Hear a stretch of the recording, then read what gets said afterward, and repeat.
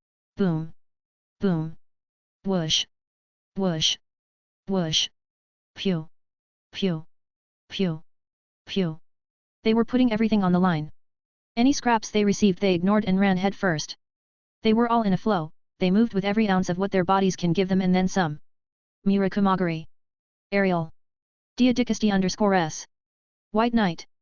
Attilio_TOS Voyage. Seeing the damage that they did, Cirrus knew they needed a bit more power to finally kill it. Nox's magic was too devastating to use here, and his final attack needed time to build up. That was until he realized Ace was here. He saw her wind and his electricity when an idea came to mind. Ace. He shouted. I need your help. AI. Nox. Circe. Can you guys keep it busy for a second? Right. All right. They all said. Ace then made her way to Cirrus. What do you need of me? She said, still high off the battle. I need you to follow me and listen to my instructions. She nodded in agreement. With her his attack will be even more easy to pull off with far more devastating results. On a hill on the 18th floor. Watching them fight is like watching the heroes of an old fight. Erebus said, looking out. Yes, like stars that fill up a night sky, and even the less bright ones have shown their brilliance. Astria said. Erebus looks over to find that Althea begins to use her final magic. As the intensity of magic condensed, her magic Genos Angelus was cancelled out. That shield. The Aegis. Shouted Erebus. Ha ha ha ha. What a grand trick. It's as if Zeus had thrown one of his lightning bolts my way and caused such misfortune. And it seems the nightmare has finally run its course. So said Astria, looking up at Cirrus with Ace on his shoulder. The gods watched as they flew a bit away as the others handled Delpine. Remember Ace.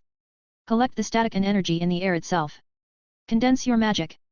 Hone it down till it's as thin as the edge of your blade. Understood.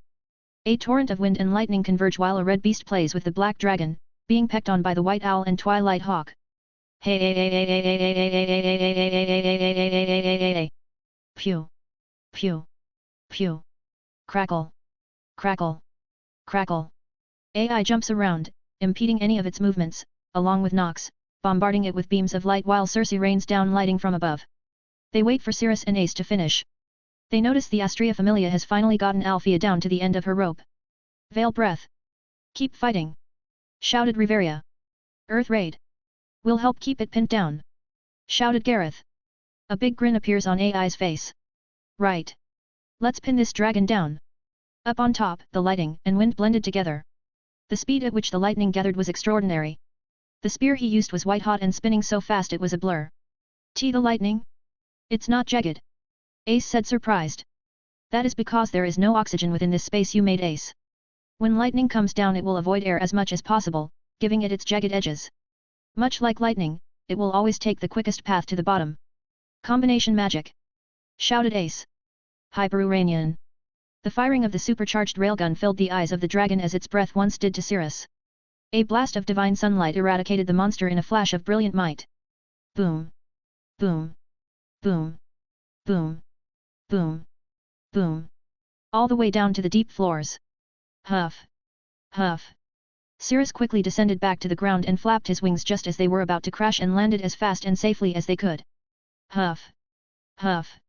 Huff. Cirrus lays on his back, breathing heavily. Huff.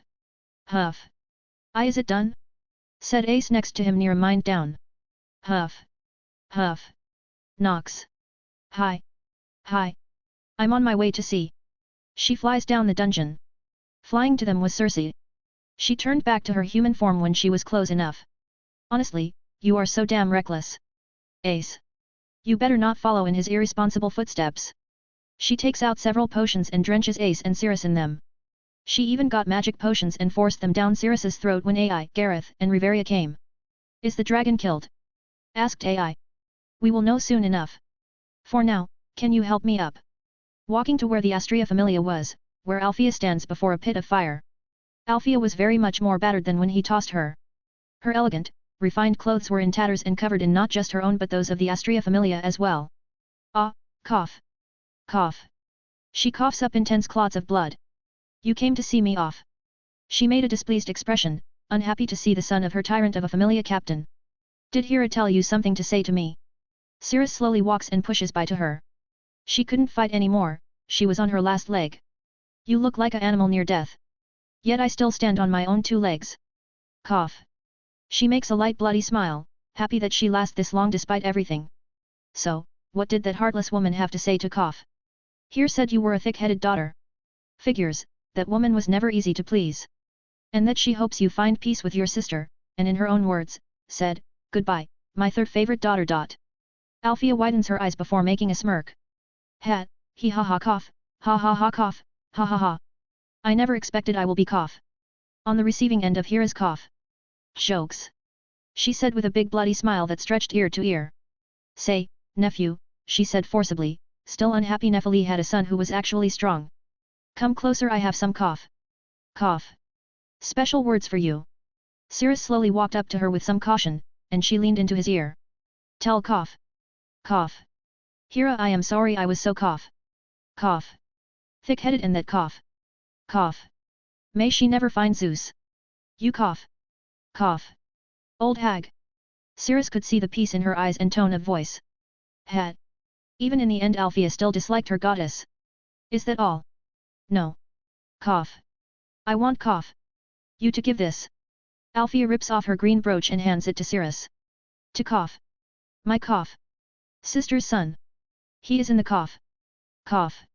North of Orario raised by an old man named Cough. Him willing to still listen to her last words was enough for her to know he can be trusted, far more than his mother at least. Jurgos. He is raising your cough. Cousin. Cirrus was beyond shocked. Zeus still has his own legacy in the world. Promise me cough.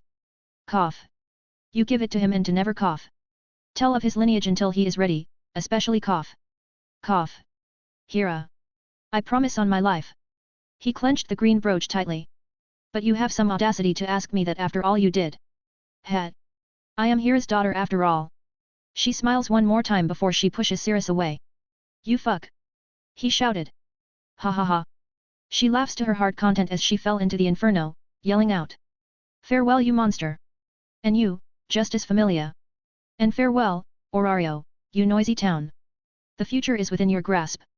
Do not let my betrayal be in vain. And so she let herself fall down into the abyss, swallowed by the remaining intense flames. Ah! Meteria, I'm coming home, don't worry, your child will be safe. This is the first time I was ever happy about you, Captain. Her body turned to ash as she fell from floor to floor until eventually, only ash remained. Fuck, I'm tired. Cirrus falls back suddenly. Cirrus. AI quickly caught him, but she found he was asleep. Well, I can't blame him, said Gareth. Let's get climbing. I wish to sleep for a good couple of years after this. Hi AA. Kagaya kicked him in the ribs. Ah. You bitch. That's for her slapping me. I'll throw you down that fucking hole. And so ends the Great Feud. Great Feud results. Elimination of Evilus's strongest powers. Captured. God of Darkness, Erebus. Causalities. 972 injured. 4,498 civilian deaths. 2,743 adventure deaths. 2,947 Evilus deaths. 9 gods return to heaven. Several adventures reach first class. Volume 2 Quest 165.5 Shadow of the Dungeon. Right after everyone has left the floor. Slither. Slither. Slither. A green vine-like tentacle slithers out of the holes of the floors. A-R-I-A. N, Ox. C-I-R-C-E. Slither. Slither. Slither. Its vines grabbed the left-behind bodies of the deceased and began to drag them down. St. Wrong. W, or, thy. It then gathered some ash belonging to a powerful warrior. Floor? In a lightless room, a being slightly opens its eyes by not even a centimeter. A-R-I-A. It said within its confines.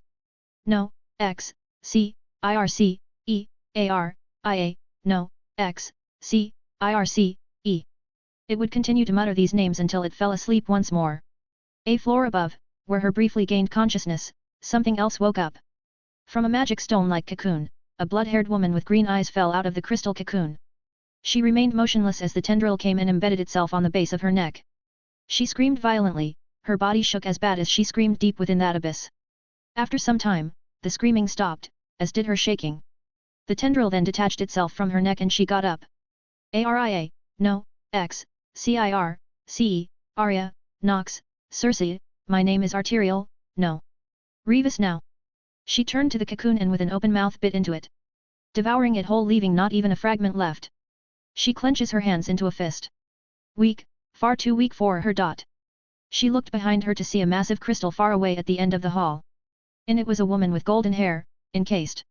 The tendrils ran along from her to the other crystal cocoons. Revis then began to walk into the darkness of the dungeon. Thump. Thump. Thump. Behind her were several more crystals, pulsating. Volume 2 Quest 166 The Final Battle, Epilogue. After the battle was done, Cirrus went to the Dian sect Familia since the Maiake Familia was filled with patience. His body was covered in various injuries and broken bones. Added to that were his exhaustion and being a few magic spells away from a mind down. He was resting for a good while.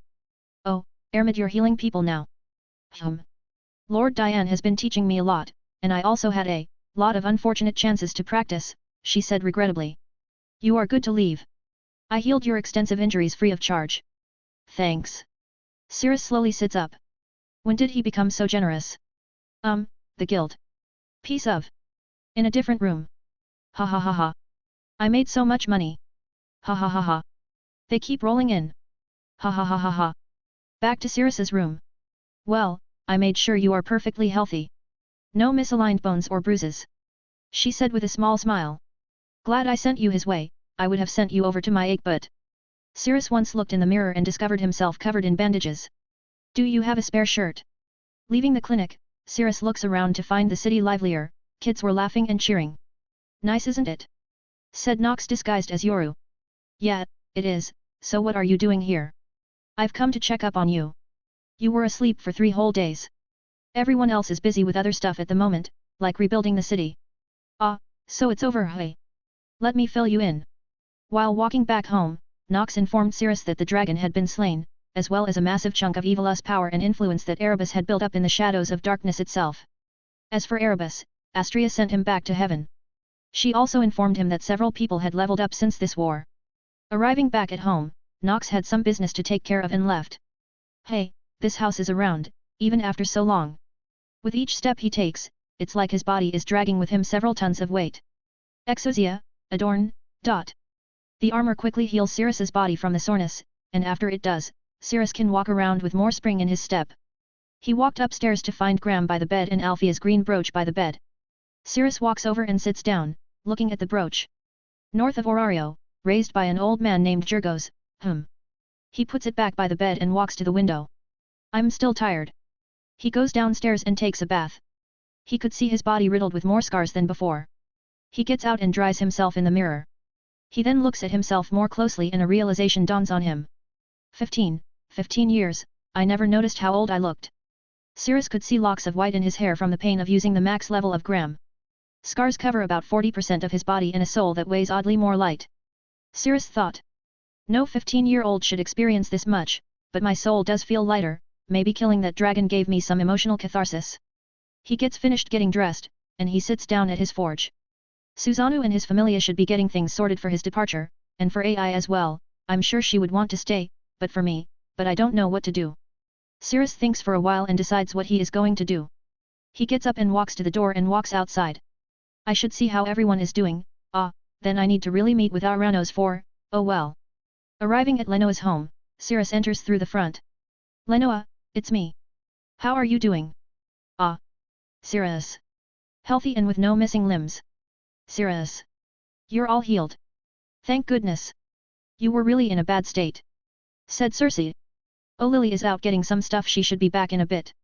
That's good, but I actually have something I want to talk to you both about. What is it? Walking through the streets, Cirrus encounters Lily. Oh Lily, how are you doing? Sora. I was just getting done with groceries. Do you want to come in? I just came back from them actually. She looked a bit sad. Hey, chin up. Tomorrow will be a new day. And I'll be sure to come by tomorrow, all right. See ya, Sora. Cirrus bids Lily farewell and continues on his walk. As he's walking, he sees Hermes hiding, while Asvi was on a rooftop looking for him. Lord Hermes. Get out of here right now. Come on, move. He whispered to himself. Hey Asvi. Shouted Cirrus next to Hermes. Lord Hermes went that way. He said, pointing off in a random direction. Thank you, Cirrus. She then left in said direction. Ah! Thank you so much, Cirrus. Is there anything I can do? There is. Have a drink with me. Hey. Well, I never had a drink with you or Lydia together, so I figured we could have one now. A smile grew across his face. Sure thing. After a few drinks at Lydia's grave, Cirrus left first to find Asvi waiting next to the entrance to the cemetery. Sorry I lied about where he went. No, that's fine. I'm sure Lydia would have wanted a drink with you and her god. Cirrus made a smile. Take care, Asvi. Cirrus messes with her hair and leaves. Odd, why do I feel he's so far away? Walking around the city, Cirrus found Ace buying some potato snacks. Seems you found a fondness for it, hey? Ah, Cirrus nom. You're all better. That I am. Oh hey, can I get it from the secret menu? Sure thing, sir. Said the man selling potato snacks. Ace's eyes widen, secret menu. Cirrus could see stars in her eyes. Yeah, they only tell you after eating 200 of their snacks. Oh, can I have the spicy one please? Here you go, sir. Cirrus pays for the food and walks to a bench. Ace, of course, follows him. So, are you going back to the dungeon Miss Level 3? She nods. I still need to get stronger and reach level 6. Then you will have to fight me, right? That is what I said. It's a promise, he said, smiling at her. Well, enjoy the snack. He hands her half of his finished food. Make sure you listen to your elf of a mom. She said, stuffing her face. Walking to the Astria Familia home when he could hear the home being tranquil. He walks in and finds Astria reading peacefully on the couch. Cirrus, I was wondering when you would come. I ran into Nox, and she told me you were discharged. I came by to talk with you about some things and maybe get a status update. Sure thing. Cirrus kneels as Astria updates his status. So what do you want to talk about? Well, it's about. It was getting dark, and Cirrus was on his way to the Susanoo Familia's home when he met Eupheme. Ah, Eupheme. Cirrus. They came together and hugged one another. Is Hephaestus still working you to the bone? Yup, this is our third building this day and well. She looks out to several buildings in need of repair. Plus Lady Hephaestus had to go to Zolingen on business or something. How about I come by tomorrow and help a bit? Really? Hey, guys. Cirrus said he'd come by tomorrow and help. Really? The Kiran. He's coming to help. They all said it as if their savior had come to save them. How about I treat you guys to a drink? Hostess of fertility. We'll be there. Said Eupheme. Yeah. All the blacksmiths shouted in unison. Standing in front of Susanoo's home, Cirrus knocks on the door and enters. Standing in front was Susanoo. Hey kid, how are the injuries? Better. I can see that you don't even need to bring a weapon with you now. Yeah well, the city has gotten significantly safer now. It's all thanks to the hard work and effort of several familias. I do feel bad about leaving, but I had the guild's permission ages ago and we fulfilled our end of the bargain. Plus, we're giving away our assets to the guild since taking all of this stuff will be too hard and expensive to do. Yeah, at least you are keeping some of your most favorite things, right? Of course. Some of these stuff are priceless. And will serve as good memories of our time here. What's wrong, kid? Nothing, I was simply thinking of the friends I made in this city, and even outside it. Well, that's to be expected. You have traveled to a few places and saved their homes. Yeah, Susanoo, when are you leaving? Oh, I think in about 2 months. We have to get everything all sorted out before we leave. I see, then I'd like to talk to you about. Room of prayer. Cirrus. Auranos said from his throne. Lord Auranos. He kneels. Fels. He glanced at Fels, who was nearby. Cirrus. They nod. In light of all your contributions to the city and, in turn, the world at large, you have proven yourself more than worthy to be called a hero. But I know you do not see yourself that way, correct? Yes. He nods in agreement. Then for your actions, I deem your labor, is to slay the Black Dragon. You are to devote yourself to this cause solely. But should anything world-threatening occur, you will answer the call. Do you accept this? Yes. I accept this labor. Cirrus knew this was both a merciful and dreadful punishment. To face the Black Dragon is to literally walk into death, yet it gives him a near lifetime to finish. At 15 years old, he had all the time in the world. To add to that, he is a level 8, so his lifespan is at least going to surpass 100 years if nothing kills him. Oh, there is one last thing. Artemis contacted Fels, and she wished to deliver her punishment to you as well when she returns. What did I do? The moon, said Fels. You cracked it. Ah. I'm not gonna lie, I completely forgot about that. Walking back home, Cirrus noticed a familiar face. Hey Alan, I heard you reached level 6. Congrats. I came here on a request from the goddess. Said Alan. Ah, a commission. He nods. Anything she likes or preferences? No, she simply stated that whatever fits her well and that she will pay once it is completed. I see, I'll have it delivered once it's done. Goodbye Cirrus. He gave a polite bow before leaving. Sundara. Walking back into his home, he was greeted by the smell of cooking. Nox was in the kitchen with AI. I'm home. He shouted. Dinner is almost ready. Shouted AI. Cirrus walked to the basement to gather the materials for what he was going to make. Hey Nox, come here for a second. After a few seconds, Nox came down. What's up? Remember that day in the park when you asked me if I was thinking of leaving Orario? Yet? What about it? I have thought about, well, my answer is that I'm leaving. Have you talked to Lenoa or Cersei? I have, I still need to talk to Fels and Auranos about it, I'm not sure if I should? I had the chance to but, I backed out of it. And your friends? No one else knows. When do you plan on leaving? I don't have a date in particular, presumably after I finish some gifts for them when I leave. I see, are you telling me this in case I want to stay? Cause you know, I'll be sticking with you no matter what. She said, poking his chest. I figured you would. I simply told you so. If you have anyone you want to talk to before we leave or anything. Not really. The only person I would be is the restaurant owner. I buy tea and cake from him, but that's about it. I see, well, I guess there is only one last person to talk to. Who? She's upstairs. Ooh, got you. Volume 2 Quest 167 Good morning, good afternoon, and good night. 2 weeks later. Morning at Lenoa's place. Hey. How's breakfast? Said Cirrus. Cirrus. AI. Come in. We're just having breakfast. Said Cersei. I take it Nox is still asleep. Of course, we tried to wake her, but you know here. Said AI. Sadly, I do. Anyway, come sit and eat. Are you going into the dungeon? Asked Lily. I could be your supporter. Not today. I'm taking a break from it since for the last few days I've been going in and out of it ragged.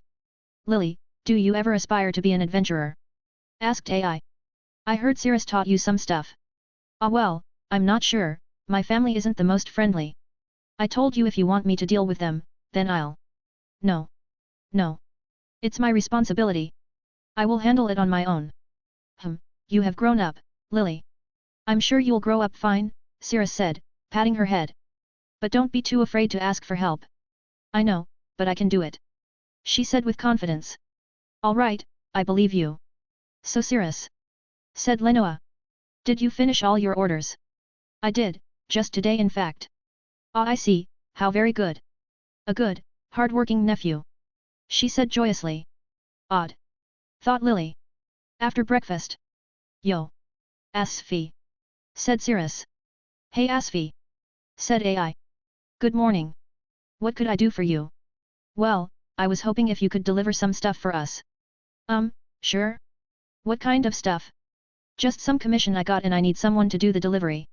I was hoping if you come by tomorrow. Sure thing. I'll tell Lord Hermes of the commission. She said, giving a slight bow. Thanks, and here for the job. Cirrus hands her a bag of Valis. Oh thank you. But this is a little. See you tomorrow, Asfi. Said Cirrus, leaving. You look really nice today, Asfi. Shouted AI. Okay. She said, watching as Cirrus and AI left. Oh well. Walking through the city now at peace, Cirrus felt a bit happy about this achievement.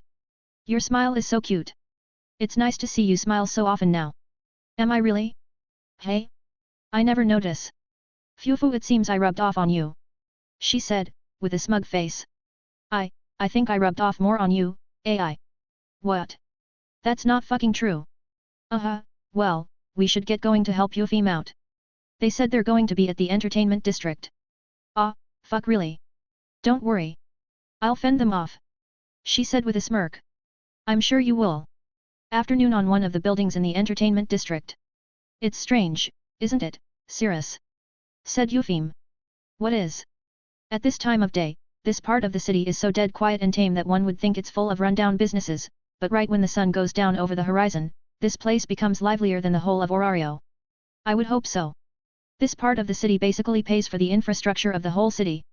Yeah, and also your own Amazonas parade. They look over the corner to see several Amazonas. Kya? Serious? I want your babies. You don't even have to raise them. I'll let you have sex with me and my sister. They leaned back and got right back to work. Yeah, Amazonas genetics are a scary thing. They fall for anyone strong who defeats them. If only I was stronger. Said one of the craftsmen.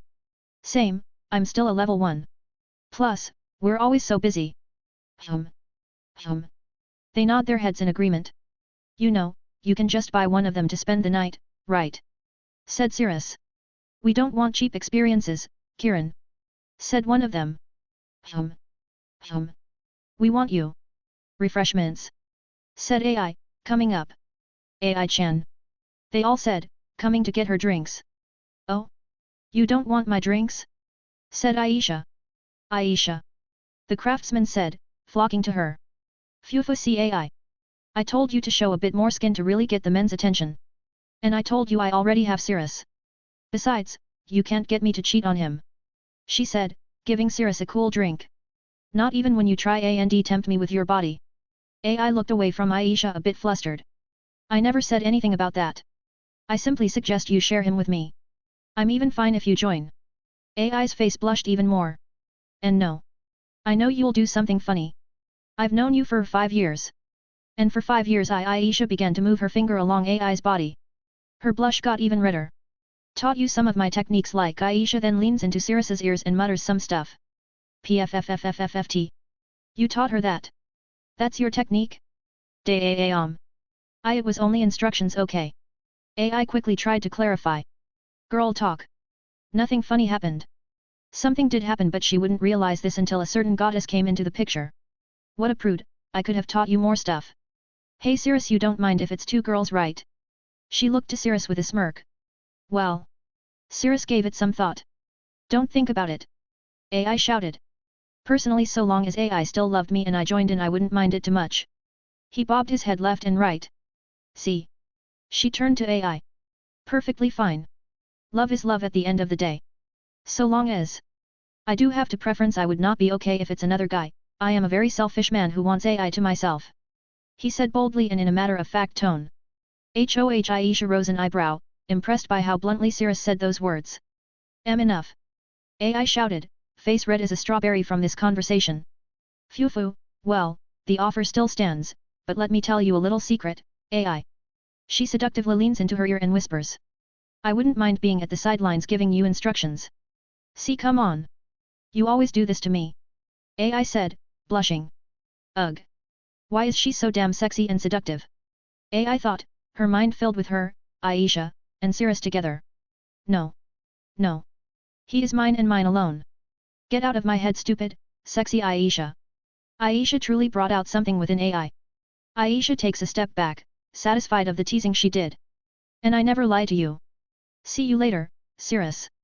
I have some girls to manage. She leaves through the rooftop. In the 5 years since AI had known her, she was once in another familia, but during the 4 years of Cirrus's disappearance, her familia got absorbed by Ishtar and is currently now the owner of the Red Light District. Effectively, Aisha is the true vice-captain of the familia since the captain doesn't do anything but explore the dungeon and break men. The current vice-captain is, more of a boy toy for the goddess. Aisha is widely considered to be by the girls of the Red Light Districts to be their older sister. She also became a level 3 during the war. Let's hurry up and finish so we can leave Cirrus. AI said angrily. Right. Right. Nighttime at Mia's pub. Cirrus and Nox were playing up at the pub. I. The crowd was all joining in and drinking with one another. A party. Said Loki, with her familia joining in. Oh. Cirrus is playing. Said Ace. Come on. Every one of you now. Everyone who enters the pub gets swept away by the music. I. Said Elise, joining in. Elise. We can't. We still have to save up for. Don't worry about it, Ryu. Said Cirrus. I already paid 8 months in advance. So enjoy the night. Come on, join in the fun. said Lyra. Come, elf. Said Kagaya. All right. Yeah. Later that night. Phew. That was so much fun. Said Nox. Did you enjoy your day, Nox? Asked AI. Yeah. I spent some time in the cafe. He had some great servings of cake and tea.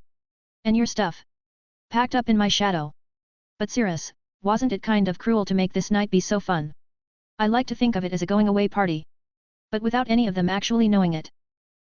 Well, I'm surprised Circe isn't coming with us. She is rather attached to Lenoa, said AI.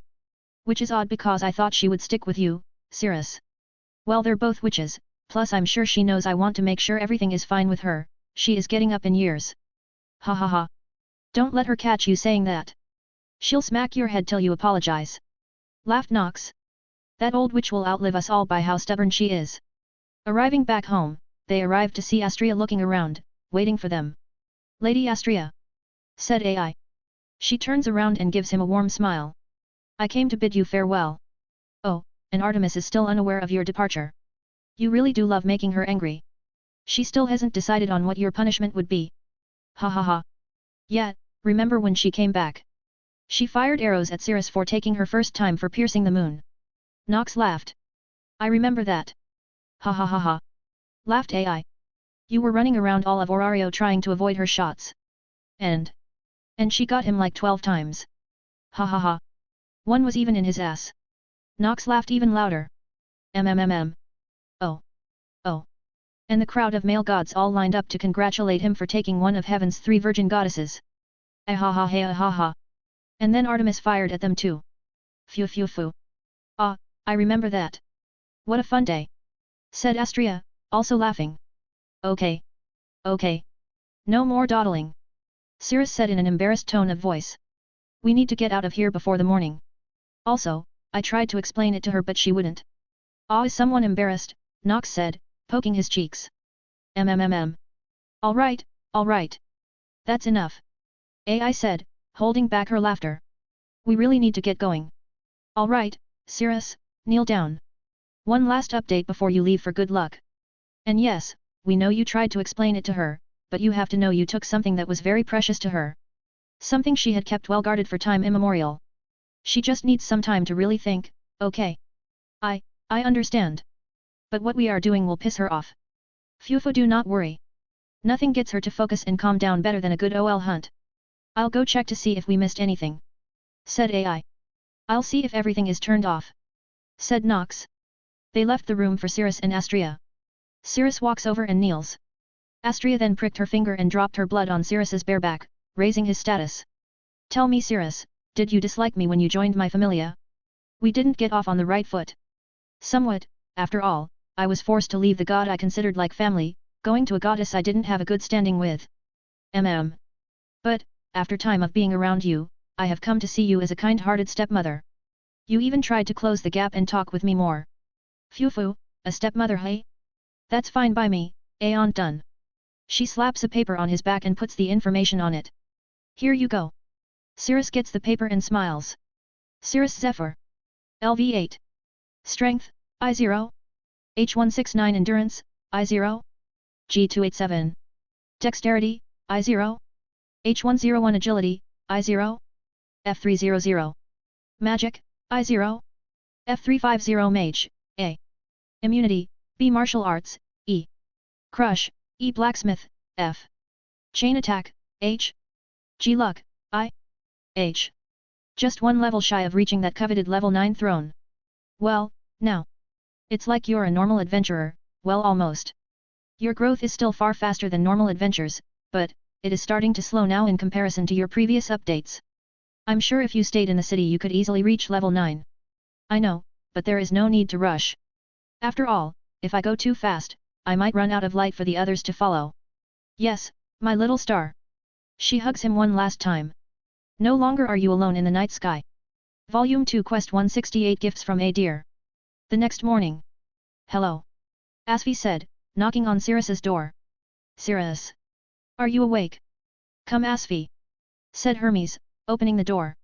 Daylight is wasting. Lord Hermes. You know he doesn't like it when you creak. Barge in. Before them, walking in, lay several items all wrapped up or in refined-looking boxes. There are, so many, was that why he gave us so much valise? Asvi shouted. Yup, and look here, this one is addressed to you. Hermes hands her a box with their familia's emblem on it. A gift. All of them are. He said, going over them all. Open it, I'm quite curious as to know what he left you. Asvi kneels and opens the box to find a pair of long, elegant, light metal boots with a wing design wrapped around them that reach to the knees and a note that reads. For the bird of Hermes, may nothing keep you tame. She takes a look at them and finds that the boots were a magic item. For the bird of Hermes, may nothing keep you tame? What does? She looked at the boots, and she immediately looked at Hermes. Lord Hermes, did you tell him what I was working on? Sorry Asvi, he got me drunk and I spilled some secrets. He said with a playful face. Lord Hermes. She said, embarrassed. Come now, my bird. Why not test those wings out? Fine. She took off her sandals and put on the boots to find that they were lighter than they looked. These fit perfectly. Did you tell him my foot size Hermes? The pair began to deliver the gifts. Loki familia. Wah! Look at these gifts. Said Loki. Do I have a secret admirer Hermes? She said, prodding him. Come one. Tell me. Tell me. Sorry but I have to get going. There is still more to deliver. He said, waving goodbye. TCH, whatever. Loki turned to the 4 boxes with her familia's emblem on them. So Finn, what do you think they are? Well, there is only one way to find out. Gareth said, opening it to find an elegantly crafted small shield with the Knights of Fianna engraved on its silver sheen. Ooh, how elegant! Said Loki. Gareth picks it up to examine it while Finn finds a note under it that reads. May you reach the fame that surpasses these brave knights who were worthy of worship. Ha ha ha ha ha ha ha. Finn laughed as long as one could be. Worthy of worship hey? I never put it like that before. Finn, this shield is a magic item. There's a magic stone behind it. Said Gareth. A rather sly way of telling me that I still need a ways to go. He said, grabbing the shield. Let's open them all up. Loki said, opening another to have another shield on it with a very odd but familiar design on it. The shield was about Gareth's size. Another shield, hey? A sturdy looking one at that. I think this is yours, Gareth. Gareth comes over and lifts it, only to find it rather heavy. The back magic stone as well with a button on the side of the handle. Gareth walks a bit away and holds out the shield and clicks the button. Click. The shield then expands, covering far more width and height. Amazing! They all said. The design makes sense now. Said Loki. What is it? Asked Gareth. It's our emblem. Said Riveria. It's the trickster protecting their children. Gareth clicked it again, and it folded back. Is there a note? Finn picks up the note. It reads, may your body, will, and love be as strong and all-encompassing as this shield. I like it. 2 more. Said Loki. I guess the long one is yours, Riveria. Riveria opens the long box to show an elegant sword with a double-edged white blade. A sword. Said Riveria. What does the note say? Asked Gareth. Riveria reached inside and read. For like this box, you still have room to grow. Hey? That's pretty smooth, but who is this for? Maybe we should ask Tsubaki? I'm sure she'll know. Now for the last one. It must be mine. Loki opened the rather small box to find a rather odd thing. Why is it a poor man's version of your staff Riveria? Look, it only has 1 magic stone. Loki said, grabbing it. Maybe they ran out of time. Said Gareth. Maybe it has a secret function. Said Finn. Loki, see if there's anything special about it. Like what? A turn of the... Loki turned where the top of the staff was, and it greatly extended, but not so much as Riveria's actual staff. Riveria grabbed the note and read it. May your apprentice know you will always be by their side. So it's a gift for the future, hey? She said, looking at it. Who do you think made them? Asked Gareth. There are only 2 people capable of it, but we would need to talk to them to get confirmation. Babel Tower, Freya's room. Here you go. Said Hermes. 1 delivery for the goddess of beauty. Freya looks at the box to find it rather small with her familia emblem on it. I wonder what it could be. Freya opens it to find a beautiful crown with elegant engravings and orange jewels embedded into it, with wings on the side. How beautiful! Said Hermes. It's a shame I must be going. Still more to deliver. He said. Oh, make sure you read the note. He then took his leave. Freya looks and finds the note and reads it. A king must have a queen. She smirks upon reading it and walks to a mirror and puts it on. I would need to find something to match it, maybe something soft. Ganesha Familia. A gift? From who? Asked Shakti. I can't say, I was just supposed to give you it. Asvi said, handing Shakti a long box with her Familia's emblem on it. I need to get going, there are still more gifts to deliver. Asvi took her leave quickly, leaving the home. Shakti walked to the table and placed the box down. What is it, Shakti? Asked Ganesha. It's a gift, but who would give me a gift? Who wouldn't give a gift to my beloved captain? He said while posing. I'm going to see what it is. She opens it to find a beautiful blue and gold spear.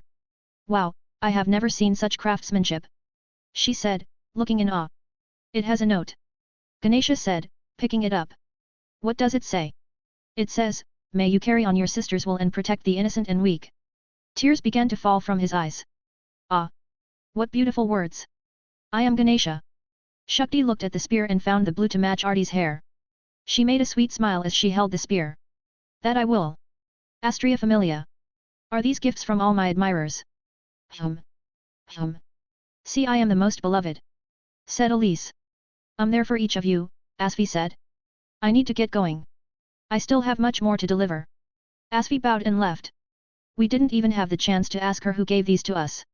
Said Ryu. No matter. I'm sure whoever gave this to us loves us.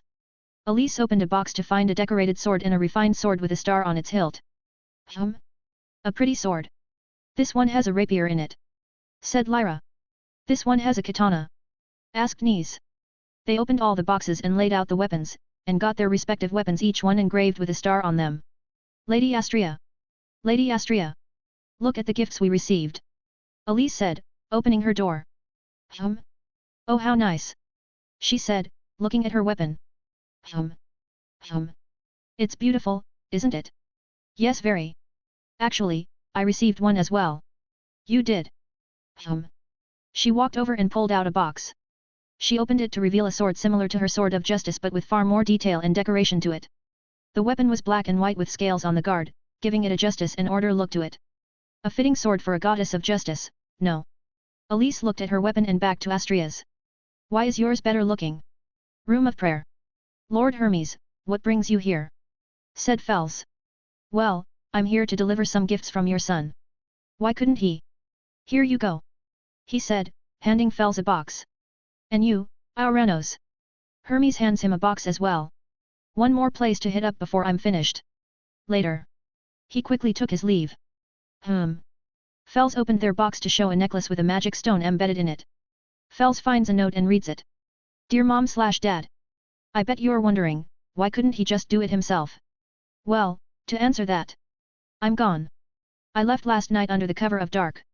I was planning on telling you, but, I couldn't, so you could consider this as my rebellious phase. But no need to worry, Cersei is still with Lenoa and I'll probably come back one day. Your beloved son. Cirrus Zephyr.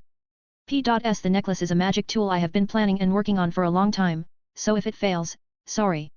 You're gone, ha ha ha ha. You're in your rebellious phase. Fels looked at the necklace. No one ever said raising a child would be easy. Lord Auranos, how do you? Fels turned to see Auranos burning the paper and wearing a new, magnificent, hooded cloak that has all the shades and colors of the sky with intricate designs woven clouds into it. It was written that I should burn it once I read it, he said, moving on from Fels' question. Are you not going to see if his magic tool works, Fels? Fels looked at the necklace and put it on, activating it. Nothing has happened. Remove your hood and see your reflection. Auranos said. Fels pulled out an orb and removed their hood to show a face, one of androgynous beauty in appearance, with tan skin and emerald eyes. I have, a face. Fels tried to touch their face but felt only the hardness of bone. An illusion. He gave you a face, Fels. I do not think he is capable of making such a tool yet to give you your body. Crack. Crack. The magic stone then cracked. Still, I feel as though he tried. Fels said as the illusion faded, and their skeletal head appearance remained. Fels took off the necklace and looked at it. But, maybe one day he will succeed. Volume 2 Quest 169 Uncrowned. 1 week later, the Denatus is held. There is still Evilus activity, but it's drastically weaker than before. They all went deep, underground since we took down their main fighting force. Said Loki. Now the real cockroaches are left behind. My familia are working on arresting them, said Ganesha. Susanoo, are you sure you want to leave? Asked Loki. I have held up my end of the bargain with the guild long ago and to you all. My familia has worked to quell the uprising of evil, and now only small embers remain. With the city now having far stronger adventures, my familia is no longer needed. What about your level 6 child, the flashing saint? Asked a god. What about her? She agreed to leave as well. Speaking of, I heard the flashing saint and Kiran are in a relationship, said a goddess. Oh. I saw them walking down the street together a while back, hand in hand, said another. Are you mad, Susanoo? Your daughter is being taken from you, said a god. Why would I be? He is a good man for my daughter. Any good god would want the best for their child. His words cut deep into several clingy gods. How very compassionate of you, Susanoo, said Freya. As expected of a god of marriage. If there is nothing else to discuss, may we finally get to the part everyone is looking forward to. Every god made a sinister smile. The naming ceremony went exactly as expected. The gods give children such embarrassing Chayuni names. It hurts the gods who couldn't fight for something better. So her name will remain as Sword Princess got it. Loki said, with a vicious look in her eyes. Every god nodded in agreement. Now for the last one, Otter, Freya, any names? King. She said plainly. King. Rebutted Ishtar. If I'm not mistaken, Astria's child is also a level 7. So why should we give your child such a grand name as king? Many of the gods muttered to one another, but Freya simply tilted her head. Why? Because he is a king. That doesn't give us a reason to give him the title. If anything, we should give it to Astria's kid. After all, he does have the blood of the Empress. Many of the gods started to agree with her. I second Freya's choice, said Astria. Yeah, see what? Ishtar sharply turned to Astria. All the gods were shocked by Astria's decision. Fufu sees, look at that Ishtar. Freya smirked with a pleasant smile. She agrees with me. But why? She looked at Astria with a quizzical look. Your child is the... I know Ishtar, but the king does not suit him. She took out a stack of papers and handed them out. Ishtar got one of the papers. What's this? She saw and read the content and her heart jumped. This. LLL level 8. Shouted several gods. The paper causes all of the gods' eyes to widen. They all looked at Astria with bloodshot eyes.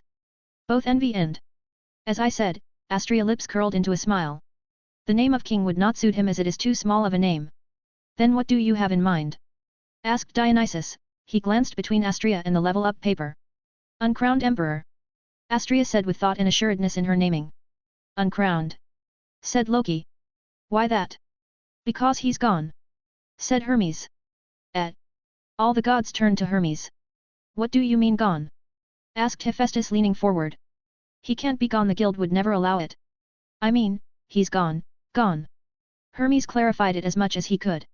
I'm afraid he left the city and eloped with the flashing saint. Hell, I even delivered some stuff for him and his workshop had no one there. What?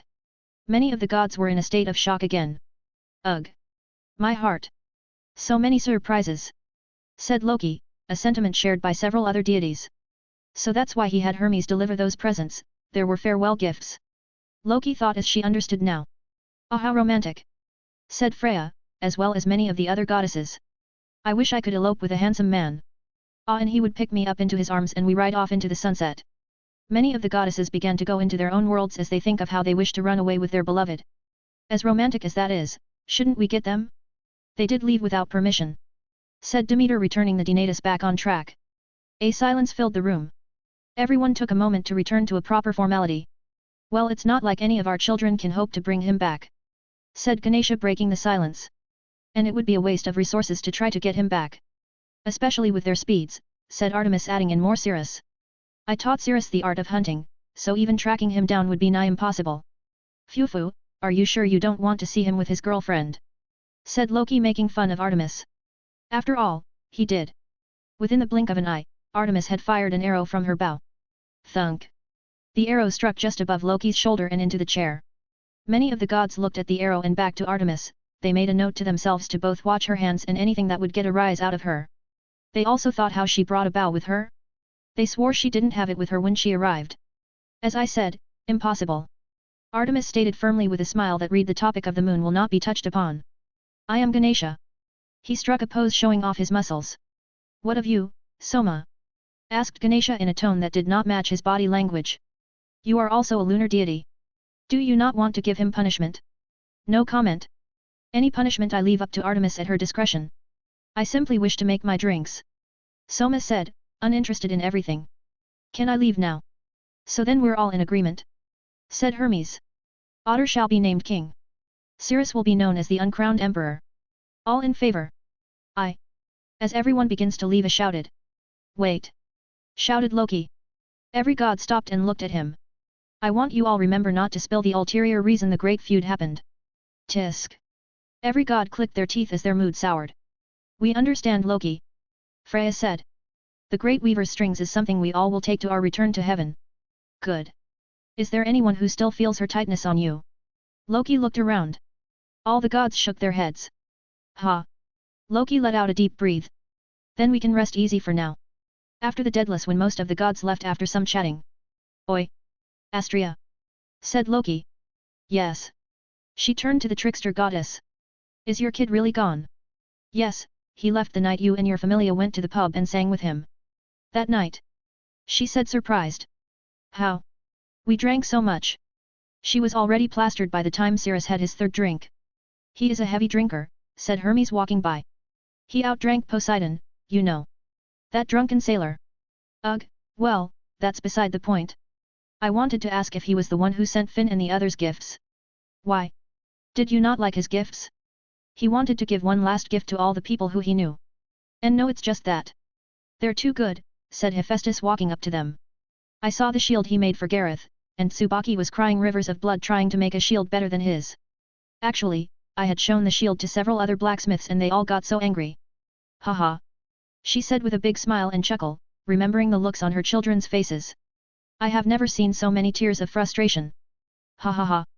She chuckled at the thought again. He is rather talented. Astrea said with a smile. Do you all want to get a bite to eat? It has been a while since we enjoyed a bit of peace together. With you, Astrea, of course. Said Hermes, slipping in. I can go for a bite. Said Loki nodding. Sure thing. Said Hephaestus nodding as well. Do you want to come to Artemis? Astrea asked. They looked to see Artemis looking out to the horizon. She stood by the edge of the floor. A cool breeze comes and brushes past her, lightly lifting her blue hair. Sorry. She turned to the other gods with sharpness in her eyes. But I have some things to do. She made a wry smile, nodded, taking her leave. The gods watched as the huntress walked past them down the stairs and disappearing from sight. How Loki grinned. Do you think she's lovesick? They asked. No. Said Hermes. I've seen that look on her before. She remembered that face on Artemis, along with those memories. Parts of his body ached with a sharp pain. She's going to hunt the ultimate game. He grinned, knowing what Artemis' ulterior motive is. You don't mean? Yup. She's going to hunt the world's only level 8 adventurer. Walking down the stairs, Artemis looks at the faint moon slowly coming into view from a nearby window. Despite how faint it is in the distance, the cracks could clearly be seen like the biggest letter on an eye exam. You will take responsibility for it, and she could feel her heart beating a bit faster. Hopefully, you will accept my punishment.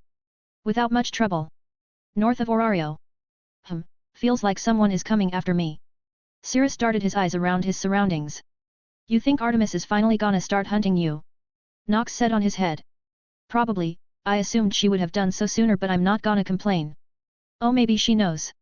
Hey. Miss. Cirrus walks up, a very beautiful and bountiful lady like Demeter tending to her crops. A visitor? We don't get many of you around here. Yeah, I am actually here looking for someone named Jurgos. Volume 2 Quest 170 Jurgos and Bell. North of Orario. Man, I wish I could take my time and enjoy the countryside, but I don't want to risk any more time. The sun is already setting, and if Artemis is on my ass, I need to really move. Lucky for us that this Jurgos is such a player. It would have taken us a few days to find him out here. Yup, the lady from 3 farms down was a time saver. She was very pretty. I couldn't blame Jurgos, she had some pretty big assets. I am not gonna say anything, I know full well you're gonna use it as ammo against me. No, I wouldn't. Yes, in a heartbeat I would. Oh, speaking of pretty, look at the cute kid coming up the road. Coming down the road was a white-haired child running down it. He runs a bit too fast and falls flat on his face. They could see the kid starting to cry. Heek. Heek. Cirrus walks right up to the kid with red eyes. Hey, kid, Cirrus said, looking down at him. It's okay to trip and fall so long as you get back up. He bent down and extended his hand. Heek. Heek. Thank you. Gah. He's so cute. He reminds me so much of you when you were this age. Where are your parents, kid? I'll take you to them. I live with my grandfather up the road, I was just coming to find him in town. Well. Cirrus looks out to the rural village deep within the mountains. It's dangerous for you to be out here on your own so late. There are monsters roaming around. But aren't they goblins? Even goblins can be dangerous, kid. Come. Cirrus lifts him on his shoulders. Whoa. How do you like the view? I can see everything. He said, with an amazed look. Is this your owl? Sure is, Nox, why don't you come and comfort the kid? Nox flaps down on Cirrus's head, and the kid begins to pet her. Whoa. Your owl is so fluffy and soft. Thanks, her name is Nox. Make sure you pet her gently and softly. Do it too rough and she'll peck at you. How would I know if it's rough? She'll let you know. Walking through the rural countryside, Cirrus could feel the serenity of the place, it soothes one's soul as one walks through it. They walked up the road to the boys' home and by the time they made it, the sun had set. Is this the place? Yup. Cirrus kneels down, and the white-haired kid gets off. Do you want to come in? I was actually looking for someone. Maybe I can help. Sure kid, his name is Jurgos. Oh, that's my grandpa. Is that so? Cirrus made a slight smile. Well, I'll just wait here for him to come back. Could we play a game? This late at night? Oh. He realized his mistake. Why not play with Nox? Is that fine with you, Nox? I'm fine with it, she nods her head. Look see, she's fine with. Belle. Cirrus turned to see an old man with some supplies running up the road. Grandpa. Belle runs past Cirrus and into his grandfather's arms. The grandfather looked at Cirrus while hugging his grandson. Belle, do you mind telling me who this fine man is? Cirrus could see his eyes make a quick glance at Nox before they turned back to Cirrus.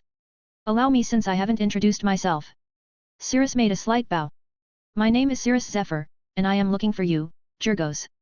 Cirrus could see the slight flinching of his brow. That's my name, he said, standing up. What can I do for you? He gave a big, wide, charming smile. I am delivering something too. Do you want to come in? Belle said interjecting. You must have traveled a lot to get here. Ah. Damn it Belle. Why are you so damn nice and precious? Well come in then. He invites Cirrus into both his and Belle's home. Come in. Come in. Said Jurgos, turning the lights on with sweat dripping down his face. Cirrus enters the home and finds it rather quaint. Jurgos pulled a chair for him to sit on. This kid, he's an adventurer, I've seen that owl, a spirit, and it's Nyx's spirit. He got a glass of water and sat down in front of Cirrus while Belle was playing with Nox. His hands were shaking. So Cirrus was it? What brings you here? Cirrus reaches into his coat and brings out a green brooch and places it on the table. This brooch? He said with a saddened expression. Do you mind if we talk outside? Belle stayed here a moment. Okay. They both get up and talk a bit away from the home. If you have this brooch, then that means she's gone. How did she go? Fighting till the end and self-cremation, Zald was taken down by Otter. I see, so the last of the Zeus familia is gone. Jurgos looks a bit down. So, are you Zeus? What? He said, greatly shocked. I mean, you know who Zald is and that he was in the Zeus familia, so are you Zeus? Do I look like I am a god to you? You don't have a divinity, but like Hera, you too can hide your divinity to be a normal person. Hera can hide her divinity now. He said greatly terrified. Aw shit. He gave himself up. Hello Zeus, you really do need to work on your acting. Grr, sharp kid. So are you just here to give me the brooch? No, that is for Belle, a last gift from his aunt. I promised her I would give it to him. I see, well, thank you for coming all this way here, but I think you should hold on to it. For now, he's too young to take proper care of it. Very well I'll give it to him when he is ready. He puts it away in his shadow. Well, I guess my business here is done. I won't tell Hera about this, as that was also part of Althea's request. So if you don't want to get caught, don't try to hit on women all the time. The last thing Althea wants is for her nephew to be well, you. Very well and thank you, I guess. But say, why do you look so familiar? My mother was Nephili Kutaisi, Hera's captain. Zeus took a few steps back in shock. Why you're that tyrant's child? Who would even have sex? Alright, I'm going to tell Hera. Cirrus quickly turned to go back. I'm sorry, he said, grabbing Cirrus's shoulders. Don't tell her. Please. Fear and terror could be seen in his eyes, as well as his desperation. Haa, you're lucky it was Althea's request, Zeus. I'll be going now, I left my partner with Hera, so I'd rather get going. Well it's the dead of night, so why not stay here? You know Hera, and I don't want to leave my girl with her. I know, but could you spare a day for Belle? We don't get many visitors, especially young lads such as yourself. Cirrus looks through the window to see Belle playing with Nox. Fuck. Fine. I'll stay, but after that, I will be leaving immediately. Great. I'll get dinner started.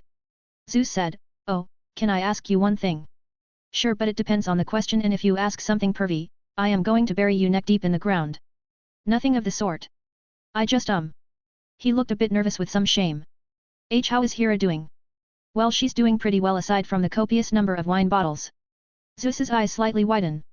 I see. You're still grieving even till this day. He made a complicated face that he sucked back in, and a smiling expression appeared in its place. I see. Let's go in then. Zeus takes his leave, entering his home. So that's Zeus, hey, lot more, emotive? He is still Zeus. Walking back into the house, Belle runs up to him. Are you really staying the night? I am. Do you have any stories? Grandpa said you are an adventurer.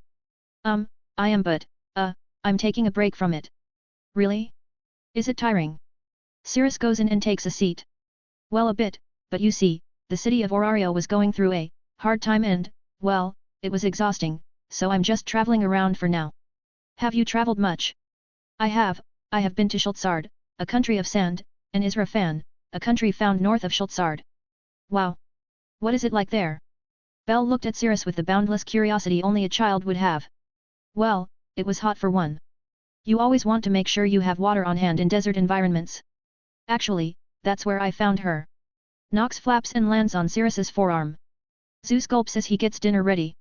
Wow! Is there more like her? Well, sadly, Nox here is of a rare breed, so possibly no, but there are other species that look similar to her.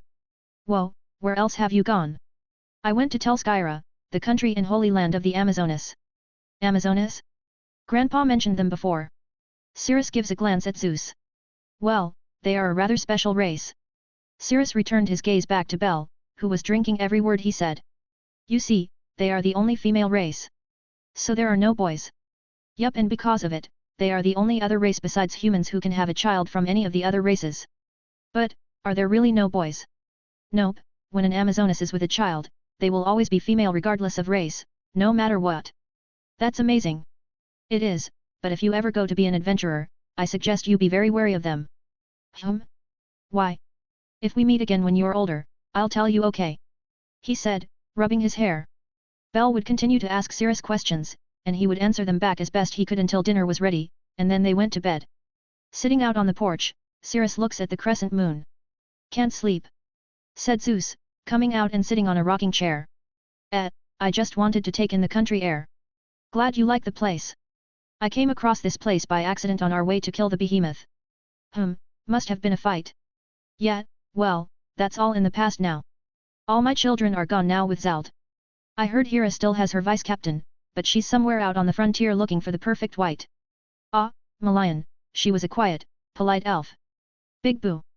So are you going to tell Nox or am I? Cirrus cuts him off.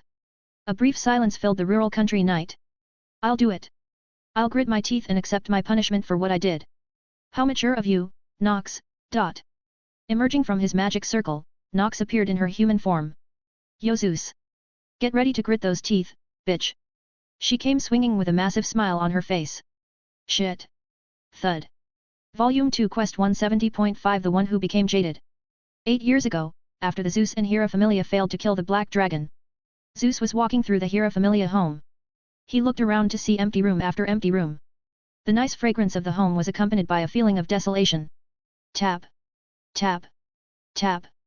Zeus looks up the stairs to see the vice-captain of the Hera Familia, Malayan Nita.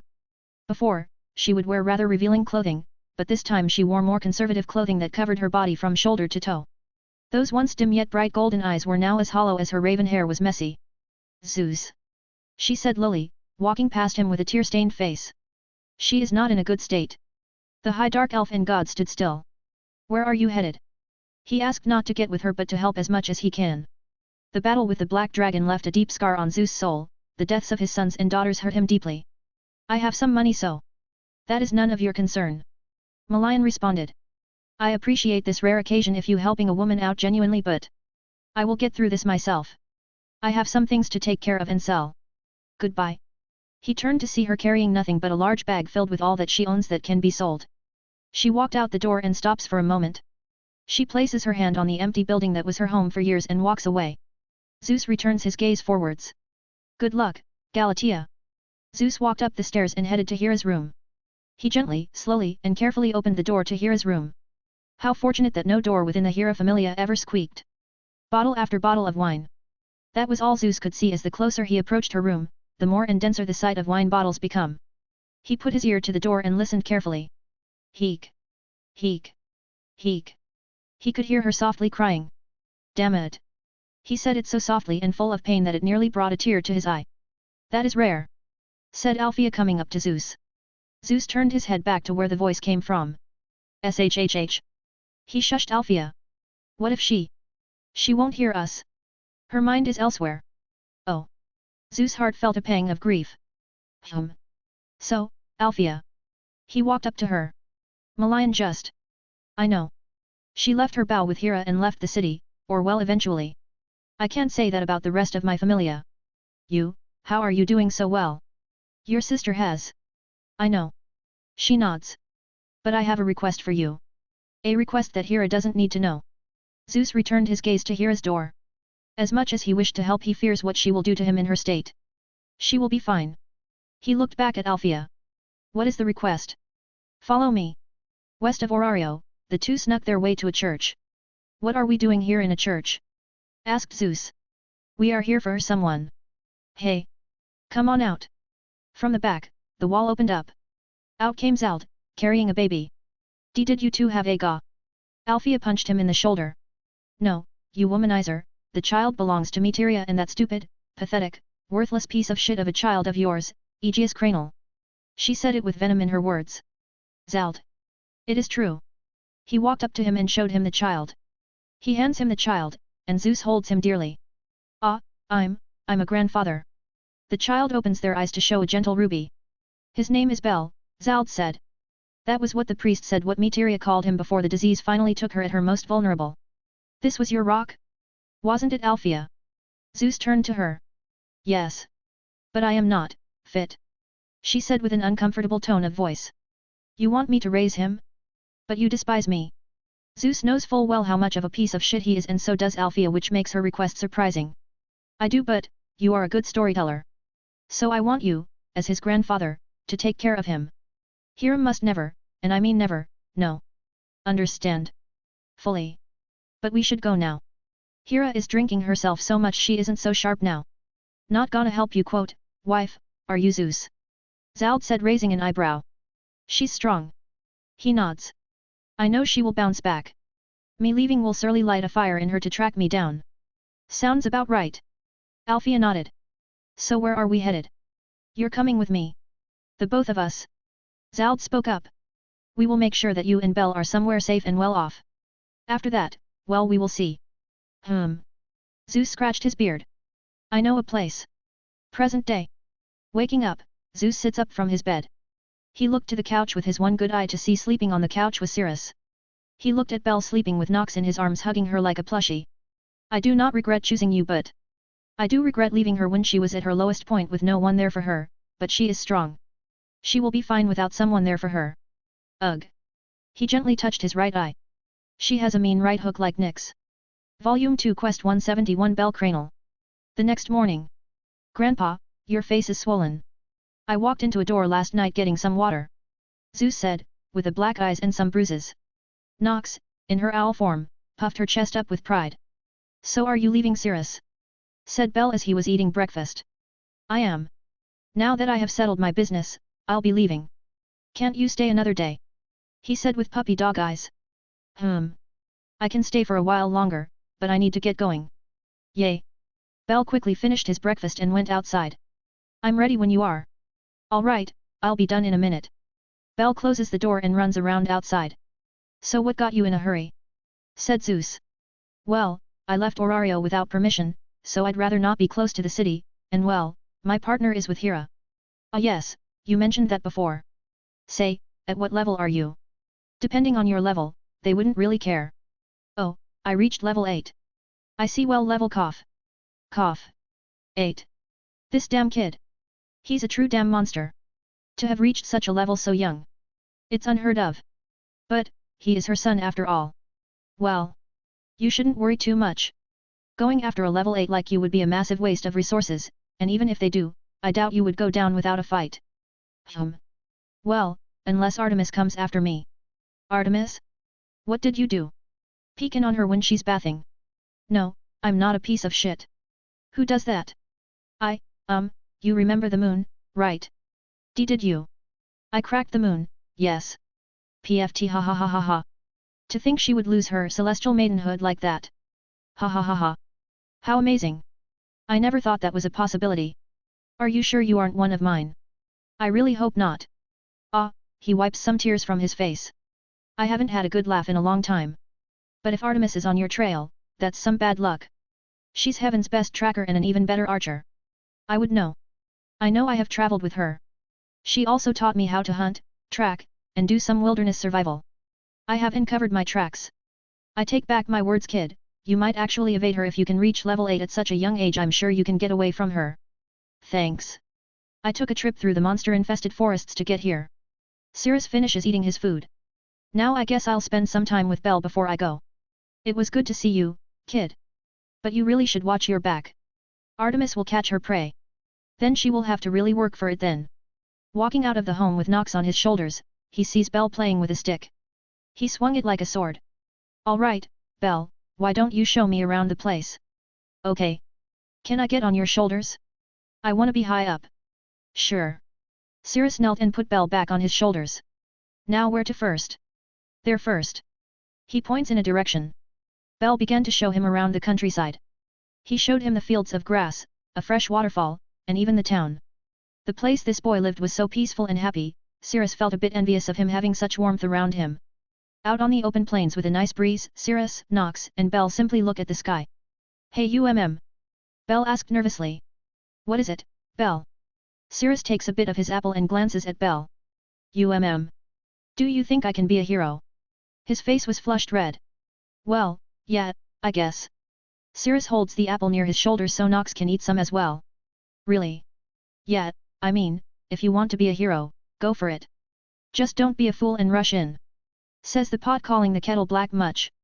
Do you, really? Of course, if you want to do it so badly, then go for it, but I would suggest you listen to your grandpa. People his age have a wealth of knowledge that is valuable. Remember that, Belle, if one is more experienced than you should heed their advice. I would prefer you to take their words with some grain of salt as well, including mine. Oh okay. Now, do you want to know about anything or what? Oh, why is the sky blue? Grandfather said it was because it looked nice. Why do you think it's blue? It's a reflection of the ocean. Yeah, you're right. Any more? How do you pick up girls? Well, you. Cirrus goes quiet, and he processed what Belle said. He looks at Belle, but he still had that innocent look about him. He meant it with no ulterior motives. He was just really curious. Well, the first thing you need to know is this, Belle. Belle was paying close attention. You pick up girls by not being a sack of shit. What? Be nice and respectful to them. Do not expect them to owe you just because you are nice to them. They are people, Belle, not objects. Oh okay. And your grandpa, take some of his advice with a grain of salt, alright? A really enormous rock of salt. Got it. I really hope you got it. I don't want Zeus to make you like him. Belle would ask him some questions for a while. Some more time passed, and it was finally noon. Seems it's time for me to go. He said, getting up. Will I see you again? He said with anticipation in his eyes. Cirrus cleans off the dirt off his clothes. Maybe, but hey, tell you what? I will return to Orario one day and if you can find me without any help, then I'll tell you more stories, alright. He said, shaking his head. Then it's a promise. Cirrus bent over and extended his pinky. Promise. He shook with his pinky as well. Then I must go now. Ah, before I go, I have some advice if you want to be a hero, Belle. What is it? He said starry-eyed. A hero is a person who simply helps others not because they should or must, but because it is the right thing to do. There will be times when you will be faced with hard decisions and a dangerous monster. You won't know what to do until you are face to face with it. I want you to remember that. We are still human, we make mistakes, and no one is perfect. Ooh. I understand. No, you don't. He said, messing with his hair.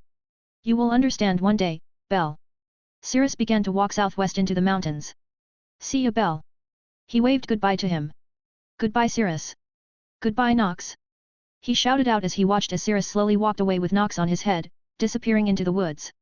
Walking through the woods, Cirrus makes his way through the mountains that surround this peaceful little slice of the slow-life village. He was a rather cute kid, wasn't he, Cirrus? Said Nox, sitting on his shoulders in her human form. He was like a ray of sunshine. I wonder how Freya would describe his soul. Well, I might not be able to see the soul like Freya or Circe with her magic, but I would like to think it's like as you described. No, wait, more like a pure white soul full of warmth and innocence. I can see that. Just being around him and that village seems to add years to my life. You liked it that much, hey? Maybe we can live there when we retire. Retire, hey? Cirrus thinks about it but remembers his body is 15, but his soul and mind are. Gee. Gee. Shouted some goblins. Ah. I was just thinking. Cirrus kicked some pebbles and killed them. Ha, right, retirement. I think I'm a few decades short of it, plus with the effects of the fauna, I think I can hope to retire around when I'm 100 or so. So, 85 more years of a healthy life. Not unless I level up again, in which case I'll be looking 20 when I'm in my 50s, like how Finn is. I kind of want to see you as an old man. I think you look rather refined with more white in your hair. She says, rubbing his hair with a lock of white. I much prefer the graying of hair rather than Marie Antoinette syndrome. The two would banter with one another, moving through the day and the cover of night at breakneck speeds. Volume 2 Quest 172 Midnight Runaways. Turning the pendulum back a bit. A few days ago, on the night Cirrus, AI, and Nox left. So, are we really going to see your G-Grandma? Asked AI. I wonder how she'll be in person. Said Nox. She'll be more than what you expected, said Cirrus. But, it was a rather fun night. Phew, you even outdrank the Loki Familia. You should really cut back on drinking, you said it could turn you into an alcoholic. Said Nox. I will. But it's going to be rough since. Cirrus stops in the alleyway as in front of him is a white picket fence. That the place? Said Nox. Gulp. Hira. Said AI. Well, let's go in and get it over with. Wait. At least give me the drink first. Said AI. They walk to the picket fence, and Cirrus takes out a bottle of Suzanu's finest sake, all wrapped up. Ready? Nox said to AI. Ready as I'll ever be. She said. AI, Nox, try not to get on her bad side. Also, don't look into her eyes. They walk in to find a beautiful garden lit by the moonlight. Wah-ya. They walk towards the house, and Cirrus knocks on the door. After a while, they hear noises, and the light on the second floor turns on. A bit later, they heard a footsteps coming down and a voice behind the door in a click. Come in, your sack of shits. Nox and AI were taken aback by this language, but Cirrus just walked on through. I'm coming in. Cirrus said, opening the door to the home. They followed along to find a goddess wearing a face mask. Her divinity was like a golden flame. Even by how late it was, her ruby eyes were still sharp as a knife's edge. Who are these two? Hira said, squinting at them, still a bit groggy. Ah, that's just how her eyes are. The one with fox ears is AI, the one who looks like a porcelain sculpture is Nox. I'm too damn sleepy, Cirrus. We'll do this in the morning. She slowly walks back up the stairs, grabbing one of the bottles of wine littered around and drinking it down before returning to her room. Well, I'm going to sleep on the couch. Cirrus said, walking to the living room. Wait, aren't we getting a room? Said AI. Most of the rooms are filled with wine bottles and there is no other bed besides her own. They enter the living room to find it rather cluttered. Hecton. Hands extend from Cirrus's shadow and collect all the bottles and store them. Ugh, I hate storing trash, it's such a waste. Cirrus then sat on the couch and leaned his head back. AI sat next to him, and Nox turned into an L, sitting comfortably in between the two. The following morning, Hira looks at the couch to see three people sleeping. Cirrus, get up. She said, kicking his foot. Oh yawn. Grandma, You're up. Yeah, I'm up. She looks to see AI and Nox. I'm happy you brought your cute lover and spirit. A smile grew on her face. Then that means you settled the evil us war thing in Orario, correct? Yup, your third favorite daughter bid her farewell. She also found joy in your compliment. She also said, thank you. No, she didn't. I know her well enough to know you're lying. Odd. If I didn't know Althea I would have believed. You're right. She actually said, and I quote, tell Hera I am sorry I was so thick-headed and that she may never find Zeus. Old hag. And then proceeded to throw herself into hell like fires. Hera made a painful expression, forgetting her last train of thought. She took a deep breath and centered herself. She gave a solemn expression before changing. Get these girls up and make breakfast. I'm sure, but I have to tell you we'll be leaving. Cirrus said, getting up and following Hera. Oh? I thought you would stay here for at least a day or so. Do tell me where you are going. I can't say it was Althea's last request. Is that so? She turned her head like she was possessed, her ruby eyes looked as if they captured the flaming pits of hell. They were genuine swirls of madness that wanted to eat him. Does it have something to do with Zeus? There's that madness. She grabbed his shoulder and began to dig deep, or as deep as one could go against a level 8. I will fulfill the request of your child, Grandma. So you can stare me down all you want, but I won't say a damn word. They stared into each other's eyes for a bit before her eyes stopped swirling with madness. She sat at the kitchen table and took a deep breath to really calm herself. A man of his word you are, hey? Make sure you stay that way. Make breakfast and get going. May I? Nox. Get the fuck up. His voice rung through the home waking the two up. Hat. You are her son. Hero lightly smiled. They enter the room slowly. Breakfast. They came in and sat down as if this was their own house. They're not morning people. Me neither. Said Hera. Cirrus began to make some breakfast and put it before them. Delicious nom. Nom. Once you're done eating, we're leaving. Cirrus said, quickly eating his own breakfast and leaving. AI, sweetie, she says glaring at her with a slight sharpness to get her to wake up before softening her gaze. Where are you going? She stared into her swirling red eyes. She really could feel herself starting to get pulled in. Hera. Cirrus. They both glare at one another again and again, intensely.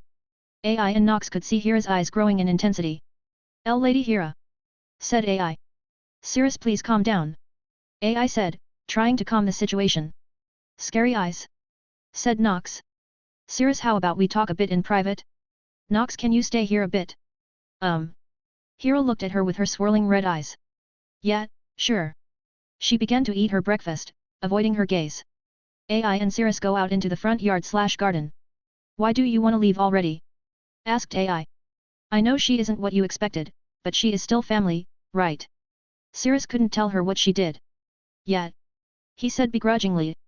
Look, I don't want you to be around her, all right? She is a person who, how do I put this, hard to deal with, very temperamental. Well, you are handling her well. Because I'm the son of her captain. I'm pretty sure if I wasn't she would have not let me stand up to her and flung insults till I was on the ground crying asking for an apology. Well, I'm your girlfriend, so shouldn't she hold some affection for me as well? She even called me sweetie. AI, you know better than that. She is just playing innocent, or not, it's hard to really nail down who she really is.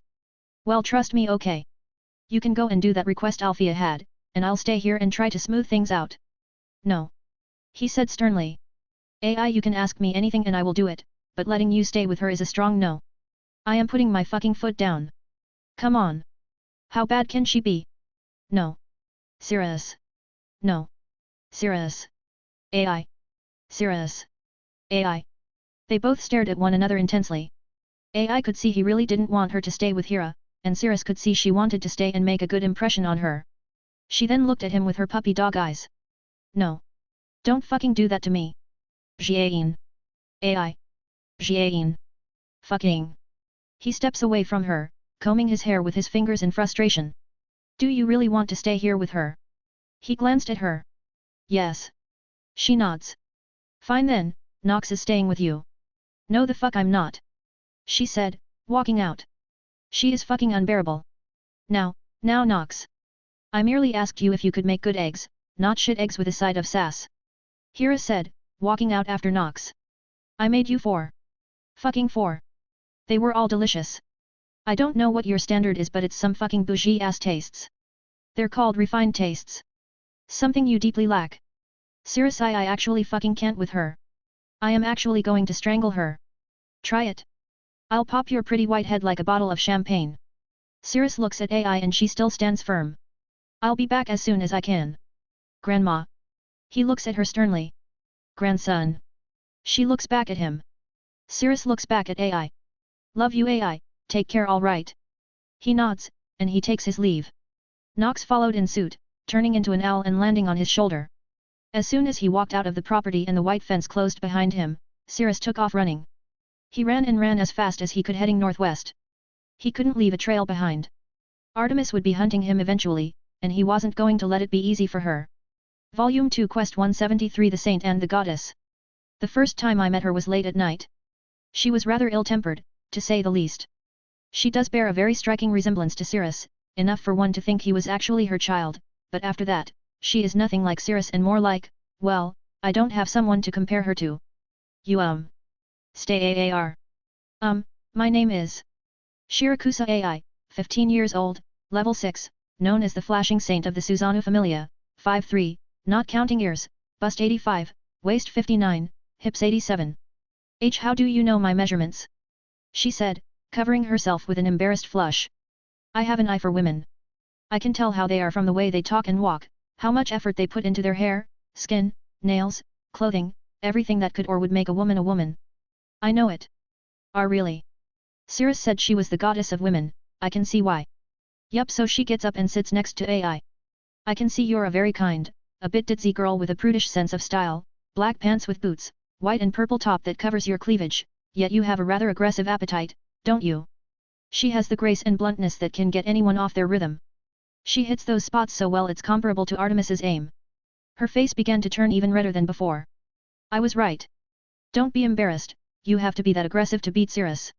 See, can we stop talking about this subject? She said, covering her ears. Fine, but do you wish to be of more use to Cirrus? Hey. Well, you are very skilled at many things, but, I'm sure since you are from the Far East, you know of the term, Yamato Nadeshiko, correct? Oh, of course. Everyone wishes to strive to be that for their loved one. Then if you like, do you wish to learn to achieve that? She was the goddess of women, of course. She would be everything a woman would wish to be and do, and all the positive and negative things that come with it. I asked if you wished to be a Yamato Nadeshiko. I can teach you to reach such a title. You could be more useful to Cirrus than just cooking, fighting, and stress relief. I can endow you with the cunning and wisdom to match his intelligence. Really? Well, close enough to it to help him with any paperwork and the like, along with some other choices. I'll take that offer. I would come to greatly regret accepting that offer. I regret not listening to Cirrus.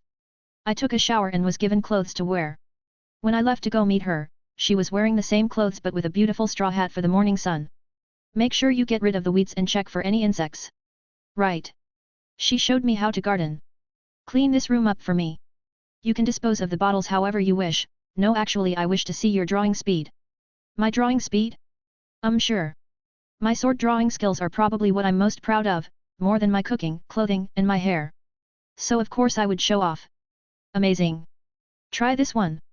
Lady Hera would continue to test how good I was by making more and more complicated ways for me to cut the bottles in one slice until she was satisfied, which lasted for about 3 hours, and then we moved on to something else. Do you know how to sew? No? Well, a bit, not a lot. Well, you are learning today. You're going to be sewing so well that you'll never need a seamstress. She was talented in many things, as I would learn through the days I spent with her while Cirrus was dealing with Althea's request. Too much salt. It's 1 2 3, 1 2 3. What is the conjugate of the complex numbers e equals 3 plus 2i? Minus 3 plus 2i, minus 3 2i, 3 2i, or 3 plus 2i? What the hell is imaginary? Why are letters in math? And extremely strict. Keep your head up. Posture straight. If one book falls, it's 10 lashes to the thighs Cirrus loves so much. How do you know that? Her standards were easy to satisfy, but the more she taught me, the harder they got and the more it took to satisfy her. Again. Now do it within 5 minutes on the dot. It took you 9 minutes and 19 seconds to finish cleaning up. I want it done in 5. I could see why Althea didn't like her goddess very much, but... Ha ha ha. You did it. Perfection. Keep it up. When she compliments you, it's truly like all your work has been validated. A feeling close to leveling up is what I can compare it to, but it is far in between the yelling and lashing from failures. Run it again. 1, 2, and step. What is this garbage? Truthfully, I found my feminine skills have greatly improved, but, my inadequacies have also improved from these flaws that I can't seem to get over. They gnaw at me, wanting me to be better, to do better. One more sit-up. Men like girls who are thin and light. Don't cut your hair. A woman's beauty is in her hair. I felt so inadequate all the time, I felt miserable. That's enough for today. Go rest. She left, walking out to the garden with another bottle of wine in hand. I would see her out there drinking alone, for one who sees herself as the pinnacle of what a woman could be, she looks so very alone, almost unnaturally alone. Lady Hira. She wanted to see if she was okay. Are you fine? I am. No need to concern yourself with me. I'm sorry you just look so lonely. Go to bed. I don't want to talk. Okay. I looked back at her to see her face as stoic and resolute as always, but her fierce ruby eyes looked weak at that brief moment. Maybe she drank a few too many bottles and her shell broke, showing a very brief pain. I won't ever really know what I saw and thought that night. I know from my interactions with Hira that she will never discuss it. I remember something she said that stuck out to me now: to speak of your pain is a weakness, and weakness is something women mustn't have. They must always be strong and prideful so no one can bring them down or hurt them. A view possibly stemming from experience. I can see what she wanted me to be, not just a Yamato Nadeshiko.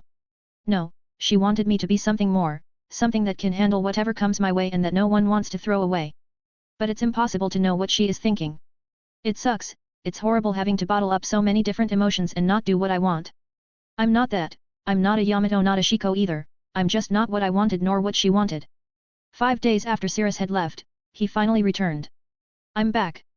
His voice was like an ocean of relief to me. Sirius. I said, running up to him and embracing him as warmly and tightly as I could. You seem to have changed. His eyes dart around my body, checking for anything. Did you start to grow out your hair? I have been instructing her on how to be the perfect woman. Hira said, drinking from her seat. Taught her. I can see the look in his eyes. Hira was eyeing everything. His gaze was quick and sharp like hers, another similarity. I see. He said with a forced smile. Well, thank you for your help, but now that I settled Alfia's request, I think we'll get going now. I could tell he was angry by the slight tightening of his fingers and the twitch of the corner of his eyes. Sure thing.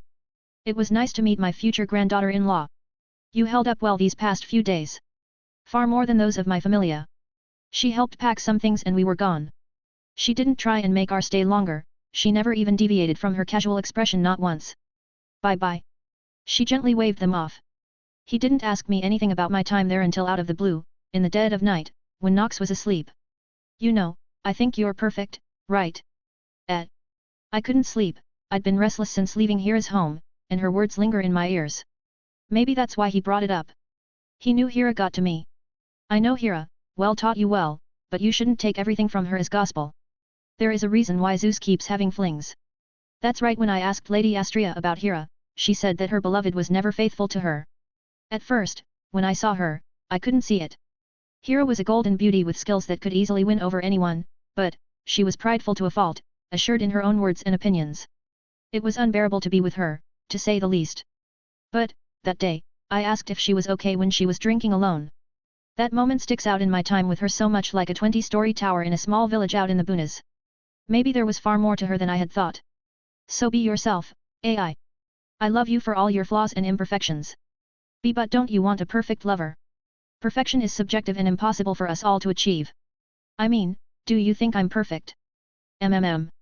She thought on it, and Sirius did have some stuff that rubbed her the wrong way. For one, he was too much of a workaholic, working day and night on stuff and patrols. He would always keep things to himself, preferring to let himself be the only one to carry them. I gathered that it all stemmed from his baggage from the Chaos Desert. I guess not. But you still love me nonetheless, right? Yeah. I see your point. Why did I second-guess his feelings? He still wears the charms I made him 5 years ago. But, it's still there, that thought. You don't look certain.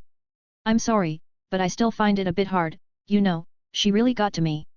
I should have listened to you. Well, we all make mistakes, AI. I mean, if you learn from that, then it was a mistake worth making. I mean, I'm sure you picked up some useful stuff from her, right? I learned some very useful stuff, a surprising amount. But, I still feel like shit. No matter how good her teachings were, I still feel that I'm not good enough. I could do better, be better. It gnawed and gnawed at me as this self-expectation slowly consumes as if I was in a pit of tar. How about I tell you something only I know and no one else in this world knows? I don't know if it'll make you feel any better, but it's something special to me. What is it? My name. Your name? It's Cirrus Zephyr, isn't it? That is what I was given by Fels and Auranos, but I do have a birth name. He had a birth name? Then it's the name his mother gave him. Really? Yup. Cirrus takes out several sound eaters and places them around him and her and whispers. My birth name is Alcides. Sides. Yes, that was the name my mother gave me when she left me. It means strength, guess she wanted me to grow up healthy. I have never told a soul about it, not even Nox knows. So you are the only one to know. Alcides, Alcides, Alcides. She says it to get a feel for the name. I think I like Cirrus better. He made a warm smile, a smile only I have seen and, even if it is selfish of me, I wanted to keep it to myself. Thanks, so can you fall asleep better now? No I couldn't. What are you? I took advantage of the sound eaters and kissed him. I could see his face blush a bit and his eyes widen from the surprise. Cirrus, can we stay like this? Ai hugs him tightly. We stared into each other's eyes as we lay next to one another in each other's embrace. Yeah, this is fine. He brings her in close. I put my ear to his chest and I could hear his steady heartbeat. Thump. Thump. Thump. Thump. It was like a lullaby, lulling me into a calm sleep. Volume 2 Quest 173.5 The One Who Regrets. 8 years ago, after the Zeus and Hera familia failed to kill the black dragon. Hera stares at the walls of her home. She picks up a bottle of wine. Glug. Glug. Glug. Glug. She finished it and tossed it in the corner. Shatter. She grabs another and repeats the process. She does this. Shatter. Over. Shatter. And over. Shatter. And over again for over a week. The only time she moved was when she ran out of drinks and went to the cellar. Down in that dark cellar, Hera continued to drink away her pain. Hera, said Hephaestus, coming down. Shatter. What do you want, Hephaestus? Hera said, masked in the darkness. Look we had a Donatus and well, they can shove it up their fucking ass. Leave me alone. Glug. Glug. Look I know we are not close friends or anything, but you can't keep drinking yourself into a stupor day in and day out. Why can't I? She turned to her and even in the darkness, her ruby eyes cut through it but they had a cloudiness to them. All my precious children are dead. Malayan, Althea, and even some of your. You call them alive. She gets up with a bit of a struggle. They are dead. Their spirits are so broken they languish in towns and cities hollow. She walks like a drunkard straight out of a tavern. Their vigor of life is gone. She stepped out into the dim light. Her clothes were stained with wine, tears, dirt, and wrinkly. Her once golden hair that was like strands of sunlight was now like strands of melted cheese, and her flawless skin was now in a layer of sweat and grim. As is mine. Seeing Hera in this state both greatly saddened Hephaestus and aggravated her. She was not the Hera that she knew before she married Zeus. Hephaestus remembers vividly how talented she was. No matter what she did, she managed to make it on her own. Her creations were elegant and refined, and her cooking was delicious. Her sculpting was magnificent. Her brewing gave Dionysus a run for his money. She even once beat Hermes in a race, using her knowledge of heaven to take the quickest path. She was even kinder than Hestia, more generous than Demeter, and more loving than Aphrodite. Hell, she even showed she was more than a match for both Ares and Athena in their game of war. She was more cutthroat than Thanatos, more cunning than Eris, and more talented than even Apollo and Hermes put together. She was, in everyone's opinion, the god of gods, a god so damn near perfect it was envious. The only things that made her less perfect were her pride and stubbornness, which the gods begrudgingly accepted as she earned that right. Unfortunately, it would be that pride and stubbornness that would bite her in the end. One day in heaven, she was different. Hey, Hera. Do you want to make a? No, leave me alone. She glared at Hephaestus at her deformed eye. Oh okay, UMCA. Her eyes, once filled with benevolence, were now filled with a cold fury. The next day, it was announced she and Zeus were married. No one knew exactly how this came to be, but only Eris figured it out. Wahaha. You wish to know? Said the short, black-haired goddess. Well, go fuck yourself. Don't come to me wanting to know when you all ignored me. Now leave my domain before I spill the tea on all of you heathenistic kooks. Hera, from then on, was a different person. Her whole life revolved around keeping Zeus from any other woman. Back to Hera and Hephaestus. Get up. Hephaestus said sternly. Where has that damn pride gone? Zeus left a week ago. And you're still here drinking. She looked at her drink and took one more drink. Let me grieve, I am tired of having responsibilities and high expectations. I just want to drink for all my children whom I failed. You didn't fail them. They survived, even now. Zeus lost everyone. I thought I told you all my children are as dead as those palms on the streets. Tisk. She walked up to her and grabbed her tightly. Enough with this. The Hera I know wouldn't be this brittle. You'd clean yourself up, put on your best dress, and walk forward with a damn stride as if you owned the street. So get gawk. Hera grabbed Hera's mouth tightly. Do not. Her eyes lost their cloudiness and gained a terrifying level of sharpness. Touch me, Amphigyes. Hephaestus had garnered her anger. Amphigyes was a name the gods used to poke fun at her eye. It has never been uttered during all of her time in Gakai. I am so sorry? You are telling me? She shouted in her face as Hephaestus shrank down in fear. To get over my fucking children. Who are either dead or fucking mentally broken. My Ache or Diane sect are not the goddamn gods of mental fucking health. Every fucking. None of these gods have any idea what I'm going through. Do you think you know how I feel? No you fucking don't. All you fucking do is go to your forge and hammer away. That is why Aphrodite cheated on you with Ares of all fucking gods. If you had spent less time working and more time on her, you would still be together. Hephaestus was nearly crying from Hera's hitting a particularly sore spot for her, but she resolved herself and gathered all her courage and coolness to level herself. Their positions in heaven no longer applied in Gakai. Hephaestus built her empire. When one thinks of buying any equipment, they think of her product. I know you are emotional and emotional. She pushed her back. I fucking hate that word.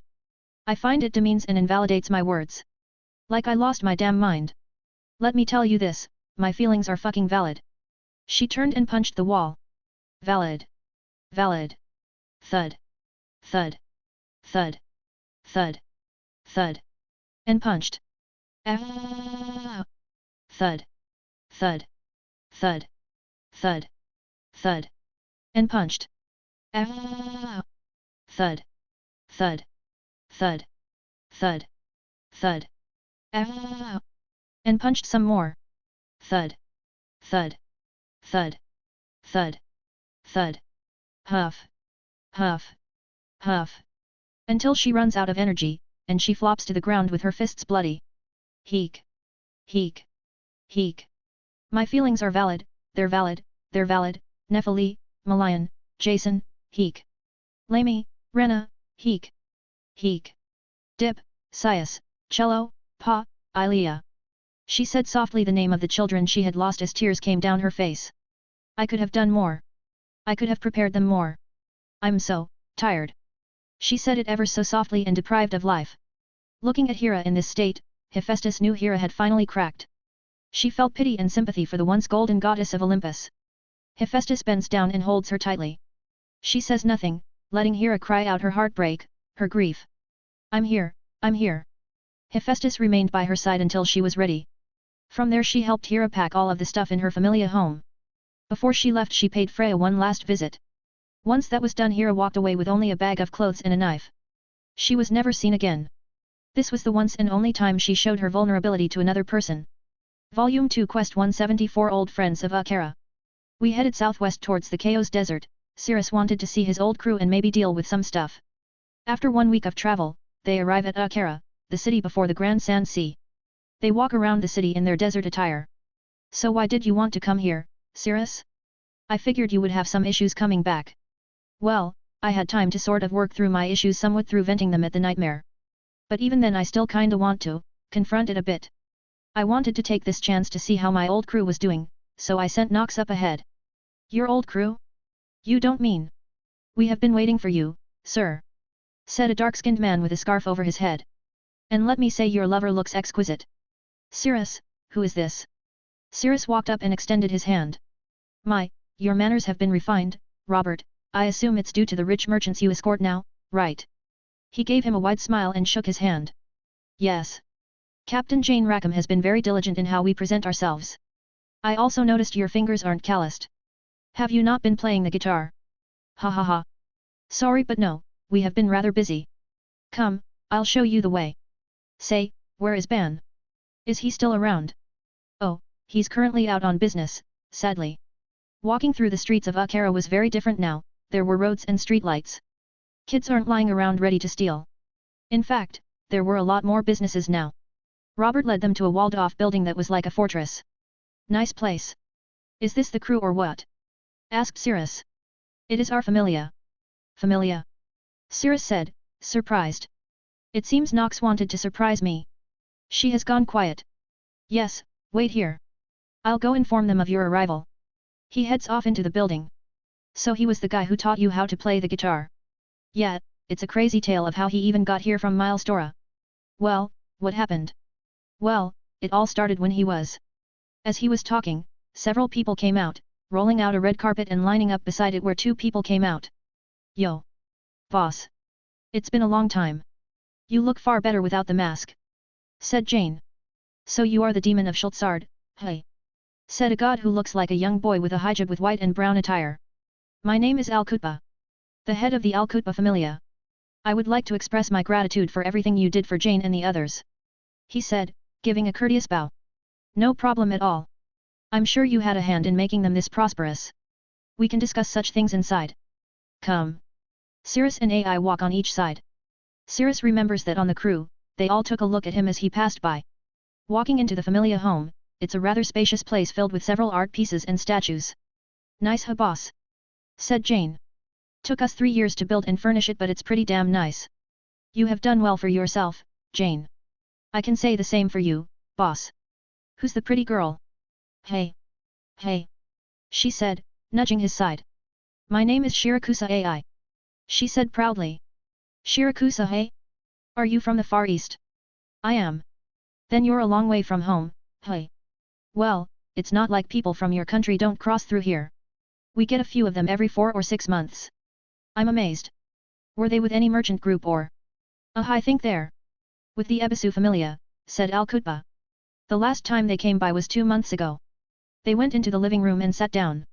2 months ago, hey? Then did they go to Varga? Asked Cirrus. No, they went to Lioad town. It's a commercial city located on the northern edge of Israfan. Enough business talk. Said Jane. Sorry for cutting you off, Lord L, but it's been a long time and I'd like to catch up with my old boss. Several of the familia members popped up. Al-Kutba smiled as he looked around. Very well. Shall we have a party then? Yeah. They all shouted and went to get started. Oh, do you know where Nox is? Oh, you're familiar. Said Jane. Yeah, they're in your room. Oh, speaking of which, you should be able to find it. It's on the 4th floor. We will get you when everything is set. Said Robert. Very well. Cirrus and Ace both go upstairs. Boss is a lot more cuter than expected, hey. Said Jane. We all thought his face was burnt or something. Fortunately no, but I still remember when we received news of him from the passing merchants. And the first time we saw his face, how shocked we all were. Robert said, with his eyes closed, remembering it. The kid also softened up. Before he had this cold and tired aura about him, especially when we had to fight. Yes, I still remember when he cultivated that reputation. He opens his eyes and gets a drink. I think that's when we realized how lucky we were. One wrong move and well. Yeah, dead under the passing sand. Well, aren't you too glad he changed so much? Said Al-Kutba. From what I heard and read, he's actually mellowed out as he has gotten older, or it could be the flashing saint. She's the flashing saint. Said Jane. Lord, do you have the paper? I do, I even have Cirrus's new one that I got 2 days ago from the local guild. And new one? Robert said. Yes. He took out 2 papers. Level 6 of the Susanoo Familia, the Flashing Saint, named for her drawing speeds that can cut down anyone in a flash and the world's strongest man, Level 8 of the Astria Familia, the Uncrowned Emperor. Level 8. Said Robert. Ha ha ha. That's our boss. Said Jane. He was always one to make a name for himself. Yes, but it's also quite intriguing to learn that he eloped with the Flashing Saint. Currently, there is no bounty on his head for his return or even price for information. Lord Al-Kutba, said Jane. We sure as hell aren't going to sell him out no matter what. Even if we did, what could a familia of level 1s do against them? I fully understand the futility of it, and even the information on his location would only result in blood spilled, and, given his history in these lands, I would rather not have the golden horned demon of the sands causing trouble. I mean, who am I? Some stupid god that fights against foes far above what their familia is capable of. Rakia. Achoo. Lord Ares, are you getting sick? No, I assume someone is saying great things about me. Back at Akara. Well, she did say I would find it. Before Cirrus and AI was the captain's door he had on the main ship when he was a desert privateer. Let's go see what's inside. AI opened the doors and entered. Cirrus remembers it clearly, this was the room he had stayed in for 5 months, and everything was the same as when he left. Just like then. Hui. Nox flaps onto Cirrus's shoulder while AI jumps on the bed, which is a lot bigger now. Yes, it's just like the captain's room on the main ship all those years ago. Ah, they even have the old map I used to plan out raids on Israfan. Cirrus said, walking to them on display. Are these yours? AI said. They are, oh my scimitar. I was curious where I left it. Where did you leave that captain of the Vritra's familia whip? Oh, I think I left it somewhere in Lenoa's house? I'm not too sure, at one point I just lost it. AI said, looking at all the stuff. I can see why they would call you the demon of Schultzard. You really like to hit their supply lines. Yeah. He walked over and saw Bokhara on the map crossed out. I really do like hitting them where it hurts. He felt a mix of emotions upon seeing it. AI, see that he remembered that dark time in his life. So how long are we staying here, Cirrus? Ah well, I say 3 days. I wanted to go and find the place where I found Nox. Nox turned back to her human form. Oh really? We are going to where it all started. Ooh, I wanna see. Later that night, the party started, and they fully enjoyed themselves well into the night, feasting with the Al-Qutba familia. Volume 2 Quest 175 Deer and Owl. Are you really going to, boss? Said Jane. I'll be gone only for a day. We'll be back again rather soon. Boss, if you happen to run into an odd desert scorpion, could you deal with it? Said Robert. It has been causing us trouble for a while. I could, but wouldn't defeating it make for a way to level up? Ah. They said. Cirrus. Said Al-Qutba. Could you see its strength first? I don't want my familia to go into an unwinnable battle, you see. So he is the brains. Hey. Very well, if I see it, I shall see how strong it is. Thank you. Oh, and I should mention this before you leave, but... He takes out a paper and hands it to Cirrus. What? Oh. What is it? Both Nox and AI look over and see the paper. Seems you're a famous man, uncrowned emperor. Well, I did my best to slow your fame in the city, but well, let's say it's fortunate you will be leaving rather soon. He's sharp, far sharper than no. I say he has Hermes's cleverness, just not bogged down by any vices. Thanks. We'll be careful. AI, you ready? Exosia, Adorn, Stymphalion, dot. The armor wraps around Cirrus, and the crew notices how different it has been since he was a child. Whoa. AI grabbed on and Nox got on in Cirrus's bag, and with a flap of his wings, he took off into the sky and into the desert. Damn, he's even faster than before. Said Jane. The power of a level 8. Said Al-Qutba. Truly a freighting force. Over the Chaos Desert. Uncrowned Emperor. Hey. That's a pretty impressive title. Said AI. Do you think if I level up I would be called the Uncrowned Empress? I really not want that, Cirrus said. It'll feel weird. Maybe something like Uncrowned Saint. Said Nox on Cirrus's back, feeling the wind through her hair. Let's not discuss this, and knowing the gods, they'll do something unexpected, and unfortunately, Lord Susanoo won't be there. Ah, he should be almost ready to leave, no. About 1 or 2 more weeks. Do you think it's enough time to get to the Far East? Asked AI. More than enough, but I'm sure if we're a few days late, everything will be fine. I wonder if we will. There it is. Shouted Nox as she jumps off and turns into a bird, nosediving. Hold on. Landing on the tower of the temple, Nox and Cirrus felt some nostalgia. Wah! Look at this place. It barely changed. Said Nox. Well, maybe a bit more sandy, but still. Look. It's the spot where I took you when you busted your arm saving me. Ah yes, the days where using my armor was more of a double-edged sword than anything. Actually no, it's actually still double-edged. So this is where you two first met, hey. AI looks out at the vast expanse of the sea of sand. I can see why you are so attached to Cirrus, Nox. This place is peaceful, but if you are alone, it becomes terrifying. Yup, hey, let's go see the tomb I was sealed in. They got on Cirrus again and went down the hole in the sand, which was turned to glass around the edges. Arriving down at it, they found that a pile of sand had formed on Nox's tomb. It's all covered up. Nox turned into a massive bird and flapped her wings to get the sand off, while Cirrus walked over to see the bloodstains on the floor. Cirrus kneels down and looks at it. Ha, I can see how small I was. He touches his own dried blood. Hey! Hey, Cirrus! Shouted Nox. Hey! Hey! Just like how we first met.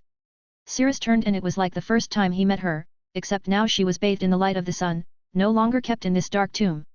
Yeah, just like how we first met. This place, it is rather barren? I guess it wouldn't make sense to put stuff for a prisoner who couldn't or wouldn't get to see. Oh. Could you do a reenactment of it for me? I want to see how it all went down. AI said, with an excited look. Sure. Sure. We just have to wait till nighttime. Then we should set our stuff up. The desert night is really cold. Can Nox show me around? I really want to look. AI said excitedly. Fine. While Cirrus sets up camp, Nox shows AI around the tomb. Why is the mural damaged? I asked Cirrus to break it. It served to A, let him get used to a whip, and B, break fake history. From what I can see, it looks like you were running away from a lot of them. I was. A bunch of fucking cowardly, pathic spirits and heroes. Ha. A smirk formed on her face. Ha ha ha ha ha. I remember I gave them the old bait and switch. What did you do? Sorry, AI, but it's this very, very long and convoluted thing me and a couple of the spirits who were on the run did. Okay?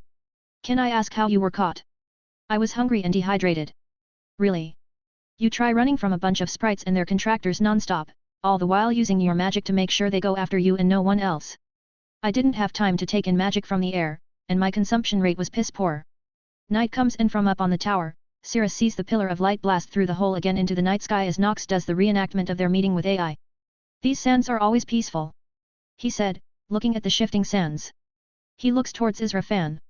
I'm sorry. He whispered to himself. I will find a way to make the world better. This strength I have, it has to be used in some way that isn't purely violence. A carab popped into his mind. He saw how much his crew did for the city to make it as prosperous as possible. A city. Maybe I can make something like that. Melon. Lady Artemis, we have looked everywhere, and we could not find a clue. Said Rethusa. Go rest up. See. What did I say? Said Poseidon. I don't know squat, lassie. Artemis stares him down with a piercing stare. Poseidon thought she was going to shoot through him. No, you may not know where he went, but you do know something. Glance. Poseidon made a quick glance at an elderly woman walking into an alleyway. Thank you for the information. Grr. You damn huntress. Why can't you leave the lad alone? That is not up to you but me. It was nice to speak with you, Poseidon. I'm glad you're not a drunk. Artemis took her leave from the inn. Artemis went out and went after the elderly woman. She shadowed her back to her home on the outskirts of Melon. Why does she live way out here? The elderly woman went through her white fence and closed it. Artemis quietly moved towards the fence. She jumped over the fence to find herself in a beautiful garden. Why does this feel so familiar? The order in which these fruits and vegetables are aligned are, too, perfect. She walked a bit more. I've been here before, a realization dawned on her. No, it couldn't be. She walked to the center of the garden, and she stopped hiding her divinity. A bit later, the elderly woman opened the door. What do you want? A grandmother needs her sleep. I know it's you, Hera. There is only one god who would arrange their garden with such aesthetics and practicality. TCH. She walked out, and she turned back to her godly form. Her divinity was still hidden. You were always one to go through my and Demeter's gardens hunting your sacred animals. So what do you want, tomboy goddess? Seeing her again after so long, she could see why Cirrus looked so familiar. I'm amazed. You and Cirrus really do look like mother and son. He is the son of my perfect captain. Now out with it. I want to sleep. Simple. She points up towards the moon. Really? Hera glances up. I thought you already, She looks back at Artemis and tilts her head slightly. She saw something new and unexpected about her. What? Artemis takes a step back. She had seen that look on Hera before and on many predators. She could smell something. The dynamics of this conversation are going to quickly sway in her favor. You. She says as she walks over, her fierce ruby eyes growing sharper and sharper. She came up to Artemis and grabbed her face, looking directly into her eyes. Stare. Hira. You love him, don't you? She said firmly. Artemis's face turned bright red. She tried to remove Hira's grip but... No, no. Her grip was so tight that not even air could escape it. No running away. I want you to say it. Her tone was stern and steadfast. I don't know what you got. Hira's grip became tighter. Do not lie to me. Her eyes were beginning to swirl into madness. I've seen those eyes on another woman who said that to my face, that they didn't love Zeus. Artemis, you know, I have a lot of respect for you, so tell me. Artemis couldn't escape her grip. She now understood what the other gods meant by Yandere strength. There was only one way out from this, and that was to give her what she wants. Fine. Okay. I love him. Is that what you want to hear? I love him. She exclaimed with a full blushed face. A smirk forms on Hira's face. Ha ha ha ha ha. She let go of her grip and laughed back to her home. What an amazing grandson. To even capture one of heaven's 3 virgin goddesses' hearts. You even outperformed the Zeus Familia's playboys. Ha ha ha ha. Even that womanizing bastard. Why you not mad? Artemis said, rubbing her face. Mad. She turned her gaze back at her. Why? Well, because Sirius is in a relationship with AI? I thought you would. He may be my grandson, but he is not my child. What he does is up to him and even possibly his goddess, Astrea. I assume you told Astrea what your punishment is going to be, correct? Well she said she trusts me to be fair and just. Know that if you break my cute little granddaughter-in-law's heart, I will show you why I am the Queen of Olympus. She grabbed an apple from her garden and squeezed it till it exploded. Gulp. Artemis now understood how it felt to be on the receiving end of Hira's threats. She was like a prideful beast that had wit, strength, and grace in spades and used all to its maximum potential. Good night, Artemis. I wish you luck. Hira leaves back to her home. Oh okay. She stuttered a bit. I can see why Aphrodite always runs to her. She is not someone you want to anger. Wait, Aphrodite? I'm sure she is in Gakkai as well? Then what if, I need to hurry. Artemis dashed out of Hira's house. Hira watches as Artemis quickly leaves her front yard. Maybe I should lay off the drinking? I would have prepared AI appropriately to handle this situation, Ha ha ha ha ha ha. Gakkai is never dull. To think Artemis is in love with a man who is already taken. Ha ha ha ha ha. Hira would have been against it, but Sirius was not Zeus. She knew Sirius was not one to hurt feelings for the sake of hooking up with a pretty girl. But she knew nothing of what Artemis would do now that she had done the unthinkable and fallen in love. A foreign thought that never went through any of the gods' minds, as of the 3 virgin goddesses, Artemis was by far the most disinterested in any form of romance. Athena loved brilliance and strength. Hestia loved those who were truly kind-hearted and pure. Artemis, however, only loved the hunt and nothing else. I really don't want some unnecessary drama from this. She went and got a piece of paper and wrote on it. She folded it and sealed it with a wax seal that had her familia emblem. There. I'm sure Aphrodite is more than willing to do me this. Unless that lazy goddess slacks off. But let's see. Hira thought long and hard about where Aphrodite would be. Best to make it safe and just have the messenger ready in honks when she eventually arrives. The next morning, she got Poseidon to find someone heading to the only port to AI's homeland to hand Aphrodite a letter. Volume 2 Quest 176 City Hero. After returning from the temple, they stayed with Jane and the others for the day, but by the next morning, they had said their farewells. They left traveling to Zolingen by carriage. So this is a place you saved before? Asked AI. Yeah, it took me a few months to plan everything out to ensure the maximum number of people didn't die. Any reason in particular other than going to revisit a city you saved? Asked Nox. My blacksmith and spear master are in the city, also a friend of mine. I thought Eupheme taught you both. Said AI. She only taught me the basics of spearmanship. She then taught me smithing after Lord Lug did. As they approached the city, AI and Nox could see the large city wall. Sirius could see how much it had changed since he last came. When he entered the city, he was surprised by the number of golden antlers scattered about the city on doors and on streetlights. Hey? That's pretty cool. Said Sirius. Seems you really made an impression on them, hey, Sirius. Said Nox.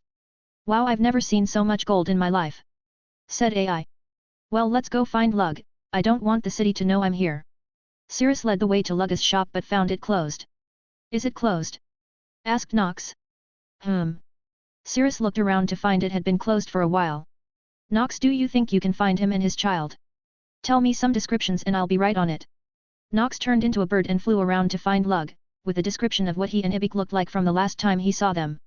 AI and Cirrus moved through the city with their invisibility cloaks until Nox found Lug. Found him. He's in that building way up on top.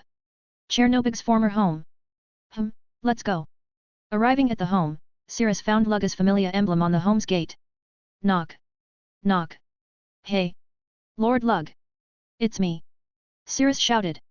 After a while, the gate finally opened. Who is, Cirrus? Said Ibik, now grown and more muscular. Haha. It's good to see you again. He said, hugging Cirrus. Ibik? You've grown.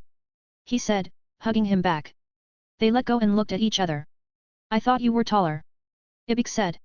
And I thought you wouldn't be so damned muscular. Pretty built yourself, man. Is this your blacksmith friend?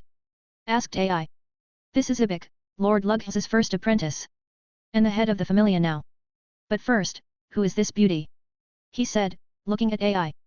This is AI, my girlfriend. Girlfriend. He said, shocked, falling to his knees. What? Jealous? Well, you should be. Cirrus said proudly. Look here at her. Beautiful, cute.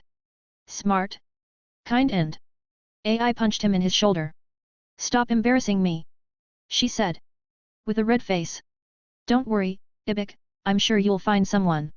She said with a warm smile. An angel. He said. So could you show us inside? Alright. Ahem. Sure thing. Follow me. Coming inside, Cirrus and AI enter the familia home. Cirrus finds the home to have changed. Keep hammering. If you let that sit still, it'll ruin the quality. Lug said at his children. Lord Lug. I brought someone. Said Ibik. Who did you, Cirrus? My boy. Lug said, coming up to him and hugging him. It's been a minute since I've seen you. And you grow to be a fine man. Several of the students stopped what they were doing to look at them, and murmurs started to go around the familia. It's good to see you again, sir. Did you get my gift? I sure did. I was impressed by it. I never thought a human as young as you would make a weapon that could capture a smith god's heart. Ha ha ha. You Lord Lug, who is this? Said one of his children. Lug smiled as he turned around. This here is my second apprentice. Cirrus Zephyr. The uncrowned emperor and the golden hide of Zolingen. All the smiths' eyes widen as they look at their city's hero. So Cirrus, what brought you here? Said Ibik. I came to see how you all were doing. Then come in. We can share that with one another over a drink. Oh? Who is this pretty lass? My name is Shirakusa AI. This guy's beloved. She said, a bit nervously. You have great taste. Come on Ibik. My children, let us toast the return of your senior. Ura. As they all cheered, Nox landed on Cirrus's shoulder. He's a rather fun god. They spent the day having fun and sharing a drink with Lug and Ibik, with AI joining in the fun. The next day, Cirrus looked at the open plaza and he could remember what happened there. You know, they are all currently in jail. Said Lug, sitting beside Cirrus. Is he still armless? Afraid so, but it's not like he didn't have it coming, but to be fair, it's a mercy you gave him, all the other ones are working to the bone to make up for what they did. Well that's at least good to hear. Say, did you not bring any weapons with you? Last I remember, you barely have anything on you. Oh, that hold on. Cirrus walked in the direction of his room and, after a bit, came back with Gram in hand. Cirrus, let me see that blade. Cirrus holds it out and Lug examines it. Could you draw it for me? Cirrus obliges and draws it. I know it's cursed by Odin, I already went through the trial to wield it. That it is. I can tell what the curse is and its effect is, but what a woozy of a curse this is, and from Odin no less.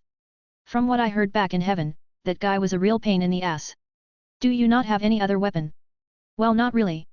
I've been using this to get used to the pain and sensitivity of it, and the last weapon I had was is on the moon. So it was you who put a damn crack on the moon. I'm sure many moon gods won't like that. I know, Lady Artemis gave me a mouthful and she said she would come up with something for the damage I did to the moon and for, taking her celestial maidenhood or something along those lines. Ah, did she do or say anything? Well she did fire arrows at me, and she told me she was going to think of a punishment for what she was going to do, but I left before she could come up with one. You're not afraid of a goddess's fury? I mean, no? She would have to find me, and I made sure to cover all my tracks. But knowing her, finding me is only a matter of time. Which is why we will be leaving in 2 days. 2 days, hey, alrighty. Until then, you will be safe here. None of us will dare sell out our hero. Thanks, but please don't call me a hero. If that's what you want, then I'll tell everyone to refrain from saying it. Thank you. Later that afternoon. Alright, you bought the materials, Ibik. Said Lug. I did adamantite, mithril and some orichalcum. This material set us back a lot. Then it was a good thing we were Hephaestus's contacts here then, no. So what are we going to make? A spear. A spear? Well, we will save up on material, but what about the material for the shaft? We have that fusang wood we bought from the eastern goddess in a white dress. With this much first-grade material, who can even buy? I'm giving it to Cirrus. Was it because? It's because he gave us an almost divine weapon, yes. Well, let's get to work then. Volume 2 Quest 177 Peace. The days pass by as Cirrus, AI, and Nox explore the city while Lug and Ibik are busy with something. In that time as well, Cirrus took note of how the city was laid out and structured, something he barely had time to do in Akara. You have everything, AI. Yup. Everything is set. But are you sure you have nowhere else to go? There is the Empire but, it's far out of our way, and Hecatone village is even further out. By how much? I say 2 to 3 weeks. That's really far. Yeah, we can go some other time. Right, so our next destination will be Chiang, the Jade Empire. They have a port which can get us to the Far East. And the funds. Got them all accounted for and safe. Then let's get going. As they left their room, they were greeted by Ibik. Cirrus. I caught you just in time. Ibik, what do you have there? It's a gift from Lord Lug. It seems he wanted to gift you something before you leave. Really? Cirrus gets the gift and looks at the wrapping covering it head to toe. He asks that you open it when you leave the city. He doesn't want me to return it. Yup, and he said while we were smithing it that to be careful as it seems some goddesses are looking for you. Just a few days before you arrived, a goddess from the eastern countries came to go to Orario to find the source of the cracks on the moon. Sweat began to drip from Cirrus's head. I'll keep that in mind. Then take care, Cirrus. It sucks I didn't catch up with you much, but there can always be another time. Very well, I hope to see you again, Ibik. Traveling to the east by carriage of a merchant. To think I would be taking 2 famous adventures in my carriage. Said the merchant. Now I don't have to worry about those damn monsters or bandits on the way to Chiang. So long as you keep this to yourself, and you lie about where we left afterward, you won't have any problems. Of course. A man needs to make money, after all. And well, who in their right minds would want to anger you too? That is a good question. Cirrus, who do you think would do that? Said AI. Desperate or truly stupid people. Speaking of, there are bandits up ahead, sir. Cirrus and AI looked to see a man in the middle of the road facing down, a common trick used by bandits to get people to stop. Seems I can test out the spear Lord Lug gave me.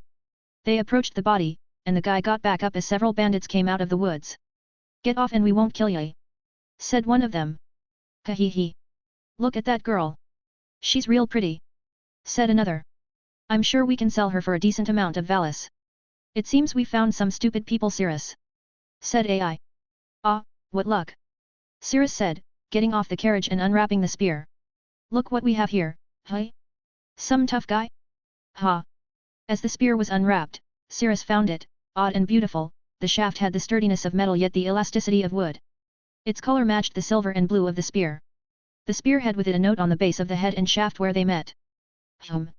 Cirrus reads the note and makes smiles. So your name is Spekhui. Cirrus spun the spear around to get a good feel for it. I see, let's see how you do. Orario. So, you are the goddess of my beloved. Said Chang'e. Yes I am, said Astria taken a bit back from how much energy Chang'e has. His name is Cirrus Zephyr, and I should tell you that he is gone. Gone? I came all the way from the east to find him. Do you have any idea where he went? Can I ask why you wish to meet him? Why? He is the reincarnation of my beloved Ho Yi. He promised me he would fire at the moon to tell of his return. Just like Artemis and, wait. Chang'e correct? Are you perhaps a lunar god? I am. Why? It would seem you are not the only goddess looking for him. I'm not. No, it seems every lunar god will be coming after him, one of which is Artemis. Artemis, I heard of her. The famed goddess of the hunt. She has helped our people on a few occasions, providing them with food and training on how to hunt. Yes, that Artemis is after Cirrus. The color of her bright face dropped. Get the cart. We need to find him first. Tell me, do you know where he went? she said with a frantic look in her eyes. He could have gone to several places, but he did leave with his lover. That's all I can say about my child. Very well, then I shall ask around. She won't find him before Artemis does, nor will Artemis. Volume 2 Quest 178 Outside Orario Hongs, the Red Port. Arriving in the country of Chiang, Cirrus found it to be similar to Chinese and Hindu cultures, with several of the towns they passed by all having a uniqueness to them of spiritualism and cultural mixed together. Hey, this country is really pretty. Cirrus said. Probably from the trade agreement. Lord Susanoo said when we passed by through this land that it was already this wealthy. The trade deal was simply the cherry on top. I said, looking out to the town. Oi, how far are we to Hongs? Cirrus said to the merchant. I'm about 3 or 5 days out from here. Could you hurry up a bit? I'd really rather get back to see my family. Of course, miss. The merchant speeded up a bit more. It's a shame we never came here before, Cirrus, said Nox, sitting on Cirrus's lap. So AI, what are your parents like? Well, they are kind, generous, and loyal. My father does what he can to make me happy as his youngest daughter. My mother was a bit more strict compared to my father, but nevertheless, she still showed love in her actions. My oldest brother, Akio, serves as a personal guard for Lady Amaterasu and is a level 4. I have never met him before, so I can only go on what my parents have said about him. I saw him only once from the back as he stood guard. He took over his father's role in the family as he held a more prestigious position. My second oldest sibling, Aki, is now the vice-captain of Lord Bishamontan's familia. She takes after my mother in strictness. I heard she's a level 3. The only time I saw her was from a glimpse of her when I left my homeland.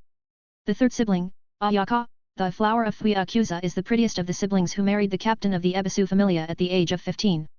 Remembering it now was nothing like our parents, she was spoiled and mean. Then the fourth sibling, Ayamu. He's only 4 years older than me and I would say he's the most, kindest of the siblings by far. Despite being deep within the Gajano branch affairs, he would always come and see me and my parents every now and again. He is a really lazy person at heart. And last but not least, me, the youngest. That's some family you have. Yeah, hey? You're actually a bit like Ayamu. I said, taking a good look at Cirrus. Oh? Am I? A bit. After 3 days, they arrive at Hongs, the city of red ports. This city, much like Melon, is a port city that specializes in trade and fishing. Several people come to and from this city as it's the only place that gets trade from the Far East, or Yamato. Whoa, so many people and businesses. Said Cirrus, looking at this metropolis that dwarfs Melon with its tall buildings along with a booming population. Keep your eyes out, children here will rob you blind. I said, getting off the carriage. Thanks for the ride. You keep safe, all right. Cirrus said the following AI. Take care. Walking through the streets of Hongs, Cirrus could tell AI was not feeling herself. So you're not fond of this place, AI? It's mixed. This was the city that caused me to leave my family and homeland, so, well then let's hurry and find a ship to take us to Yamato then. Cirrus made a smile, and AI smiled as well. Alright, follow me. Cirrus followed AI to the red ports, the place where trade was the lifeblood of the city and nation. Several hundred people and items were moving from ship to dock at an almost blinding speed. Come, his ship should be around here. She said, going down into the hectic rush hour of the ports. After an hour of searching, AI found who she was looking for. Mr. Adams! Shouted AI. Turned a man in his 40s with a white open-button shirt and a captain's coat with a graying beard and hair. Is that you, Snow Fox? He said, coming in closer. That's how you remember me? Did news of me not reach this far? She said, approaching him. Somewhat the last news I heard of you and your familia was that you were named the Sunny Saint and your captain the Storm Blade. So if you are here, then your familia should also. He looks around to find only Cirrus and Nox on his shoulders. Who is this strapping young lad? Your lover. Yes. I'm just kid, oh. He was surprised by how flat out AI was. We come here to return to Yamato. Has Lord Susanoo come by? He came by ship some days ago. So has he come to apologize for his actions? Something like that, can you take us to Yamato or not? AI said, holding out the bag of Valis. Sure thing, kid. But I gotta tell you, security has been really tight, so you might see the vice-captain of the Bishamontan familia. Why is it so tight? Pirates, they have been a real nuisance as of late, that and the common sea monster. So we can take you tomorrow once we get everything ready. That seems pretty good, AI, said Cirrus. We can get a room and see the city for a bit. But we can. AI turned around to find Cirrus in her face. AI, don't you want to see the place for a bit? It's a shame if we just come and go. He gave her a slight smile and she made a slight blush. Not fair. She turned around to Williams. Fine, tomorrow it is then. Ha ha ha. No problem. We'll make sure to give you a fine room as well. Why does everyone keep embarrassing me? She said, covering her face. AI, why not take Nox with you? I want to ask the captain something. Sure, come on Nox. Nox flaps over and lands on AI's shoulder, and the two leave to go find a place to stay. So will it really take till tomorrow? Yes, my men need to rest to fight the Pi. I'll deal with them and any problem that comes up, you all just need to sail us there. Confident, aren't we? I know your girl is strong, but... I think you misheard me. I mean I will handle any problem. Cirrus looked at Williams with an intensity that made his blood run cold. Let me deal with the dangers and you and your men can simply have a leisurely time on the ship when danger comes around. You, in all my years I never felt such, certainly of death from another. You're stronger than your girl. See you tomorrow, Captain. What's your name again? It's Williams Adams, and I'll make sure not to get on your bad side. Thanks, and sorry I was so aggressive. I am rather a bit protective of her and I want her to get back home as soon as possible. As any man should be, said Williams. But knowing two strong people are riding on my ship, well, I feel a lot safer now. We'll make sure to get in a hurry on getting the ship ready. Thank you again, and here. Cirrus puts his hands into his sleeves and pulls out a bag of valise from his shadow. To make sure everything runs smoothly. Williams looked at the bag and felt its weight. A big grin appeared on his face. Will do. Men. Let's get back to work. We got a premium customer. Volume 2 Quest 179 Inspection. Since they had time to kill, Cirrus, AI, and Nox went around the city exploring and enjoying themselves. These street foods are pretty good, said AI. Very, said Nox. We're lucky AI and me have immunity but not Nox? Does she even have anything against poisons or something? Oh well, she's never gotten sick before, so it should be fine. I mean, this street food is delicious. They went around for a bit before they all started to get tired. We should have found a room first, said Cirrus. How about that place? Asked AI, pointing at a fancy building. Good thing I saved up all my valise. They get an expensive room and stay in a luxurious room for the night, getting a nice view of the city. The following morning. Is everything ready? Asked AI. Yup. Get on and we can set sail, said William. They got on board, and sure enough, they set sail. Whoosh. Whoosh. Whoosh. You seem to have good sea legs, said William, coming next to Cirrus. Not the first time I went out to sea, I have sailed with Lord Poseidon after all. Figures. By the way, I looked into it a bit, and He leaned in. Are you really level 8? I am, does that make you feel safer? He smiles broadly. Of course. Easiest money I ever made. I'll let you know if trouble comes up. Williams leaves and AI, with Nox on her shoulders, comes by. So what were you talking about? Just chatting, and you? How are you faring? Good, a bit nervous though. She's been queasy for a while now since returning home, or... Is Nox talking about me being queasy? I took the pills Circe gave me, so it's not that. Can she tap into our conversation? Is this what they call a woman's intuition?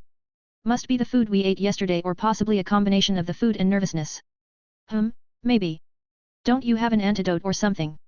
Well, I never made anything for nervousness, but I can lend you my armor to help with it. No, I can stomach it for now, but I don't know what. Ship ahead. It's an inspection ship headed by the vice-captain of the Bishamontan Familia. Ah, fuck. They went up to the front of the ship and looked to see an eastern-looking ship modified for travel by wind or people. On the front of the ship, one could see a white-haired Renard draped in traditional samurai armor with a red and black color scheme to it. So, that's your older sister, hey? Yeah. She said a bit nervously. The ships got closer, and they eventually boarded Williams' ship. Captain Williams, said Aki. What brings you back to the great nation of Yamato? Merely transport, nothing else, and maybe some high-quality goods from some rich clients. And who are you transporting? Those two over there. Aki looks over to see AI and Cirrus with Nox on AI's shoulder. AI. She said, walking over to her. You are Shirakusa AI, right?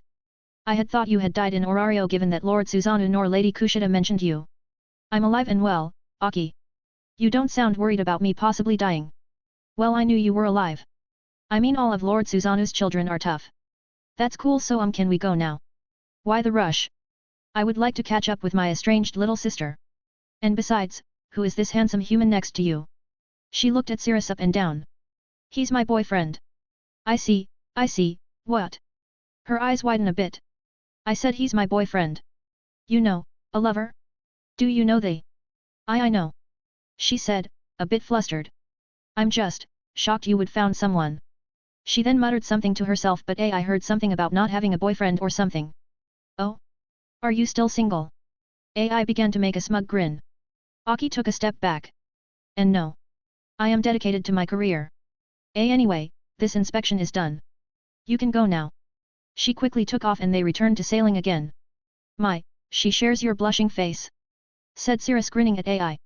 What? You take that back, you liar. He's not right, is he? She looked at the crew and they all nodded. Ah, damn it. She then looked back to Cirrus. Then do you find her attractive? If we have the same blush then. I'm not gonna answer maybe. He said making a even more smug grin. Grr. I know you're teasing me. Don't worry, I won't stop with the teasing ahem. She has a very cute blush. Right guys? Hum. They all nodded. She said puffing her cheeks in embarrassment. Boom. Boom. Cannon fire could be heard from the direction Aki was in. They looked to see some pirate ships coming. Lucky us they're after your sister's ship. Said Williams. The poor fools, they don't know she's a level 3. You have a cannonball right? Said Cirrus. Yet? Why? Well, as I said, I was going to deal with any pirates.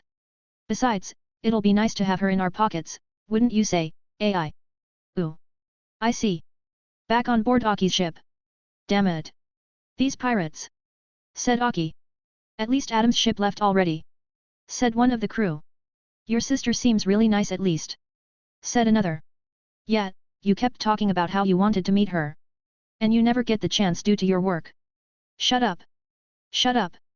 All men, prepare for battle. She shouted. Hooray! Boom. They saw the pirate ship get struck by a cannonball, and the pirates started to panic until another came and the ship started to sink. Did we get reinforcements? Asked a crew member. We don't have reinforcements. They looked at where it came from and saw Cirrus up on top of the ship with AI throwing him cannonballs. Say, wasn't your sister a level 5 from the last bit of information? Yeah. Said Aki. Does that mean her boyfriend is stronger than her? Ah. Volume 2 Quest 180 outside Orario Yamato, the nation of the sun. After being out at sea for a week, they finally saw land. There it is. The port city of Hinata. They can see the port city as it's filled with several Japanese and Buddhist-styled buildings. When they docked, AI was the first one to land on the docks. Home. She shouted.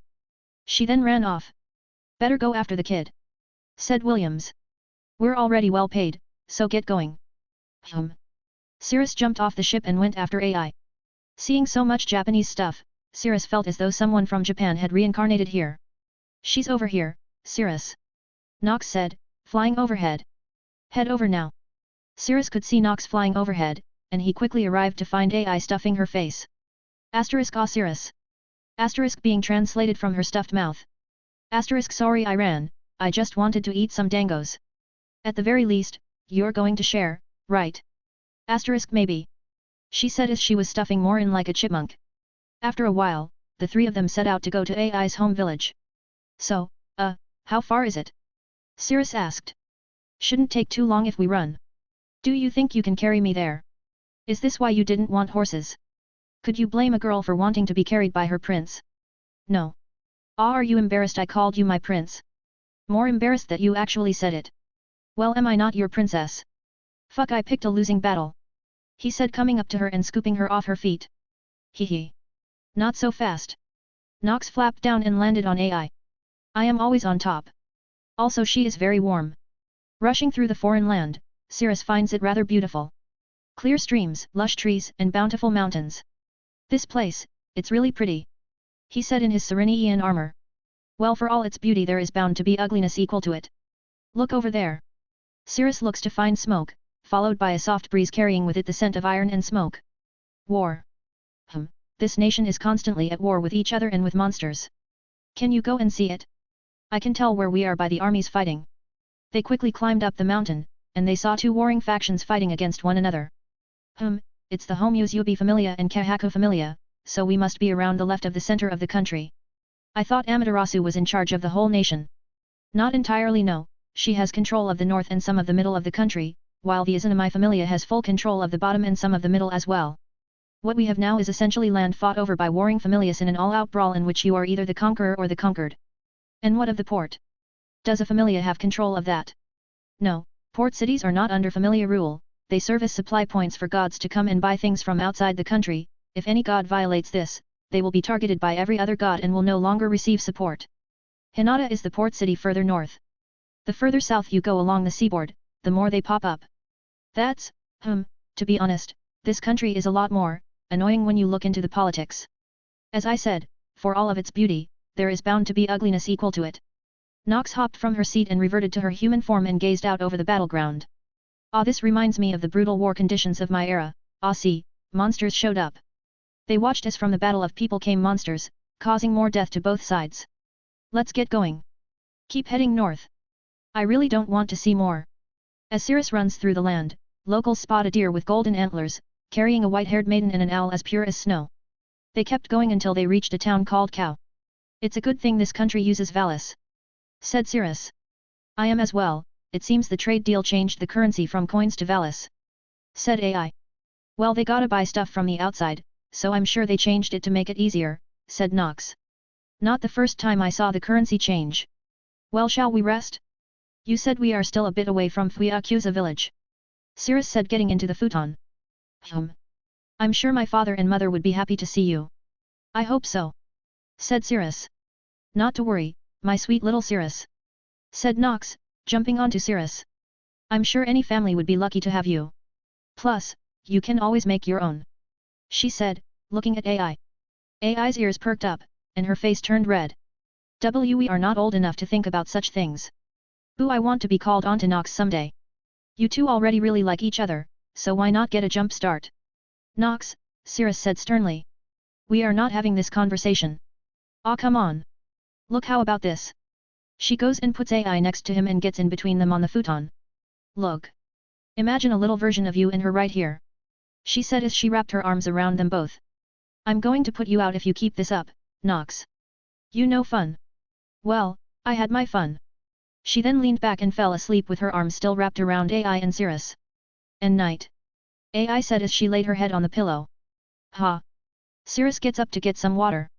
When he comes back, he finds Nox hugging AI like a stuffed toy. Now I feel like I'm the third wheel. Volume 2 Quest 181 Fuyakuza Village. 2 days later, after traveling over mountains and a large expanse of snow-covered trees, they had entered the north of the country. Ha! A white breath leaves Cirrus's mouth as the area is covered in snow. Ah, the snow of my home.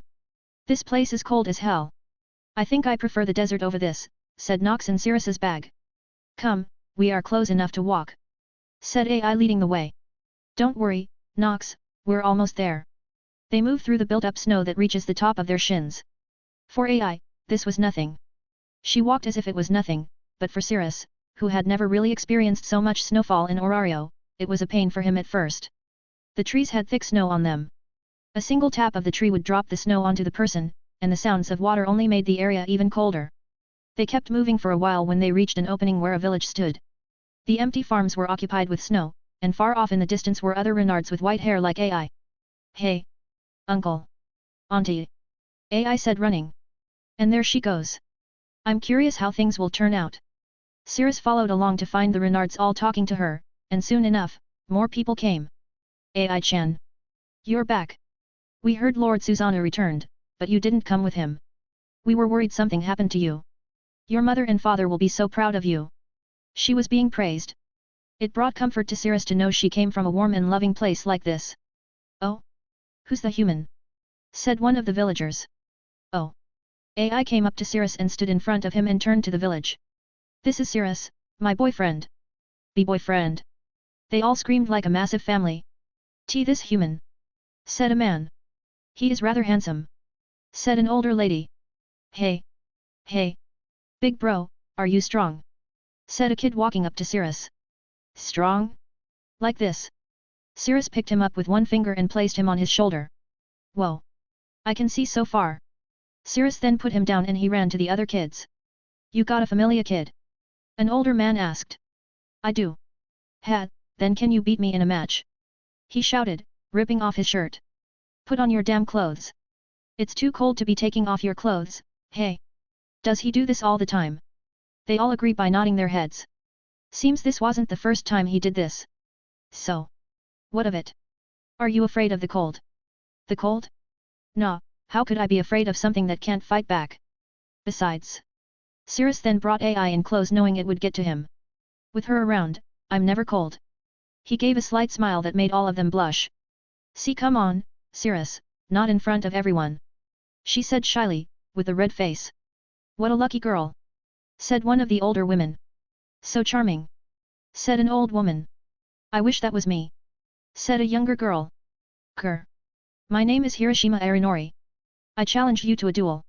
Really? You really wanna fight me? Of course. To be worthy of AI-chan, you must prove yourself. Fine, then, AI, could you hold my stuff? Try not to hurt him. She said. Don't worry, AI-chan, I won't. Oh, I was talking to Cirrus. As Cirrus removes his top, they can see several faint scars all over his body, with the major ones on the right side of his body and a tattoo on his right shoulder. Say, you never said what your level is. It's 3. I served under Lord Susanna for a good amount of my life before working for the Gajanos. 3? I'll give you 3 hits for how impressive that is. Make sure they count because when you're done, I'm next. He made a sinister grin as Arinori gathered what courage he had. I'm surprised they have level 3s in this country. How rough is this place? Fine then. Hey. He punched Cirrus in his stomach, but he barely moved. My hand. It's like I punched a damn mountain. I think I cracked my fist. Nice punch, but you didn't put enough power in it. He looked up to find not even a slight bit of discomfort, not even a drop of sweat or irregular breathing. What level are you? Mine's? Oh, it's higher than yours and AI's. Remember Cirrus. Don't hurt him too bad. Even if he brought this on himself. Cirrus turned to see all the villagers hiding behind AI. I won't. He turned back to Arinori. Hey, do you still want to do this? I mean, your fist is already fractured. Seems I bit off more than I can chew, but I should at least take 1 hit to make it even. You sure? He said with a stern face. Alright then. He clenched his fist and wound it up and, with the force of his punch, he blew past Arinori, causing the piled up snow to be blown away. Whoa, he cleaned up the snow. Said the children running along. AI came up to Cirrus and helped put his clothes back on when Nox came out of his bag and landed on his head. See, I didn't hurt him. Yes, you kept your word. They smiled at each other warmly. Ahem. Said Arinori. You should head to your parents, AI-chan. Let's get going. They are in that house over there. She said, pointing at a 3-story house. Welp, time to make good first impressions. Volume 2 Quest 182 Akaru and AMI. Walking up to the small manor surrounded by a fairly tall wall, AI knocked on the home's gate. Whoa. It's pretty big. Cirrus said. AI looked at her home a bit nervously. Nervous. Cirrus noticed her looking off. And no. I'm fine. I just, haven't been in here in years. Cirrus holds her hand tightly. I'm here. Nothing to be worried about. The warmth of Cirrus' hand did calm AI down. She held his hand tightly as well. Thank you, Cirrus. Stop flirting and going. Nox said, wanting to get inside already. AI walks up the front gate and knocks on it. Knock. Knock. After a bit, a servant slowly opened the door. Oh my. Lady AI. You're here. Said the woman. Lord Akaru. Lady AMI. Your daughter is back. The lady said, running. Come in. Said AI as she walked in first. They walked onto the property and towards the front door of the home. Opening the front door and walking in, AI took off her shoes, as did Cirrus, as they walked through the family home. AI wanted to show him around first. Very charming, and warm. Nox got out and landed on his head. Finally. Nice and warmth. They continued to walk when 2 older Renards came out. The father had red eyes and the mother had blue. They shared the same hair color. Cirrus could see some familial resemblance. AI. You have returned.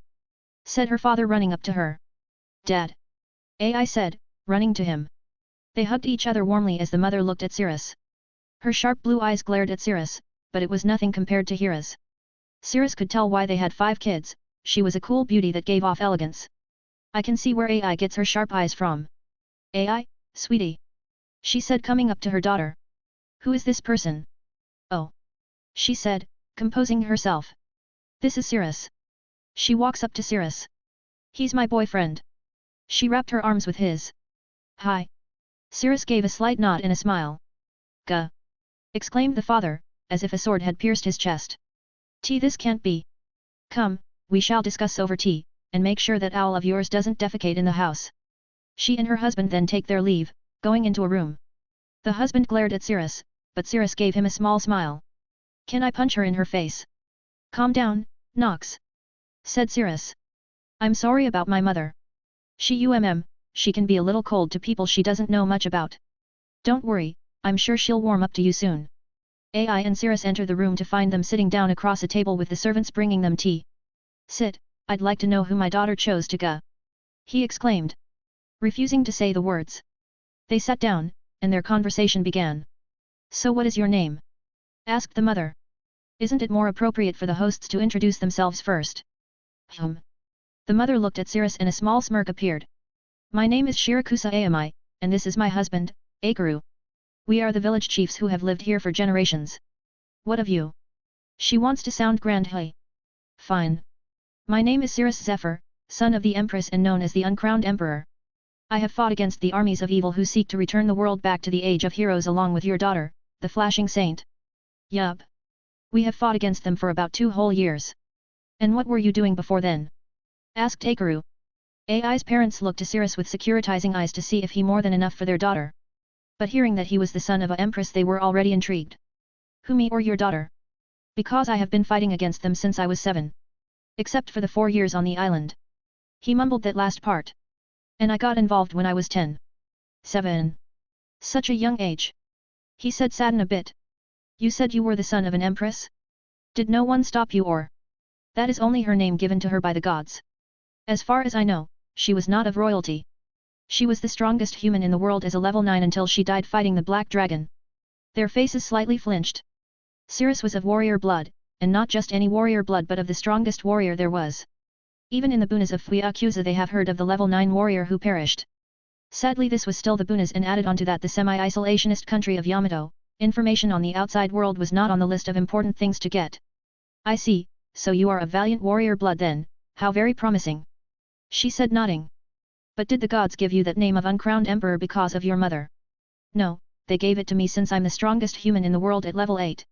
Cirrus could see the shock on Akaru's face and the smirk that grew into a smile on Aomai's face. Aomai was sold on Cirrus. Not only was he of impressive lineage but also lived up to it. Added with how he acts and his personality, and she couldn't be more proud of her daughter for being his lover who would not only treat her well but keep her safe. Where did you first meet our daughter? Asked Akaru. When we were 7. I had just turned in my stuff from the dungeon and I saw her looking confused and lost like a cute puppy, so I came up to her and helped her get back home.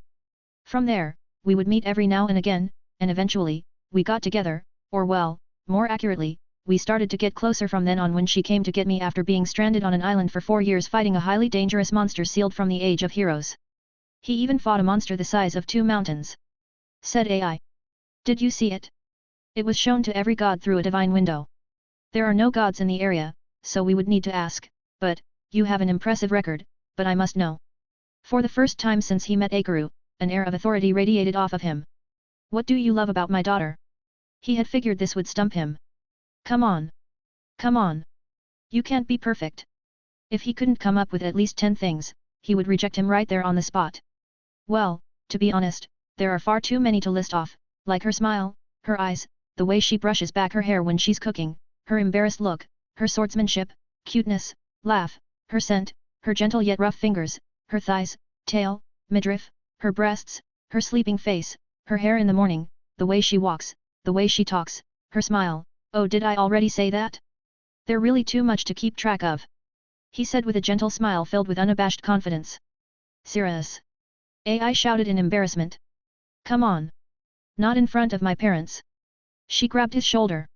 What? He fucking asked. Oh, and also her embarrassed face. Look at it. He holds her face. How can you not want to keep prodding when these red cheeks get She punched him in the side to get him to stop. AI was embarrassed and angry. I felt I heard something I shouldn't have? Maybe even a few I just sort of browned out. Akaru said, flabbergasted by the answers Cirrus gave. It seems you found yourself a reliant man, Ami said, already sold 3 more times over. One who will take care of you no matter what. I'm quite proud of you for nabbing this fine man. She said with an even bigger smile. Thanks, mother. Ai exclaimed happily. But what of Ayaka?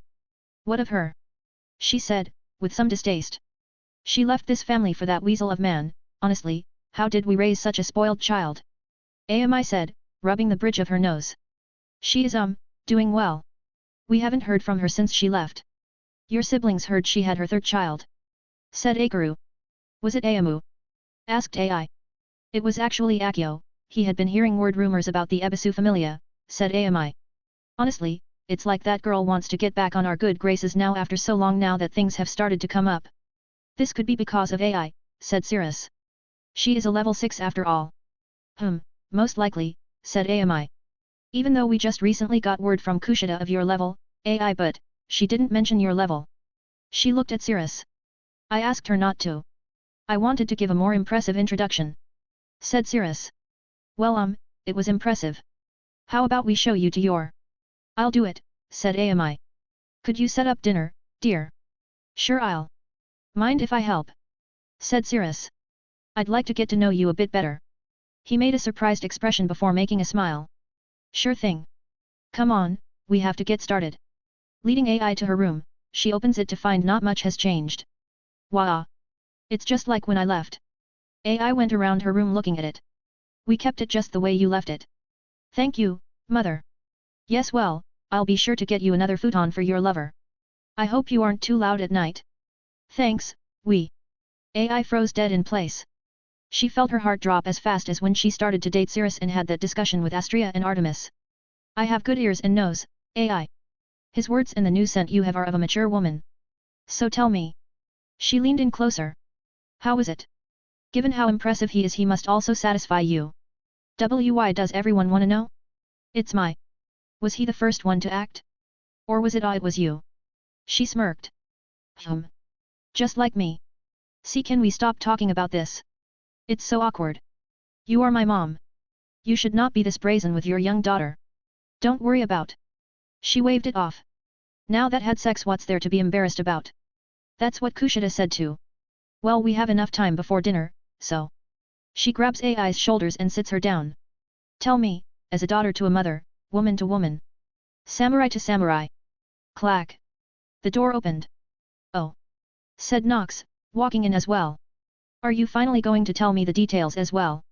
Ai, who is this, beautiful woman?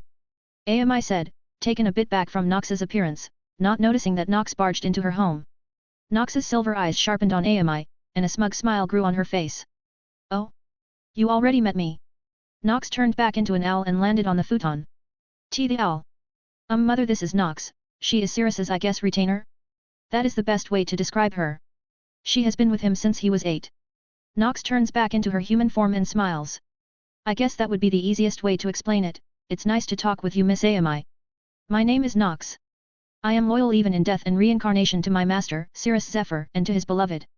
She said, giving an elegant bow. Her grand beauty made it appear as though a goddess was submitting to them. So shall we begin this girl's talk? Oh, I like her. Ami made a grin. Fuck. Ai said softly. Kitchen. So, how was life in Orario? Asked Akaru. A bit hectic considering it was going through a change, a rather violent one at that. So it was a war then, hey? It seems there's nowhere in the world that war isn't around. I'm sure when we return it'll be different. We did leave when we essentially crushed their main forces, so only fragments remain. Cirrus, even fragments can still cut you. I know that far too well. That I know that the people there can handle it. They are very clever and brave, 2 things that do not go together but make for a very dangerous combination. Ha ha ha. Yes, that is true. I knew many great men, but they never did share both qualities. Tell me, which are you? Clever or brave? I like to think I am clever, but I'm afraid I am simply brave with a good head on my shoulder that makes stupid ideas. Well, not so stupid, seeing as you are still alive. True, or could it be fate? Well, what is fate if not dumb luck given a fancy name? Well, I guess you are not wrong. Volume 2 Quest 183 Sparring. After the food was cooked and set with help from the servant, AI and AMI came down, along with Nox. AI explained to her father that Nox was Cirrus's loyal retainer, and she could use magic to turn herself into an owl. HOH, that's something. Akaru said, amazed by Nox's appearance. Oi! He leaned over to Cirrus. You're not two-timing my daughter, are you? No. Cirrus replied. Nox is like a sister to me. Cirrus and Akaru made some extra for Nox, and after that was finished, they all sat and ate. They chatted for a while before going to bed after a bath. AI and Cirrus lay in bed together. Nox got her own room. The couple lay in one another's embrace. So what do you think of my home? AI asked. She rests her head on Cirrus' shoulder. Her hand gently and slowly strokes Cirrus' chest. It's nice. Small and energetic. Everyone knows everyone. A community. Cirrus responded with his eyes closed. He lays his head back on the pillow. His arm wrapped around AI with his hand on her hip, gently and slowly stroking her. We can spend our time in peace. She snuggles in closer. I can sleep in. He turned to the side and holds AI firmly in his arms. He could smell the nice fragrance in her hair. It was a mix of hibiscus and sweat along with other lewd scents in the room. I can relax with you in my arms. I wanna do it again. AI said, in the mood again. There is gonna be a lot more sex, hey. Why wouldn't I want my partner inside me as we share in our intimacy? You got me there. The following day. Wake up, Cirrus! Shouted AI, full of energy. Cirrus wakes up slowly. Why are you full of energy in the morning? Cirrus was a bit lethargic from late night activity. You are usually still asleep holding me close. I wanted to show you more around the village. So come on and wake up. She said, dragging Cirrus out of bed. Come on, it's cold. I put clothes on you, so up and at M.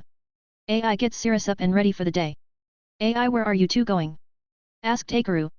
I was gonna show Cirrus around the village. Shouted AI. Alright. Be back for lunch. Jumping out into the snow, AI was smiling ear to ear. Fua. Isn't this nice? It's pretty. I can see how you got so damn tough. Come. I wanna show you my favorite places. And so, AI showed Cirrus around the village. This is the general store. It's run by Aunt Akisa and Uncle Gaichi. And this is the only blacksmith in the village. Run by Uncle Kano and Ichibe. There were about 54 people in total in the village. They all ranged in age and profession, with the majority of them being farmers, despite the weather of their homeland. This piqued Cirrus's curiosity. So you say you're farmers, right? He said to one of the villagers. We are. I bet you are doubting us, right? Very much, yes. Well, I'm sure AI said this place is always snowing or something like that. Well, it's half right. We get spring and summer but no fall. So, only 3 seasons. Pretty much yet. Hey? What about the rest of the country? I can't say for the bottom half of Yamato, but it is generally 4. Good to know. Say, what is the weather in Orario like? It's rather tepid for most of the year. We do get the occasional snow around December to January, then spring for a few months, then summer, and then fall up to December. Ooh. Very interesting. Come on, let's go. See ya, Uncle Herta. AI said, dragging Cirrus away. See you, kids. He waved them goodbye. AI took him a bit away from the village and into the nearby woods. And this is where I always go to cool off during the summer. The cool stream and nice little waterfall. Isn't this place always cold? Well, yes, but back then I was more sensitive to the heat, but now, well, I can handle it very well. Say, are there any villages nearby? Nope, it's all trees and roads here. I see. What of monsters? There are hardly any around this time of year. They come around during spring and summer. That's good. Say, shall we spar? I don't want to get rusty, and this place seems like a fun place to spar. AI looked around, and a huge smile grew across her face. Let's do it. Cirrus pulls AI's weapon, brilliant flash, and Cirrus took out Spec. Come. Cirrus says, tossing her weapon to her. The two took their stances and clashed with one another. The sound of their battle resonated throughout the village, causing built-up snow to fall. Huff. Huff. So this is a level 8, hey. AI said with sweat and water dripping off her. And this is you at level 6. If you were another level higher, I'm sure you would have cut me down far more easily, AI. Huff. Huff. I can still take you. She shouted. Then go on then. I'm ready. AI kicked off, rushing towards Cirrus. She blocked his strike and dropped her sword, going in for a punch. Cirrus got himself ready when she kicked off again into a headbutt. oof. Knocking him onto the ground and on his back. Got you. She said, on top of him. As I said, I can take you. In a fight, right? She takes off her sweat-covered coat and sets it aside. I in a fight, right? Cirrus greatly underestimates how much he has spoiled AI in her appetites. A boat to Yamato. What brings you here, lass? Exclaimed a sailor. I'm here to find a child. A very important one. Said a goddess with green eyes and golden hair, adorned in the clothing of the sea, with clams as earrings and a pink outfit. In her hands was a broken wax-sealed letter. The people of Zolingen do love their alcohol. Lady Aphrodite, the inspection ship is coming up. Said one of her handsome children. Oh? Is that a white-haired Renard? I wonder if she knows where that emperor and that saint went. Whoops. The letter she had was taken by the wind. Lady Aphrodite, should we not get it? Said one of her children. It looked important. Leave it. I remembered it as clear as day. She will come to regret this decision. Kara. Said Artemis, examining the room she was in. Lord Al-Qutba, can't we do anything? Asked Jane. Sadly, we can't have Artemis here because she is beloved by several people, and well, it seems Cirrus needs to accept his punishment, whatever it may be. Punishment? For what? Asked Robert. For taking my chastity and running away so suddenly before I could give my punishment, said Artemis. He said he helped Schultzard but given the faint scent of clean spring rain and flowers, no hibiscus along with a white feather. They have been here before. I see your title as goddess of the hunt was no joke. Said Al-Qutba. But Cirrus isn't the type to cheat on his lover? With all due respect. I know, but he did it by pure accident when he pierced the moon. At first, Lady Artemis just yelled and shot at him around Orario. Said Phi. Ah, does that not constitute as punishment? No, Artemis said sternly. We are going to Zolingen. Artemis said leaving. Any reason why? Asked Rethusa, following her. Given that he came here, I assume he is heading to places that won't sell him down the river. Schultzard is one of them, but given his prior history, I doubt he went there and the other place would be Zolingen. Volume 2 Quest 184 Aphrodite. 1 month later. Huff. Huff. Honestly, how is this harder than making a sword? Praise from the gods of forging is easier to get than building a damn fucking house. Yelled Cirrus, carrying timber to the area where AI and he sparred. It's coming along just fine, Cirrus. Said Nox, sitting in a warm shelter. The walls are already built, so you just need the rest of the house. Make sure you make them sturdy and thick. Don't want sounds to leave the home. Stop making those jokes. How about no? For the past month, Cirrus has been working on a home for him and AI. AMI suggested he get a place of their own since, as a young couple, they couldn't exactly stay at their home forever. Plus, AI wanted a place near the stream, so Cirrus got to work. Hey. Thud. Thud. Thud. Thud. Thud. Thud. Thud. Thud. Thud. Cirrus drops several wooden logs. Why can't anyone from the village come and help? Because it's a tradition of the village apparently. Akira did, and now so are you. Fuck. He said, a bit exhausted. Want me to get you a drink? Yeah. I'll be back in a second. AI should be coming soon. Nox left while Cirrus made all the materials actually usable by turning the lumber into planks and beams and making a flat clearing to build the foundation of the home. Fuck. This is going to take forever, I should have done more construction jobs. Coming up the road Cirrus made and paved to get to and from the village was AI with a basket of lunch. Cirrus. Lunch is ready. Oh thank Astria finally. After eating, AI looked around. It's coming along really well. How long do you think it's going to be finished? I say 3 or 4 more months.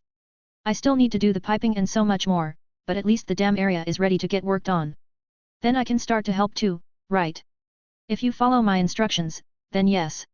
Great. Shall we get started after lunch? AI. Cirrus. Said one of the children running to them. What's wrong, Yukiko? Said AI. A goddess. A goddess came here. She said she's looking for you too. AI and Cirrus looked at each other and then back at Yukiko. What does this goddess look like? Asked Cirrus. She's really pretty. With hair as golden as the sun and green eyes like yours. She said. Well, I never met a god with those descriptions. Said Cirrus. Then let's go and look. Said AI. As they were walking along, Nox chimed in. Oi, a goddess is here and she's really chatting up the town. But how the hell isn't she cold? She is showing so much skin. Did you get a name? No, she came in and requested you in AI. Don't worry, her children don't look strong, but they are some rather handsome men if I do say so. Well, that doesn't narrow anything down. Keep an eye on her, we're almost there. Got it. As they arrived at the village, they could see the crowd surrounding the familia. Oi! What's going on? Shouted Cirrus. The villagers all turned and made way for the goddess. The goddess was as Yukiko described, but Cirrus felt this kind of presence before. His soul was slowly getting drunk as she walked closer. Her gilded hair and lush green eyes with clothes that are adorned by the beauties of the sea with pearls scattered about her clothes. You're a love goddess, aren't you? Cirrus looks at her with sharp eyes and a stronger will. Oh? I didn't even say anything, and you picked it up on it, hey? Said with a grin. My glory is truly universal. She said proudly. So, this is what it's like to be around a love goddess. It's really like my soul is getting drunk. Said AI. Oops. Sorry, I can't turn that off. You know how it is for us love gods. She said. So do you have a name, Lady Love Goddess? Asked Cirrus. Oh, what are my manners? She said, giving a graceful bow. My name is Aphrodite. The fairest of all of heaven. She then stood back straight and proud, puffing out her surprisingly smaller bust than what one would expect from a god of her fame. Aphrodite. Ah, I heard of you. It explains her clothes for a goddess said to be born from sea foam. Then you heard of my great beauty. Go on. Soak up my radiant. Yeah, from Hephaestus. Aphrodite was stunned by his words. What did she say? She said, a bit scared, traumatized by the name and goddess. Seems my suspicions were right, Cirrus said with a smile. You two were an item back in heaven, hey? Tell me, was it, Ares? Her face turned bright red. So this part of the myth happened, hey? I guess it's on both parties then. Well, no matter, I hold nothing positive nor negative against you, Aphrodite. Ah, really? She said brightly. Of course, that situation is between you and her. So what brings you here? I hope it isn't something like trying to get me to join your familia. Because if you had to pick Hephaestus or Astrea, which would you pick to fight? Ah, right. Ahem. She regained her composure. I came because you, she said, pointing towards the sky. Shot the moon, correct? I did. Last I heard, you're not a lunar god. Of course not. She said with a big grin forming on her beatific face. Then have you received your punishment for taking several gods' and goddesses' celestial chastity? No, I left before Artemis could think about what it would be. Her grin widened even further. Then I got here first. Ha ha ha ha. What great luck has fallen on me. I shall stay here until she arrives. She arrives? Said AI. Who? Well, Artemis, of course. Unless some other moon deity comes and tries to snatch this charming child away. She said, touching Cirrus's chest. Oh my, you're rather built. She said this while feeling his muscles and then his abs. She then looked up to meet his eyes. Really do have eyes like emeralds. Truly the most beautiful color. She turned back to the villagers. So do you have a spare place? She then went off, along with her children. I can do what Hera said later. For now, I wanna be warm. She will forget. Watching them leave, AI walked next to Cirrus. Are you fine, Cirrus? Asked AI. I am, but seems Artemis is on her way here. Should I really do give her trouble? Well. What do you think the punishment is going to be? Don't know, but I'm going to go back and work on the house. The docks of the Red Port. So what do you want, goddess? Said a ship captain. I want passage to Yamato, Artemis spoke, with her familia behind her. And I want to get there quickly. A certain love goddess left a fresh trail. Volume 2 Quest 185 with one's own two hands. The following day. So what are you doing? Asked Aphrodite, looking at Cirrus's work. I'm digging. Cirrus said, shoveling away the dirt. I know that, but why are you the only one digging? Shouldn't those villagers help? It's supposedly a tradition in the village that a man should build his own home. That seems rather dumb. Yeah, well, I'm not gonna get any help from them, so here I am. And your lover? Does she not help? She brings lunch, that's about as much as she's able to help. I see. She touched her chin in thought. Why don't you help me? He said, stopping for a second. Help you in? She looked around the construction site. Working? Do you not know who I am? Yes, but isn't that why you gods came to Kakai? To experience what we mortals experience. True, but me? A goddess of love, building a house with my own hands? I have my children fixing up the spare house we got from the village. So. Cirrus says as he continues to dig. Wouldn't you feel accomplished to have made something with your own hands? I'm sure no other love or beauty goddess such as you have never made something through hard work besides pleasure, of course. She looks at Cirrus with unconfident eyes. Isn't it tradition for men to build their homes? You are a love god, I doubt you conform to any one particular gender or even trouble yourself with tradition. Plus, don't you wish to know how Hephaestus feels when they complete a work? Aphrodite thinks on it for a good while. He was right that to her knowledge no god of beauty or love has ever built something with their own two hand. On the gender part she did turn into a man a few times for fun. Her current appearance is simply what she felt comfortable with. It'll be a good change of pace, but... Why do I feel I'm forgetting something?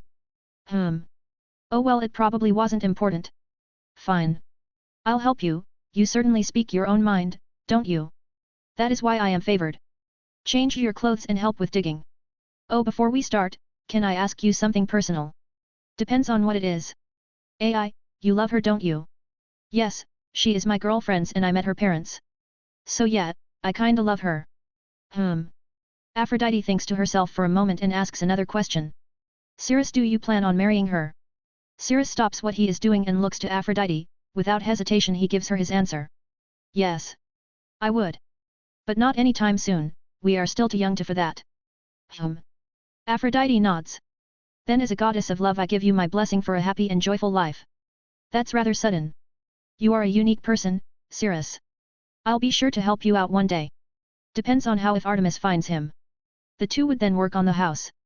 Many of her children offered to help, but she refused, stating that she wished to build this with her own strength. It was an odd thing for her familia to hear, but they respected her wishes. The villagers however confront Cirrus on her helping him. You say no to her and see what happens. The villagers look at her as she is checking the cured wood methodically. I think we're good. One of the villagers said. They then all leave. Aphrodite came up to him. You said they wouldn't mind if I helped you. Yes, it's called a half-truth. They were bothered but they didn't mind you helping, as if they did they would have stopped you. You remind me how Eris always squeaked out of conflict.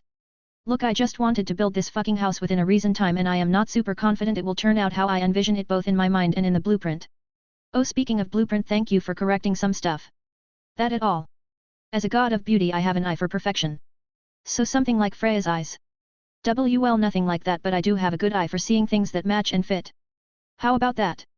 Also like a eye for fashion. Yes. Exactly. I redrew the blueprints so the home can be beautiful. Those are some leaps in her attribute of beauty, but I guess she can apply it rather well in its usage. 3 weeks later, the foundation had all been built solidly along with a column or two. You're remarkably resilient, Aphrodite. Cirrus said, rather happy so much had been done. Hee. Of course. If you want to make something really shine you gotta put in some elbow grease, as they say. But I would like to go and take a bath now. I have dirt everywhere. You can get going, I'll finish up here and return. Alright. Leaving early, Aphrodite returned home and took a quick shower. That feels better. She said, sitting down. She looked around to find her children gone, helping the village. There's no one here. I wonder what his lover is up to. She gets up and dresses herself. As she does, she notices some calluses on her hand. This is a first. She touches them to find them hard and her hands more rugged. Are your hands like this, Hephaestus? She ignores such a sore thought. She leaves for where AI and Cirrus were staying at, AI's parents' home. Yo-ho! Is AI-chan here to hang out? She said, popping out from the door. Said Nox, lounging around reading a book with a bowl of crackers. Oh, it's you, Afro. It's Aphrodite. I know you're Nyx's spirit, but you must have some respect for me. This spirit. If she was a goddess, I'm sure as hell she would outshine me and all the other goddesses in beauty. Ugh. How is she still so pretty while in that lazy position? Whatever. AI's in the backyard swinging her sword nom. She takes a bite of some crackers and got back to reading. As Aphrodite was leaving, she could see what Nox was reading. Economic and political advantage. Why is she reading that? That sounds so boring. She leaves the room and goes out back to see AI standing still with her hand on her sheathed sword, and then... Shing. Swish. Swish. Swish. Swish. Clink. Aphrodite was only able to see 4 slashes before she sheathed her blade. Beautiful and elegant as usual. Oh, Lady Aphrodite. Did you and Cirrus finish early? He let me go early. He should be coming here soon. So what brings you here? Well, I wanted to hang with you. All my children are out helping the village, so I have time to kill. Why is something nagging me? What am I forgetting? All right. She says, walking up to Aphrodite and wiping her sweat with a towel. Aphrodite could see why Cirrus would pick her, she could see her trained, slightly muscular body dripping in sweat. So what do you want to do? I never really spent time with a goddess like you. Ah well. She had nothing to do. The village didn't have much to do. If she was in Milestora, she would show her around and gave her the time of her life. I could see Aphrodite struggling to come up with something. Cirrus mentioned something between you and Lady Hephaestus. Can I ask what exactly happened? Ah. She said, her expression conflicted. How about this? I'll tell you if you tell me something all right. After AI cleans up, they talk in her room. So back in heaven, me and Hephaestus used to, date. Really? Wow. You must have been lucky to be with Lady Hephaestus. AI said gleefully. Isn't it the other way around? I am the goddess of beauty and love. But Lady Hephaestus is always like a reliable older sister. Like Lady Astrea. Well. You're not wrong, but what do I give off? You seem more like a little sister that likes to have too much fun. Stab. Aphrodite could feel her pride as a goddess break a bit. But I should say you are more trustworthy than Lady Loki. I can never get a read on her. As well as Lady Ishtar, granted I never met her, but from what I heard, she doesn't treat her children very kindly, so you are better than her in that aspect. That at least is what I can be proud of. That damn Ishtar trying to compete with Freya. It's an uphill fight that she has already won. Well, so long as I'm better than her, I'm happy. Do you not want to beat Lady Freya? I have only seen her once, but she seems to have a more You can say it, she has a more stronger pull to her beauty, yes. Why yes. Every time I hear she was alone with Cirrus, I get a bit worried she might have stolen him from me. That's a normal reaction, but you don't have to worry. Cirrus seems to have built up a good resistance to a love god's charm, or it could be because of you. She said, looking at AI as her when a flicker of pink appeared over her emerald eyes. AI could feel her soul slowly starting to get drunk again, much like how she first met her but more stronger. She quickly steeled her heart again. Look at that. Did he teach you that? Yes, he said it's useful when talking with a god, but he also said if they decided to go full strength it wouldn't work. That is true, which is why every god of love and beauty came to an agreement on its limits. So with Lady Hephaestus.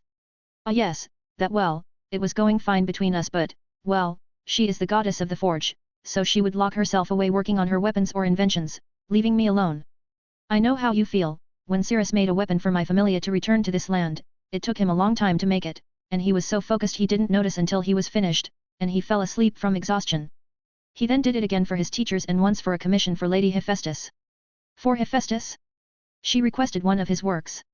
Aphrodite said, surprised. She was really impressed by it. She even said he was the best smith under heaven. That good to even get her praise, but since he is a smith of that regarded, Aphrodite remembers her most intimate times with Hephaestus and wonders if it was the same for AI. Say, his hands seem to be very strong and full of callus, also very dexterous, hey. She said, nudging AI. They do wonder, hey. She said, teasing AI. That's for another time. She looked away in a blush. But yes, it is rather lonesome, but after they are done, the taste and touch of flesh are delectable after so long, and a smith knows exactly how to find one weak point. She said with a sly grin as she enjoyed AI's blushing face. Why yes, it is rather addicting, especially when after it's all done, you can simply be in their arms and feel their warmth and embrace. A gentle expression grew on AI's face. Aphrodite herself just wanted to embrace herself, but she restrained herself. Yes, that is a nice feeling, but it wasn't enough. She kept working and I kept trying to fill the time where I could be with her, and well, she caught me cheating. AI made a solemn expression. Don't worry. It happened as a result of over eons upon eons of this cycle, but for you, I'm sure he won't do that to such a cute girl.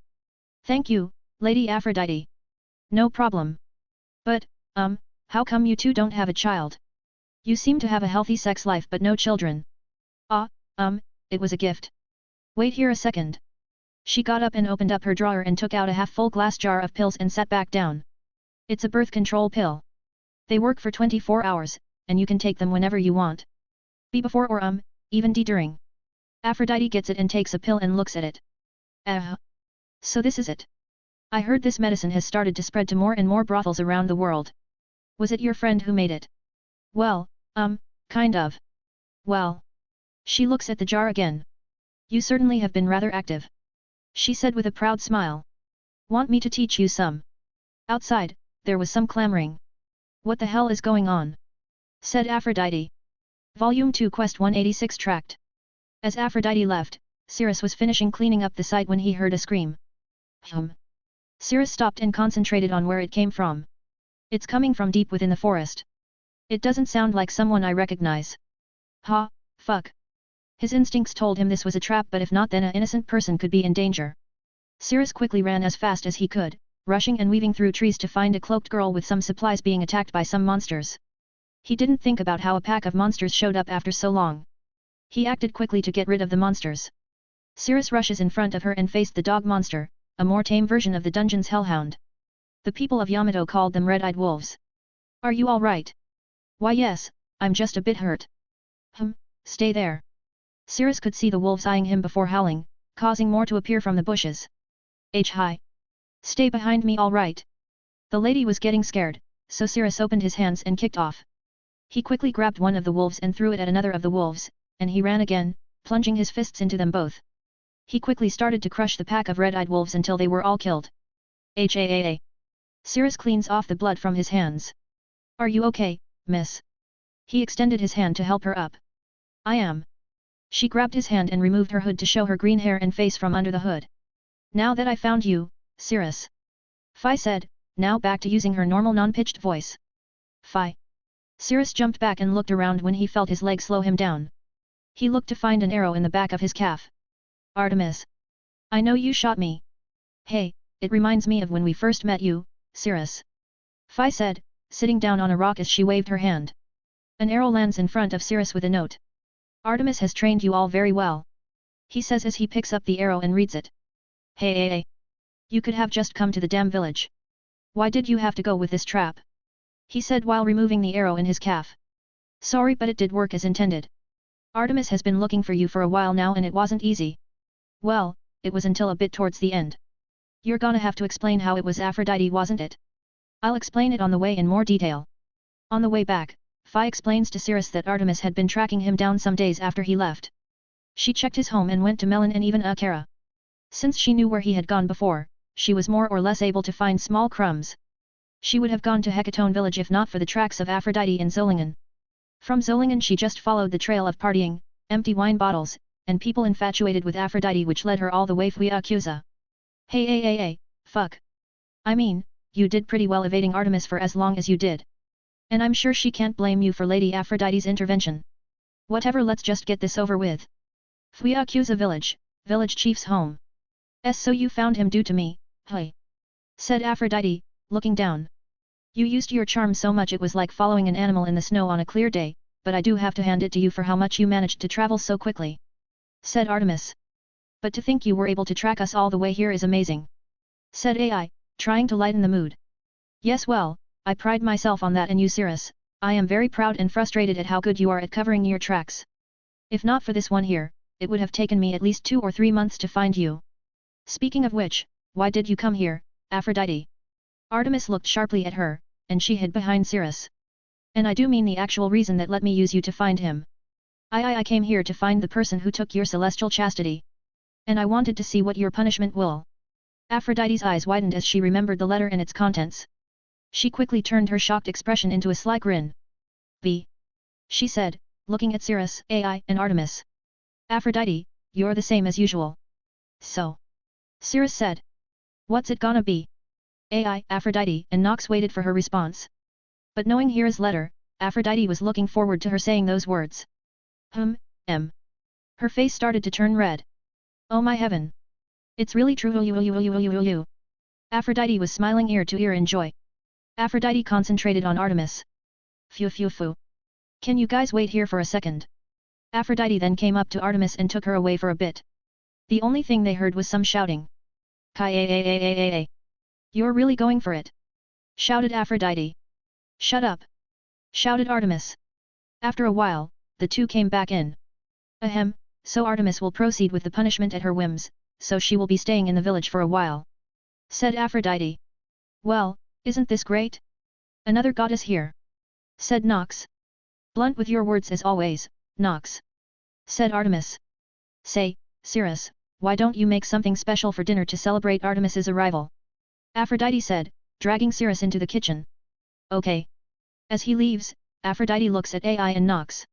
Alright, so you two come with us. Ai and Nox were confused as they followed Aphrodite to another room. When the food was done, and they all sat back down, Cirrus noticed Nox and Ai had on nervous expressions as they ate. Ai, in particular, looked a bit down. Later that night. Hey Cirrus, said Ai in bed. Yeah. Do you remember what you said when we were walking to the south gate back when you were leaving for Telskyra? Yeah? Why? Well, do you really think you do not want to spend your life with a god? Cirrus turned his gaze at Ai, who had her head on his chest. Is that what you talked about with Artemis and Aphrodite? And no. She said, looking at him. It's just well, if you happen to fall in love with a god by chance, I think I would be fine if you still have me. She said burying her face into his chest. Ai. Cirrus lifts her head. I will always love you, no matter what, and I will never leave you. He hugs her warmly and tightly so as to never let her go. Thank you. Volume 2 Quest 186.5 Enough love to go around. The next day Aphrodite, Ai, and Nox are talking about Artemis's punishments and how to circumvent it. I don't like it, Aphrodite said. As much as I like how Artemis finally found love and started to mature, I don't like how it would hurt a young love between you and Cirrus, Ai. But isn't that the point of the punishment for defiling her symbol and taking her celestial maidenhood? Said Nox. True, but a god works in mysterious ways. Our choices can be whatever we want them to be. So I have a plan. I should have worked on it when I got here. It's going to be a lot of work, but I can do it. Even Artemis's own children came to me for help. It's all coming up, Aphrodite. If I can pull this off, I will be the superior love god. Would it let me still be with Cirrus?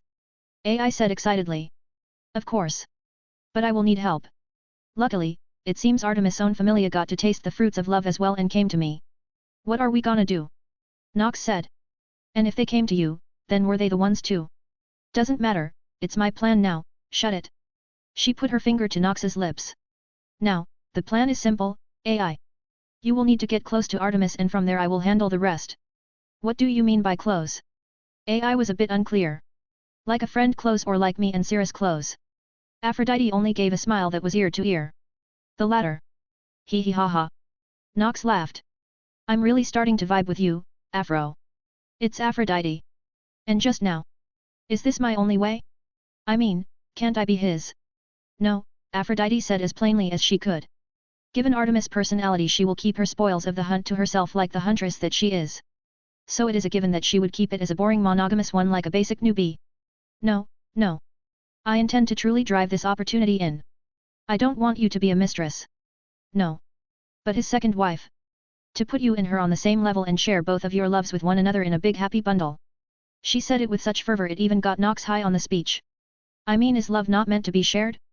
To be enjoyed by as many people as possible. Yeah. Let's do it. Wait.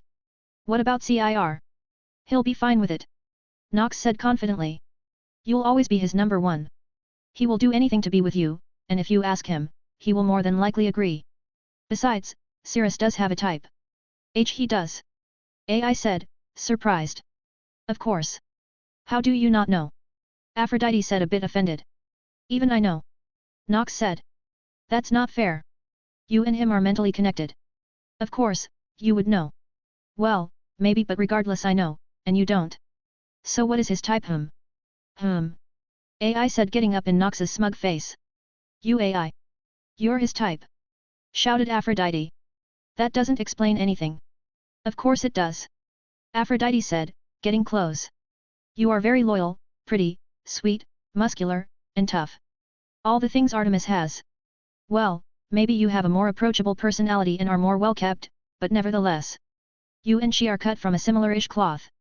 I didn't like those last two comments. No, but Cirrus does. Come on, you ever gave it some thought? Ai thought about the time she spent with Cirrus in their intimate moments and found that there were aspects Cirrus found more appealing. When thinking of Artemis, she tried to find something she found appealing, but when she did, Aisha popped into mind. She then began to remember some of the more lewd things Aisha did while they hung out together. She recalled how she ate ice cream, her attire, and the way she walked and talked sensually. Hey! Well! I think I discovered something new about myself I didn't know.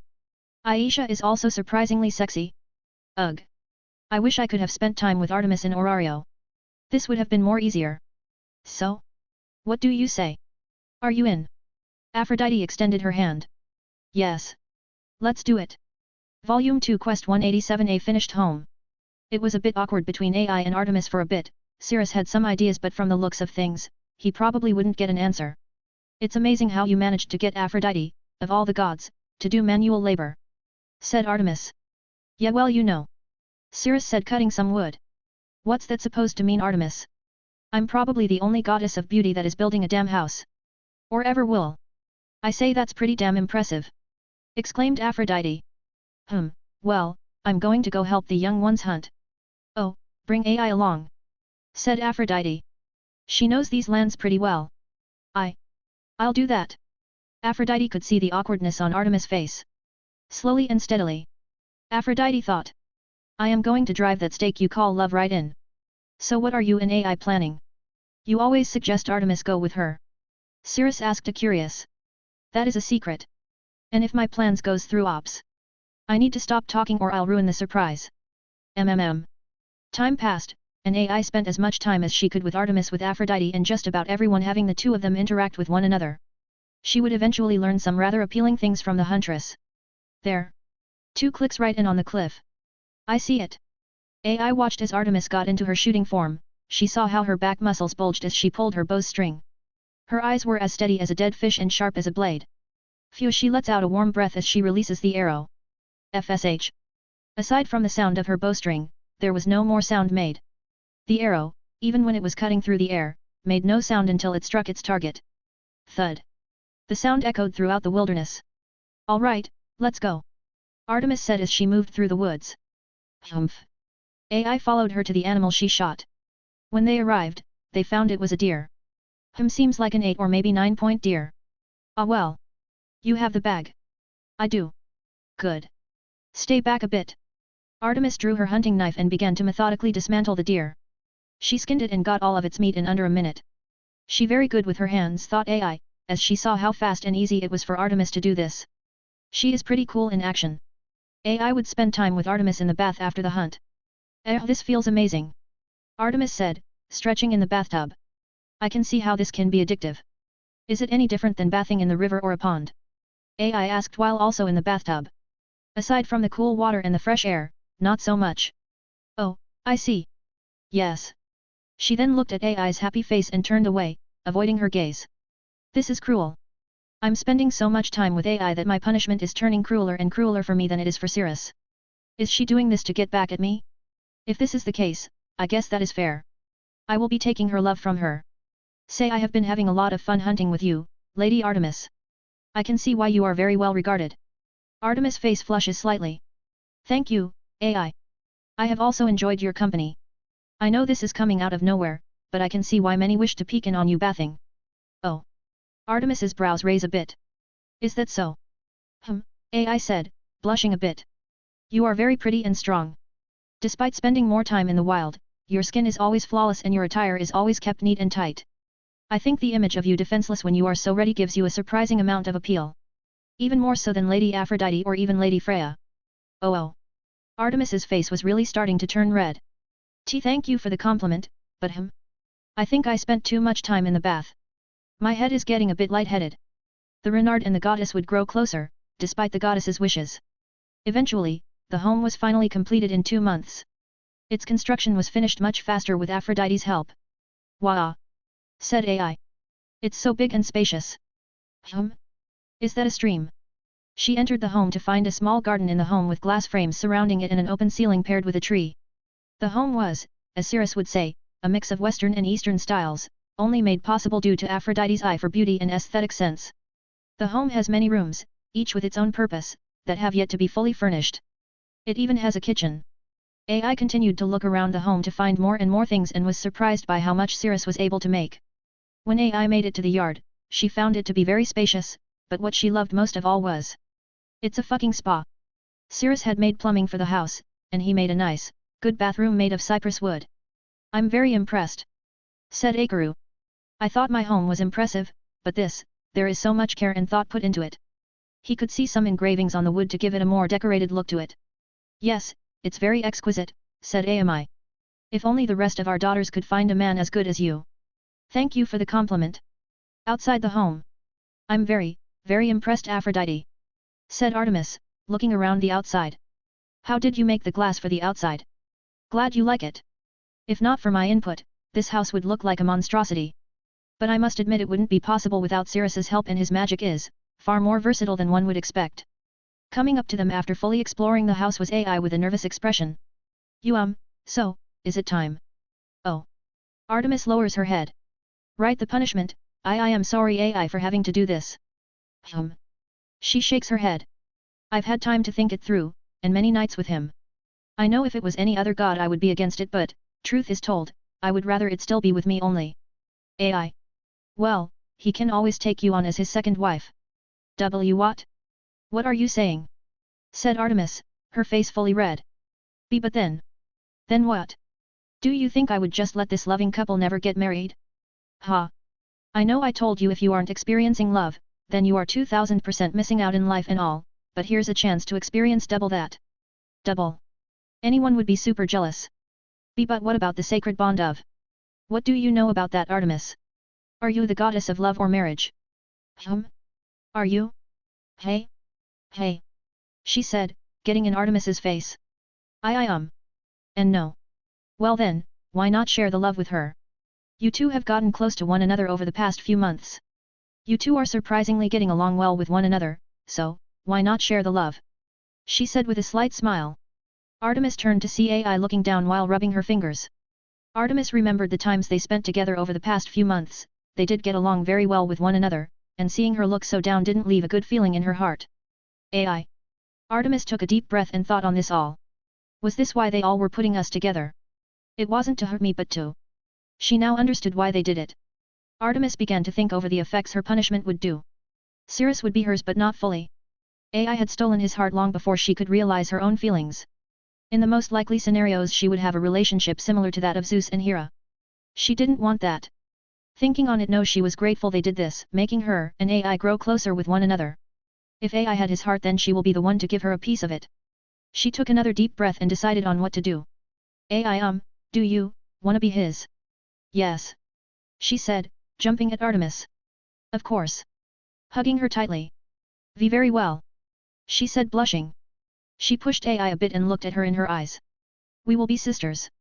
She then gave Ai a tight hug. Artemis's heart was pounding. She took a leap to ensure at least that the one she loves is happy. If Cirrus had Ai in his heart, then maybe over time she too can find a place in it as well. This was her first love and she doesn't wish to let that go so easily. Ai smiled with tears of joy steaming down her face, all the while giving Aphrodite a thumbs up for the months-long plan's success. Over the months, Ai, Aphrodite, and her familia, along with Artemis, worked to increase the bond between Ai and Artemis. They would be with one another on hunts and the like, so they could really get to know one another and even do some light hand-to-hand sparring. Phew. Ai, you are as greedy as the gods themselves. Love truly is an almighty weapon that can move even this huntress from her hunt. Now I can truly call myself the supreme goddess of love. But this opportunity still needs to be fully exploited.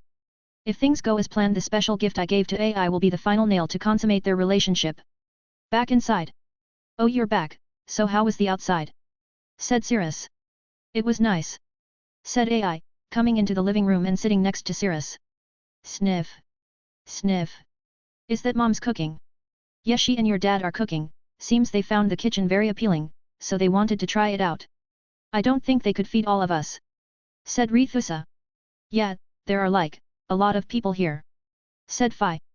We shall go and pick up some more food and drinks. Said one of Aphrodite's children. I'll help you out with that. Said Kale. Many of them left to go get more stuff while a few of them remained in the living room with Ai and Artemis sitting next to Cirrus. I wonder what Artemis has planned? Ai has been spending more time with her, so, they all have been surprisingly tight-lipped, even Nox. 1. She'll invite me to join her familia and travel with them, which explains why Ai spends so much time with her. Possibly so she can come along as well? 2nd, guess she will make me never see. Cirrus didn't like what could happen. In all honesty, he pushed it to the very back of his mind. But when the time comes he doesn't know if he can accept the outcome. Sting. Cirrus felt his heart sting just a bit. Ah! I made myself sad. West coast of Yamato, in Amaterasu's heavenly rock castle. Sitting on a throne made from rock and gilded in gold, sat a goddess with hair as red as fire and as golden as the morning light. Her attire was of white, red, and gold, which was a mix of a kimono and a Miko outfit. It has been 3 months since you arrived, Susanoo, said Amaterasu. Has the smith arrived within the borders of Yamato? Susanoo stood firm, with Kushida behind him. He should be here, I shall send my most loyal retainer to go and see if he has arrived. Amaterasu then looks at Kushida with her eyes as black as obsidian yet lustrous as a pearl. Kushida standing already as straight as she can be straightened out even more. You said he would be in Fuyakuza village, correct? I did say that. Susanoo said. Then you, Shirakusa Akio, will go with her and ensure he is retrieved and brought before me. From the side of her court, a white-haired Renard with red eyes walked up in fine black samurai armor. Yes, Lady Amaterasu. Volume 2 Quest 188 The Fox and the Huntress. 1 week later. With the home built, they needed to furnish the home. Let's see, some beds and futons, drawers, tables, chairs, so much stuff. Said Cirrus. We can help with that, said Ami. Akaru, tell the villagers. They slowly but surely started to fill the home enough to actually call it home. After it was well furnished everyone left leaving 3 people in the home. The time for Cirrus's punishment had come at last as he and Ai sit in a room with Artemis. So what is it gonna be, Lady Artemis? She is building her resolve to say it, Cirrus. Ai said next to Cirrus. I had so much time, yet it's still hard to say. Artemis was fidgeting a bit. This was a first seeing Artemis being so nervous. Oh, Aphrodite gave me this. She went and got an incense pot with a clam and a pearl on it, Aphrodite's familia emblem. She said this helps with stress. Ai lights it, and a pleasant fragrance soothes their nerves. Haa, that's a bit better, so for your punishment, Cirrus. Artemis said, standing before him. Is that you have to take responsibility and marry me. Her face was flushed red. So be my Orion. A silence fell on the room as Cirrus really tried to process this. His brain was firing off on all cylinders. Artemis, marriage? That him. To Cirrus, Artemis and marriage were 2 things he didn't think would be in the same sentence. An anomaly. Of course, her and Orion's accounts were the closest to his situation, despite being light years apart. No matter how you cut it, Orion always dies in the end and gets placed in the heavens as a constellation. Does this mean I'm going to get killed by a scorpion? No, if anything, Artemis is she already shot me. He was in a pickle. To be with Artemis is to be her Orion, and to be Orion is to be killed by the divine. To Cirrus, this was effectively a massive death flag. Ai did you know of? Cirrus turned to see Ai looking away, but she nodded. And you, Lady Artemis, why did you decide on this to be my punishment? Since you adore Ai here, I figured out what better way to severely punish you than to marry me, Orion. And also because I love you, and the other moon gods won't try and punish you first. Wait. Was I always so open? The scent of the incense changes ever so slightly. I understand. Cirrus made a conflicted expression. That does hurt me. Both Artemis and Ai flinched a bit at Cirrus's expression. But Cirrus, said Ai. Me, Aphrodite, and Nox discussed it with Artemis on the punishment, and we managed to lighten it. Lighten it? Cirrus' mind raced with what could possibly make this punishment lighter? How? Well, I'm sure Ai can say it. Artemis said looking at Ai. Cirrus turned to look at Ai as she puffed her chest up. A smile appeared on her face. Since what you did was an accident. Ai's smile grew ear to ear. I will be your second wife. She proclaimed. Cirrus turned his head, really trying to process the information, but he felt his mind slow down a bit. A pleasant scent lingered in the air. Why is my head getting fuzzy? What is that smell in the... Why yes. Said Artemis, cutting off Cirrus's thinking. Seeing as you did it to stop a magic attack that was used to slay the Leviathan, I cannot hold it against you, so I find it fair that you at least get to stay with your beloved. Artemis then kneels as well. So I hope you can share with me a fraction of the love you have with Ai. Cirrus tries to recollect his time with Artemis. He can say he did like her, but her myth did keep him away, as he had thought Artemis was asexual. After all, in most of her myths, she was the one to kill Orion after he tried to get with her friends, and the notion of her and Orion being tragic lovers was played up over the years, as the theme of being tragic lovers made it more popular among the people. The scent changes again, so slightly that no one notices that it's now a more sweet smell. The three within the room mental faculties were starting to notably get more shrewd. There is no getting around this. This is a deal I really can't refuse. If I reject her she will just keep bothering and hunting me till I eventually accept. She is Artemis. Of all goddess, I'm sure if there was a Yandere of the Olympic pantheon, Artemis could easily fit it. I don't want that, I don't want relationship drama. But she does care for mortals. I still remember when she joined the fray when I fought the Nukkalavi, but her just forcing her way into a relationship is. Cirrus thinks more. He thinks on Artemis and her affections. I just wanna be stay with AI. Ha fuck. Why did Artemis have to fall in love with me? Why? Why? Cirrus looked at Artemis to see she was keeping a somewhat composed face with a lovely soft flush, but she was making expression he saw on AI. I don't think she would handle the pain of heartbreak. Artemis, the famed goddess known for status as a virgin goddess, know the virgin goddess as much as Zeus being a satyriasis. Cirrus wants peace. He doesn't want more trouble. But this situation is one where one has to bite the bullet. Whichever Cirrus picks, the path he walks will be one he has to live with and eventually come to enjoy. He took a deep breath and went through with it with the dedication to not follow in Orion's footsteps and to live as long as he could. Better to have the love of a goddess than the hate of one, in this case there were far more pros than cons. Lady, no Artemis, Cirrus said with more confidence. I accept this punishment on one sole condition. And that is. She said, looking up to meet his eyes, her face slightly more flush. Do not call me Orion. Call me Cirrus. He said, gazing into her eyes. Do not call me by someone or something else's name, call me by my name if we are to be lovers. The first step to not dying is to distance himself from Orion as much as he can. From this day forward he had to avoid the sea and any kind of scorpion, also poison and womanizing. Very well, Cirrus. Artemis said, with starry eyes and a fully blushed face, her lips curling into a big smile. Thump thump. Artemis. Cirrus' voice now held a serious tone. Before we go any further you need to know that I do love AI more than you. Artemis' heart would have stung if she did not already know this, but it still does to be told in her face. She made a wry smile and nodded. I understand, Cirrus. But I hope as we spend time with one another you can see and feel about me as you see and feel about AI. Even after I force your hand. Artemis fully knows what she did was something she never imagined herself doing, but this was her first time falling in love and she fell hard. So I am sorry. She bows to Cirrus, fully kowtowing before him. Deeply, I am sorry for my selfish wish that disregarded you and AI's agency. Deep down Artemis knows that it was because she was a god that Cirrus accepted. That if she was mortal he would have thrown her out the house already. But she is also happy that they were in a relationship but also bitter of having her first romantic relationship be a forced one. The apology she gave was genuine, just imaging the pain of rejection must be similar to what AI felt and what Cirrus is processing with her actions. Seeing a goddess such as Artemis kowtow before him, Cirrus truly saw how much Artemis was willing to appeal to him. He knows Artemis was fairly modest in comparison to other gods, in some areas. It not as though his view on Artemis had changed drastically, but this was the first time she acted what he despised of the other gods, their selfishness and disregard for mortal lives. Yet now she bowed before him as if he was a king, pleading for mercy. Her voice held her feelings, her apology was sincere. You can stop kowtowing. He extends his hand and lightly pats her head. Thank you for understanding. Artemis felt her heart skip a beat from his touch. This surprised Artemis more than expected. She sat up straight and looked at Cirrus with an even more flustered look. Why you should not be thanking me in any sense of the word.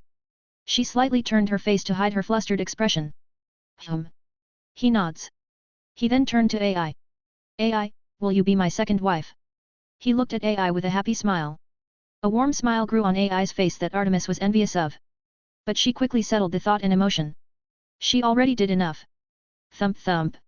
Thump thump. Cirrus. AI said, jumping on Cirrus in sheer excitement. Her face completely flustered, happy that he proposed to her, ignoring all that came before. Oof. AI, why are you? Cirrus could see the look in her eyes, he had seen it before. The sweet scent in the air continued to linger and soak the three in the room. Emotions were now really running high. Huff. Huff. Cirrus. Thump thump. Thump thump. Thump thump. AI. He could start to feel his own body starting to heat up and his mind starting to narrow down his thoughts even faster. This was not normal. Thump thump. Thump thump. Thump thump. Thump thump. Thump thump. Cirrus. Said Artemis, coming next to him. She wanted in, she wanted to indulge her love. Artemis T the incense is. She leaned in and kissed Cirrus passionately. This marked the day Artemis gave her first kiss that wasn't from performing CPR or a kiss on the cheeks or forehead. No. This was a kiss stemming from romantic and passionate love. Thump thump. Thump thump. Thump thump. Thump thump. Thump thump. Thump thump. Thump thump. Thump thump. He could taste and feel the softness and tenderness of her plump lips, and he could even smell the scent in her hair, which was of the forest and clean water. It mixed with AI's, and the increased smell got Cirrus as if he had gotten his soul drunk from a love goddess's charm. This was the final nail in the coffin. His mind was slipping away and turning into a mess of chemicals. Dite. His body felt heavy and sluggish as he drowned in pleasure. AI and Artemis started to fall deeper and deeper as with each exchange of love and removal of clothes, their sanity slowly melted more and more, but when AI and Cirrus saw Artemis's naked form, it was as if they had stepped across the boundary and into the divine. It was as beautiful as nature itself, but her being naked was something he knew a man should never have seen. He had thought Artemis would be cloaked in a wild fury, but no, she looked at him and AI with eyes and a smile of affection. For Cirrus in his intoxicated state saw what lay underneath her clothing. A firm and toned body that had the perfect ration of muscle and fat. He knew she was more muscular than the other gods given she still kept up with hunting, but seeing her fully exposed he could truly appreciate the work and effort she put in for herself to continue her passion. For AI, she had seen her naked many times, but under this new light, she really was like the moon in all of its glory within arm's reach.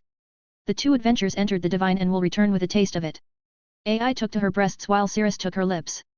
Both of them maneuvered their hands around caressing Artemis' body. Artemis's gasps out a moan. She hazily looks up to see AI had gotten on top of her, pinning her to the floor. She lightly tilts her head to the side to see AI's tail wagging left and right briskly. She begun to taste her lips now. HMH. Artemis could not see Cirrus, but she felt his hands on her thighs. With their assault on her body having calmed somewhat, Artemis could vaguely tell the difference between the two. AI's hands were slender with thick skin from her swinging her sword, her tongue wrapped around Artemis's tongue so aggressively, and with how surprisingly long it was, it coiled around her tongue like a snake. For Cirrus, all those feelings were drowned in by AI's, but that quickly changed. He dragged her in close to her thighs with his hands. The texture and feeling of his hands were completely foreign when compared to AI's. Cirrus' hands were warm with thick skin, thicker than AI's, and strong, broad fingers that dragged her close to him with a force that could easily pin her down and never let her go, yet even that was overridden again by him. Artemis felt something hot and thick touch the place all so many gods wished to go through. Cirrus moved his hand and put his right hand firmly around Artemis' waist to hold her in place. He put his left hand on AI's tail, which she liked a bit of roughness in their alone time, and lifted her, bringing her to his mouth, and then he thrust into Goddess of Chastity. Plap. Artemis let out a sound she never thought would make. Artemis was no longer part of the big three virgin goddesses of heaven. The young reincarnator has taken a flower from Olympus that no one expected to have been plucked. The sounds of flesh slapping and the moans of pleasure filled the home as the three lovers indulge in one another into the night. Looking out of a window, Aphrodite, Nox, and Rethusa looked towards AI, Cirrus, and now Artemis's home and smiled. Yup. It worked all right. Nox said, cutting off her connection to Cirrus. Phew, Aphrodite grinned. There are now only two virgin goddesses. No wait, wouldn't Astrea take her place? Aphrodite exclaimed joyfully. Say, how did you bypass a adventurer's immunity? Well, my aphrodisiac is special.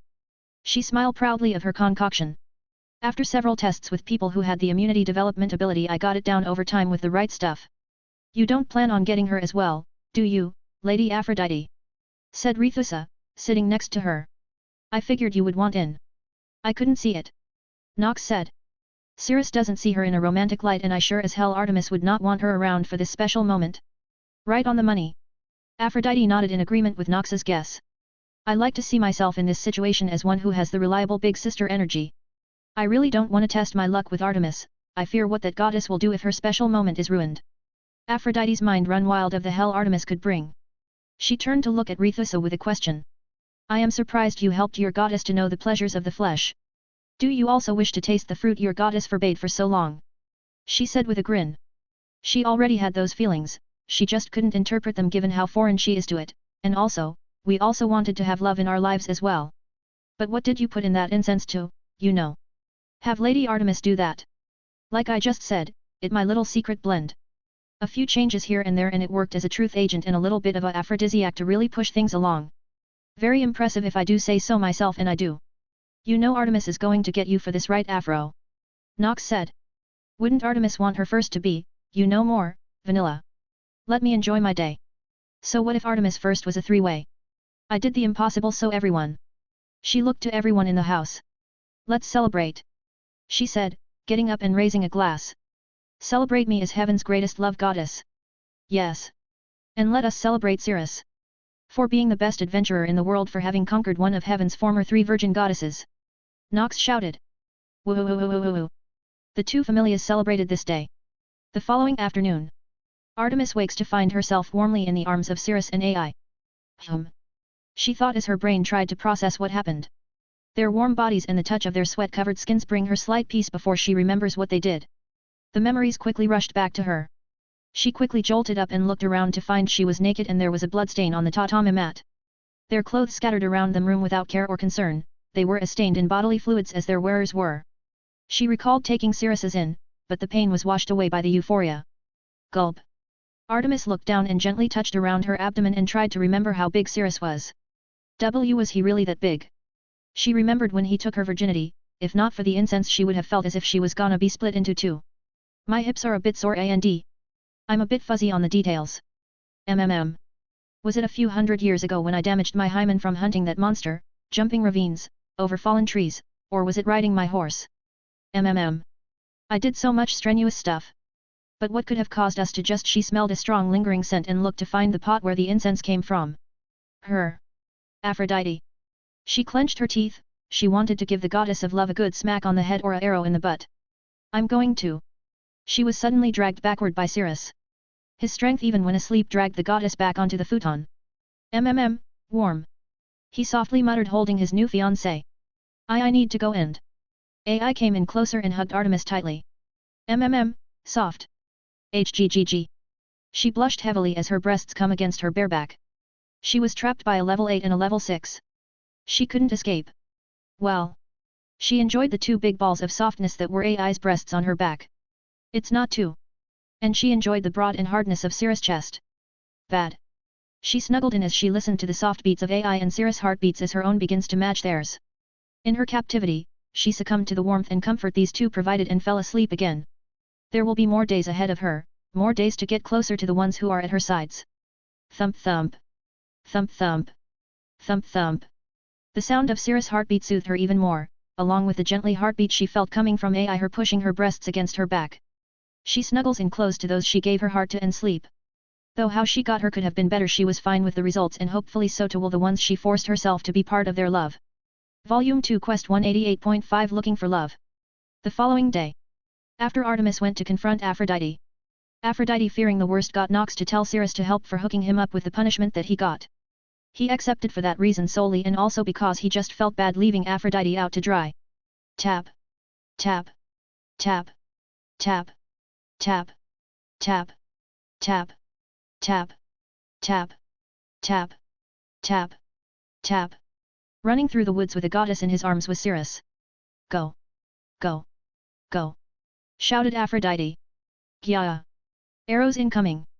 Astria, damn it. Cirrus maneuvered through the trees to block Artemis's arrows. Thud. Thud. Thud. Thud. Thud. Thud. Get back here, Aphrodite.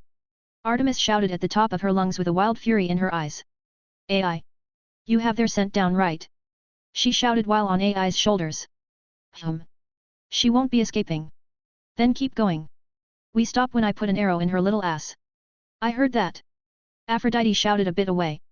My ass brings all the boys to the yard. Good. Artemis notched her arrow and fired another shot. Because they're gonna need to help pull this arrow out. Gya. Afro, keep quiet. She can hit us by sound alone. Cirrus shouted as he throws and feints in where he is going. Cirrus. Put her down. I know she helped out, but what she did with the incense is unforgivable. Artemis shouted as she learned Cirrus's patterns. Before Artemis could find her, Aphrodite asked Nox if Cirrus could help her out by helping him with the punishment arrangement. As much as he was vehemently against the aphrodisiac, she did help him stay with Ai in the end. First day as a fiancé and I'm already being hunted down by my soon-to-be wives. If this isn't foreshadowing, then I don't know what is. Ha ha ha. You should be thanking me, O former virgin goddess. I bet riding on Ai's shoulder must really be a pain from how sore your hips and ass are. I'm going to throw you in a pigsty. She notched a few more arrows and let them loose. FSH. An arrow clipped Aphrodite's hair. Gya. Stop it. You hit my hair. While carrying Artemis on her shoulders, AI looked a bit up at her fellow soon-to-be wife. Hey, lady. Call me Art, AI, Artemis said warmly to AI. I figured we could have pet names like other couples. Oh, AI said with a smirk. Did you come up with one for Cirrus? Hum. She said it even more smugly. Maybe. She said a bit embarrassed. Okay, I tried, and quite frankly, Cirrus is not an easy name to shorten, and it'll have a ring. Zephyr does like Zephy or Zeb. Hee. Zeb. Zeb. Pfft. I like that. That sounds much cuter. Oh, wait, stop here a second. AI came to a halt as Artemis notched her arrow. Alright, the hunt should be done. FSH. She fires her arrow and as it hits its target, a trap, one could hear several sounds coming from up ahead. Cling. Clang. Bang. Clung. Ting. Vroom. What the actual fuck? Both Cirrus and Aphrodite shouted. Got 'em. Quickly, the tar can only hold Cirrus by my estimate of only 43 seconds. On it. AI immediately kicked off the ground. Artemis held on tightly as AI weaved through the woods to where the prey lay. Ugh. Astria, damn it. It's fucking everywhere. Cirrus said, getting out of the tar. From the bottom of his feet to just below his chest, he was covered in tar. AI hold him back. Artemis shouted, jumping off her shoulders and rolling into a sprint. Got it. AI shouted as she grabbed a nearby tree and ripped it from the ground to swing at Cirrus. Really? Thud. Skrrrrt. Cirrus dug his feet in, being pushed back a bit, grabbing the tree. Even a tree can be used as a sword. Ray. She pulled the tree in. She used Cirrus, grabbing it to shave off the top of the tree. Alright, Zep. Here I go. Who the fuck is Zep? Running as fast as she could, Aphrodite did not look back. Huff. I got her late and this is what I get. How the hell did she even make a tar trap? How? God damn it. Thud. Gya. An arrow hits the tree in front of her. F. She slowly looks behind her. R.O. She could see the wild fury of Artemis. Her eyes were as ferocious as a bear, her arms tense as a bull seeing red. Dite.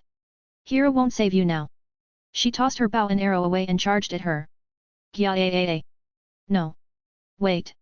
Why? She shouted as he just ran with her life on the line. Nothing you say is gonna save you from my hands. Artemis was gaining on her. It was like a wolf hunting a deer on an open plain.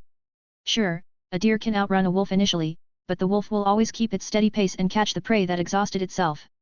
But this deer, Aphrodite, never ran a day in her life in Gakkai, so she was screwed the moment Cirrus no longer carried her. Hera asked me to help you. I'm sure she never told you to use an aphrodisiac. She was right behind her. Gyaa. Aphrodite ran even more, this was the fastest she had ever run. So what? I gave you a push. Did you not like his impressive? Ray. Grab. Ah. Thud. Thud. Thud. Artemis had jumped and grabbed Aphrodite like a lion catching a gazelle. Huff. Artemis breathed heavily as she stared down at Aphrodite. Mercy. Aphrodite said with little hope in her voice. I'll think on it. Waiting for their goddesses, the Artemis and Aphrodite familia wait before the woods. Do you think Lady Aphrodite is fine? Asked Becklin, one of Aphrodite's favorite children. Rethusa looked uncertain. Possibly. They waited a bit longer, and they could see them coming. Cirrus was covered in tar with some dirt and branches stuck in the tar. AI was also covered in tar, partially, along with some boot-shaped marks. Artemis was dragging Aphrodite with a rope. Aphrodite, however, seemed to have been dunked in tar and treated like they were going to fry her like a chicken. Heek. My hair. Aphrodite said, with tears streaming down her face. I'll make a solution. Cirrus said. Been a minute since I did some alchemy but it shouldn't take too long. Will it damage my hair? Aphrodite said with great concern. No, I'll probably just sting a little. Well here. Artemis hands him the rope. I will be taking a nice bath. AI, do you wanna come? Of course. That was a really fun hunt.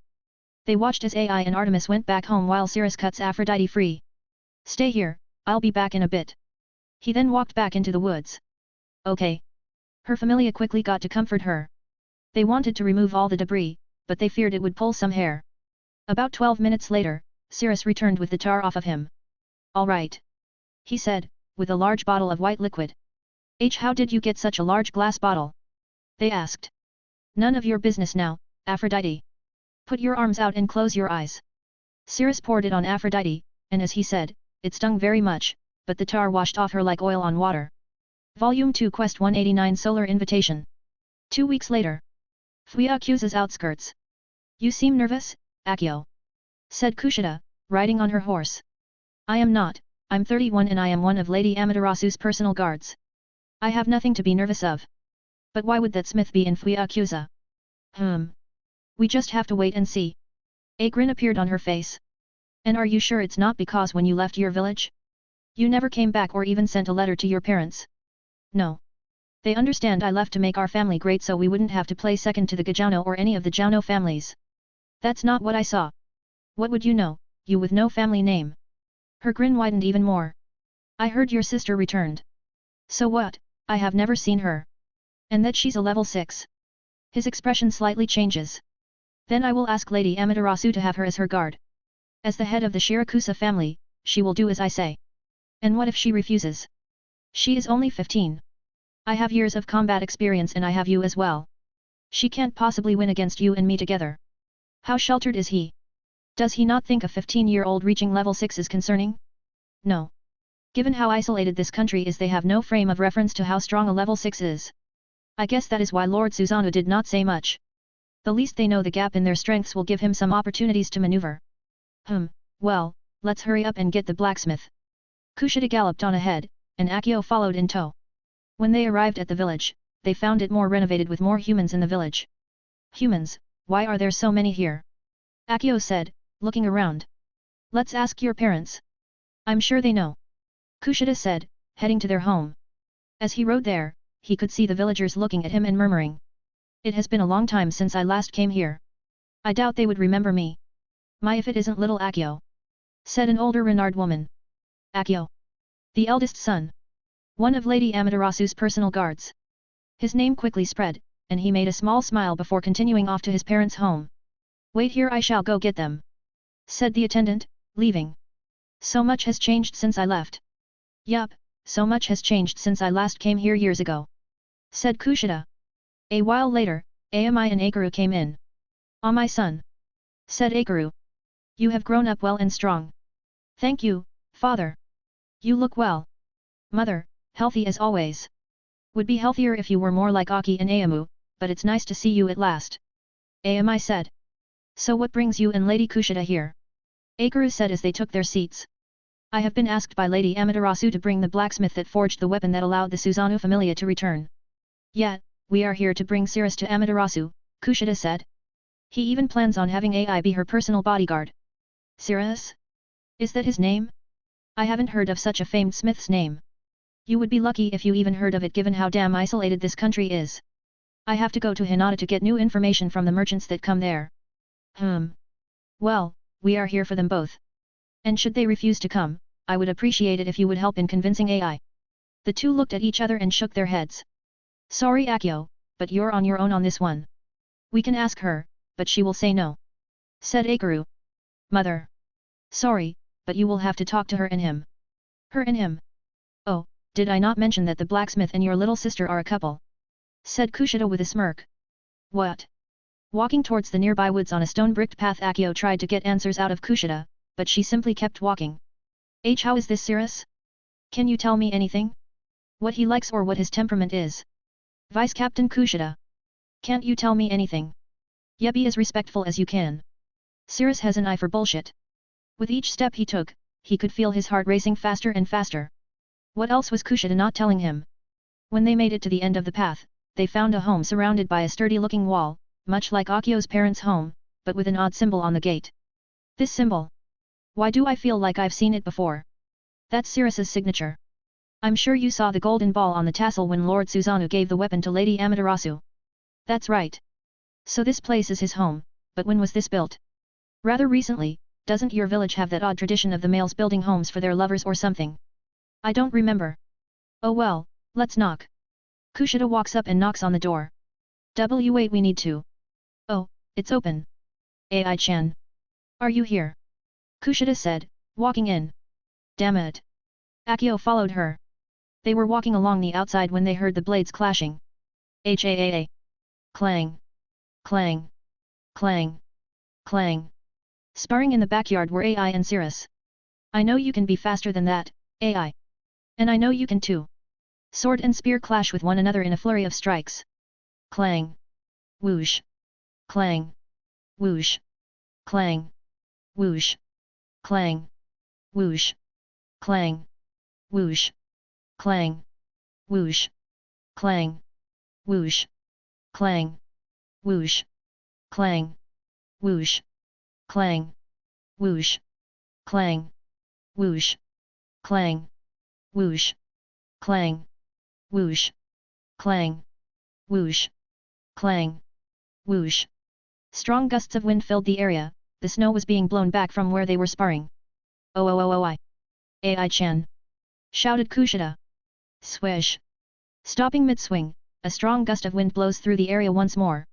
Lady Kushida. AI said, running to her. AI-chan. It's been a while. They hugged each other before AI's eyes landed on Akio. Who is this? She asked, looking at him more sharply. Ahem.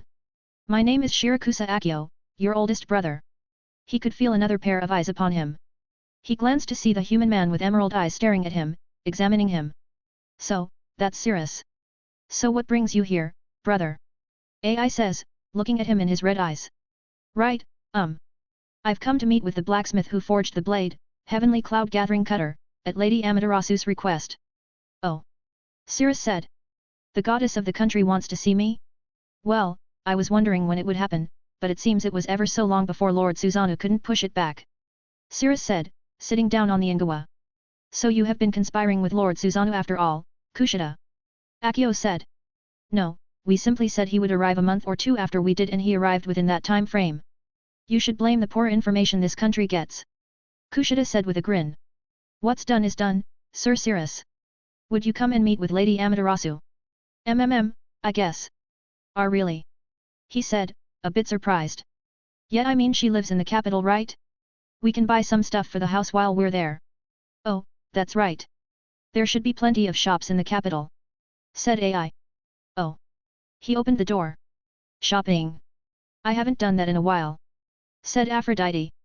Goddess. Said Akio, taking a step back. Oh? Who is this cute little fox?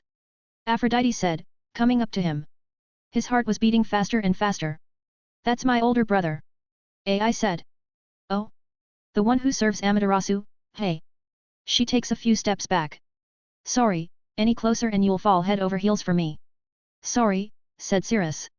She is a love goddess, so you know, keep your guard up. Ahem. Akio steeled his resolve and calmed his heart. So when do you think you will be ready to leave? I say. 2 days. 2 days. All right. He nodded. I shall be going then. Wait, aren't you going to stay and eat for dinner? Said AI. Hey? Oh, I was planning on staying with mother and father. Well, why not stay here and eat? You can stay with them tomorrow. I guess. Great. I'll get started on dinner. Cirrus, could you clean up? Yeah. He has his glances back at Akio. AI quickly rushed inside, as did Kushida and Aphrodite, leaving Cirrus with Akio. So we don't have to talk, you know. Just help out with the cleaning. Cirrus started, getting up and starting to clean up the backyard a bit. Right. Have we possibly gotten off the wrong foot? No, I find you suspicious. You haven't seen your family in years and you come here all of a sudden. Ah well I have been busy in the capital making a good name for our family. I see. They clean up the yard a bit and go back into the house. Volume 2 Quest 190 Stroll. Dinner room. Akio looks around in amazement. So, he built this home. As Akio waits in the dining room when another goddess enters. Is dinner almost ready? Oh Artemis. You're back. How was teaching the kids? Said AI, yelling from the kitchen. They were doing well. One of them managed to get a deer. Are you AI's brother? Yes, I am Akio, her older brother. She looked at him before sitting down. Rithusa, are you coming to eat? Coming in were more women, taking their seats. Yes we are. We just got down and checked the border of the village. Oh the Artemis Familia is here as well.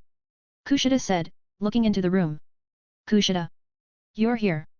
Rithusa said, getting up and hugging her. It's been so long. Are you helping with the cooking? Yes, Cirrus is taking a shower right now, so I'm pitching in for now.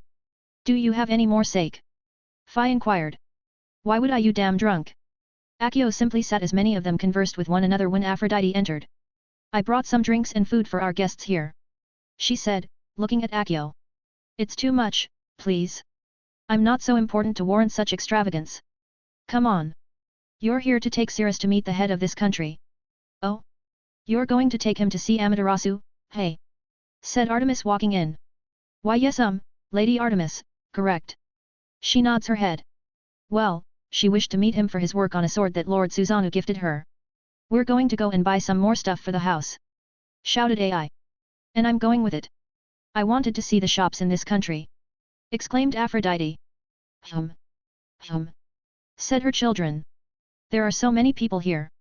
The room was filled up too quickly. Say, could Cirrus bring his retainer? Said Artemis.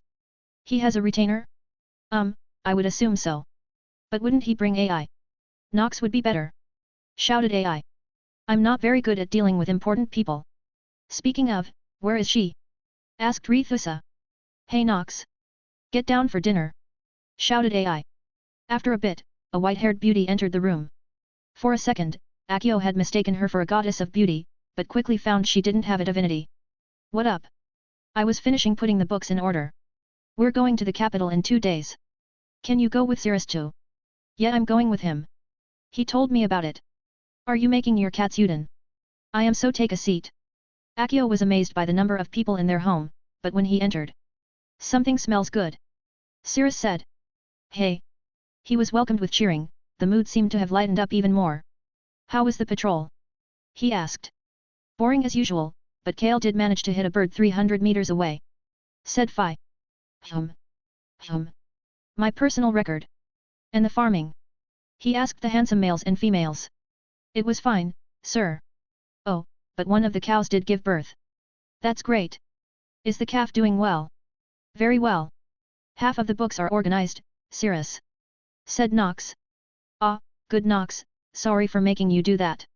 He was really good at listening, able to hear all that they were saying and respond back. A truly talented man. Hey Cirrus, could you give us a hand? Asked Kushida. Yeah, coming. Akio watched and interacted as best as he could, but with so much going on, he was rather overcome by this man's life and the people he surrounded himself with. AI seems to have found herself a good man, one who is kind enough to have gathered this many people far better than Ayaka in her den of snakes. He figured that with Cirrus's help, he could surely raise their family to become the next Jouno family, the Q Jouno family. After eating, he said his goodbyes and returned back to his parents' home. So how was your meeting? Akaru asked. From what I have seen, he is a good man, surrounded by happiness in a home he built. I liked him better than Tanikawa Munmori. And is he going to meet Lady Amaterasu? He will have no problems. And AI? I think she's better off not getting involved. Seeing her spar made me realize she could easily take down all of Amaterasu's guards with not much effort, but Cirrus. He is worth far more than I could have imagined. Akio, I think you shouldn't get on his bad side. He has a bad side. Not that we know of, but well. I'll just leave it at that. You should rest up. You've had a long day. That night, Akio stayed up later than he wanted, and he thought about his father's words. If he could match AI's speed, then he must be a level 5. He was also sweating. Well, everything should go well. The next day, Akio felt refreshed for the first time in a long time. He hadn't needed to wake up for drills or anything. For the day, he figured he would just walk around the village for a bit. Spring is here and there is still snow, just like when I was a boy. He looked around the village to find members of the Aphrodite Familia going around and helping with various stuff. I wonder what? Hey, Akio. He turned to see AI. Oh, AI, what are you doing? Does she want to interact with me? I guess I have never seen her since she was born. I was just getting some metal for Cirrus. He is currently building a carriage so we can go to the capital more easily. Is that so? Yup. So can you tell me what it's like to work under Lady Amaterasu herself? She said with a bright expression. Sure. They walked around the village talking with one another. So yes, I simply monitor the palace and often train with my fellow guards. Sounds kind of boring. Well, it's not a luxurious job as it seems to be, but you are given an immense amount of respect and you get to see several kinds of people of influence in the country. Just by standing around. Well, when you put it like that, it's You say you were an adventure in Orario, right? How was it? It was fun. But sadly, when I was there, the city was going through a dark period with a group trying to destroy the city. That's terrible. Did you help to stop it? We and several other familia joined together and fought them off. Eventually, it all culminated in an epic battle where we all fought off the group's strongest adventurers. That sounds amazing. So, do you have a name? Many adventurers have been given names, according to what I've heard. Sadly, Yamato doesn't have good ways of getting information. They called me the Flashing Saint. That's a pretty grand name, right? Why did they give you that? AI stopped, and she placed her hands on her sword, and a flash raced across his eyes. That's why. Clink. She drew it and sheathed her blade before I could even see it. A fitting name. So does Cirrus have one as well? Oh, he has a. AI. Shouted Aphrodite. I need your help with something. Ah, sorry. I gotta go. AI quickly left, leaving Akio behind. All I know is that he's very strong. So long as I do nothing stupid, everything should go off without a hitch with Lady Amaterasu. Volume 2 Quest 190.5 Opportunity. While Akio was out, Cirrus spoke with his parents. So what do you think of Akio? Asked Ami. He's fine enough, a bit too confident in himself. As one should be as head of the household. Said Akaru. But don't think he's like all the others. Given that he truly cares for this family and village. He trained hard to become one of Lady Amaterasu's guards to find a chance to help our family break away from the Gojo Unos. Yes, he is not fond that we are tied to them. Said Ami. I know Kushida told me what he wanted late at night. And? What do you think? I know that, after a long time fighting, I would imagine you would want to live peacefully. Said Akaru. You are not wrong. I enjoyed these peaceful times and I wish I could keep living like this, but... You can't, can you? Ami said. I noticed you never really let your body rest. You are always on the move, either walking around, sparring, or just making tools. You always have something to keep you preoccupied. Yes, it reminded me of the soldiers who came back from war. They always kept themselves busy by either cleaning their gear, polishing their swords, or working out. But it was your eyes that really reminded me of them. They have seen some dark stuff, far darker than even my own, Ami said, cutting off Akaru. And I worked for the Gojo Unos for over 30 years, since I was 10. So tell us. Is that darkness still eating away at you? Yes. It will always eat away at me. No matter how many I save, my hands are always stained. But I think I'll use this chance to make a significant change. To really change the world in a meaningful and long-lasting way. Oh. Ami raises her eyebrows. In what way? By putting an end to this country's constant war and building something to make everyone's lives easier. They looked at him with some skepticism. But they knew he at least had something in mind. You would need resources and people, something we can't give you. Akaru said. I know full well, but not if I get a seat on the royal court using my level as leverage. You wish to join Lady Amaterasu's court? They both shouted in surprise. Well, mostly for the benefits. The politics thing I really don't care much for. I will use everything in my disposal to create the city I envisioned. A city that can be compared to Orario, not in its strength but its greatness. An economic power that will work to benefit the people and not the rich. A place where everyone has a home and food in their stomach. A place where every child can learn to be anything they wish. That is what I want. That is my goal. Instead of saving lives one by one, I am going to not only save but change them and the generation after next. And what if someone tries to change it? I mean, there are the other Jouno families who will try and... Try as they might, I am a level 8. I will walk right to their family head and rip his fucking off along with his spine. They could feel his intensity. The look in his eyes told them he has done worse before, and given that he is a level 8, there is really no one who can stop him if he decides to use violence. I see. Ami said, thinking about it. So long as you go with the peaceful option first, then we will aid you in this endeavor. Of course. He bows his head. That I will always do, but should they keep being obstacles then? Ami smirked as both he and she had the same look in their eyes. I think AI inherited my tastes. Akaru thought about how similar Ami and Cirrus are when it comes down to getting things done. I am really proud to eventually call you my son. And I'm proud we are not in your crosshairs. Akaru said. Likewise. He said, getting up. Then I need to get going. I have a coach and wagon to finish building. He took his leave of the room and left through the back. While walking back, Cirrus goes over the plans with Hecton on how the city would be built and its layout. Given you wish to keep this village from gentrification and retain the local food sources, it should be possible. Hecton said, popping out of one of his mouths from the shadow of Cirrus's collar. Good. We should place the center closer to the seaboard, maybe a mile or two. Given how long he has been in Orario, its influence permeates through to his city plans. A second melon I see. Very well, we can work on plans for that when the city is more populated. I do need to make it clear that the city must be walkable. For the trading part, we will need to speak with some experts on the matter to fully start the building. Sir. I know you wish to make amends for your past deeds, but... Hecton, I know I am effectively taking the weight of a city onto my shoulders with several thousand lives on the line, but what is the point of being a level 8 and not using it to my advantage? Oh. We saw people from Honks that had a lot of trading and it didn't feel too congested. Sir, before I answer your question, can you do me a favor? This is a first. Sure, what is it?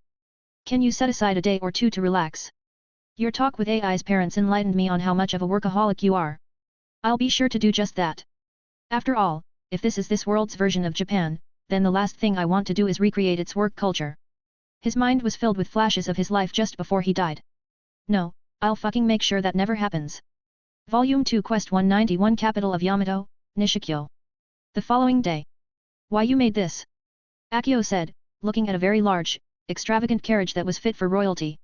Then, behind the coach was another impressive wagon that seemed to fit at least 14 people. Yup, would be better if I had more time, but I assume your goddess doesn't like to wait, right? And no but. Alright. I hope you all got your shit. It's gonna be a minute before we reach the capital. Yes. They all shouted as they put their stuff in. In the coach were Aphrodite, Ai, Akio, and Rithusa. Kushida was the coachman as she knew where to go. In the wagon were some of the Artemis and Aphrodite familia, with Cirrus being the coachman.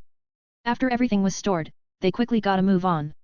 To Akio's surprise, the ride was smooth as water. They rode for a week, changing who would lead every time they stopped for lunch and the like. They could see the capital, Nishikyo, off in the distance. They could see a large Japanese castle with gold decorations on the roof of it. The wall that surrounded the city was a mix of wood and stone. To Cirrus's surprise, it was both practical and aesthetically pleasing. Well, that's very eye-catching. Cirrus said. Yes, Kushida said. She is the goddess of the Sunday. Would the gold not, you know, melt from the heat? From what Lord Susanoo said, they switched them out with identical ones overnight. Seems like a waste of gold. They followed the road to the capital, and much like many popular cities, the traffic was horrible. Take the right over here. I can get us through the VIP road. Said Kushida. Oi. Akio. Do you mind helping out in case my identity isn't enough? Yeah. He shouted from the coach. When they got to the entrance, Kushida didn't even need to tell them who she was. She also said that the wagon behind them was with them, so they entered the city with ease. While riding through the city, it was like looking at feudal-era Japan with a mix of Buddhism in its design. Ah, so this is the capital. Cirrus said, looking around. You can head to my place, it's in the west area of the city. Akio said, next to Cirrus in the coachman's seat. I hope your home is big enough for all of us. Not to worry, it has plenty of room. If you're going to his home, I need to get back, Kushida said. Lord Susanoo gets anxiety if I am away for too long. Kushida took off running along the rooftops. Seems she's going off first to tell Lord Susanoo of my plan, hey? I feel bad not telling Akio, but the fewer people who know, the less likely it is to go wrong. So where is your home? Take a right over there. Akio told him where to go, and they eventually made it to a rather good-looking Japanese gated home. Wow! You live here? Said Ai. It's rather impressive. Said Aphrodite. Yes, lots of room to move about. Said Artemis. I do. We can stay here for today. I'll be going and reporting to Lady Amaterasu. I will be back in a few hours if she isn't too busy. Make yourselves at home. So shall we. Ai already ran inside Cirrus. Said Artemis. Yup, into her brother's home, said Aphrodite. Well, I'll see you all later. I'm going to go shopping. She quickly took off with her children. Well, we should unpack all of our stuff. Girls, get the bags. As for Aphrodite and her familia, just put them in a room and they can get them later. Yes. Said the few that came. They all got the stuff and began to take it inside. Cirrus, of course, helped with it as well. Well, I guess we should find someone to make us some fine clothing to meet the goddess. True, we have been wearing our stuff from Orario, so we should get some clothes to match this country," said Nox. "We should have asked Akio or Kushida if there were any places to buy some new clothes. So we are going clothes shopping then," Nox said with a smile. "Just like old times. Do you mind if I come?" asked Artemis. "I do have a good eye for detail." "Yeah, detail as in you can see far," Nox retorted. Well, it's never too late to gain an eye for clothes. I am expecting you to be very informative, Nox." "Sure thing, but I won't hold back my criticism, Artemis," Nox said with a smug smirk. "All right then." She held out her hand, and Nox shook it. "It's a deal then." "Oh wait, shouldn't we get AI?" "Sure, but I think she's busy snooping around." Cirrus pointed to the window where they could see AI looking at everything in detail. "Seems she really wants to know her brother, hey? Oh well, let's get going before the sun sets." Nox dragged Cirrus and Artemis along. Some time later. "Is anyone here?" Akio shouted. "I am," said AI, coming down. "All the others went off to buy stuff. And you stayed behind." "Well, I wanted to see the house. It is rather plain. Don't you have a family?" "Sorry, but no, I have been busy with work to consider one." He looked a bit solemn. Well, you have mother, father, and me. And maybe Ayamu and possibly Aki, but I think you and she are on good terms, right? More or less. We haven't talked much to be on good or bad terms." "I see. But you should have a family. Having only co-workers that just stand around is kinda sad and lonely. Do you at least hang with the other guards?" Yes." He lied. "All the other guards live and breathe in the castle. They spend more time at work than in their own homes."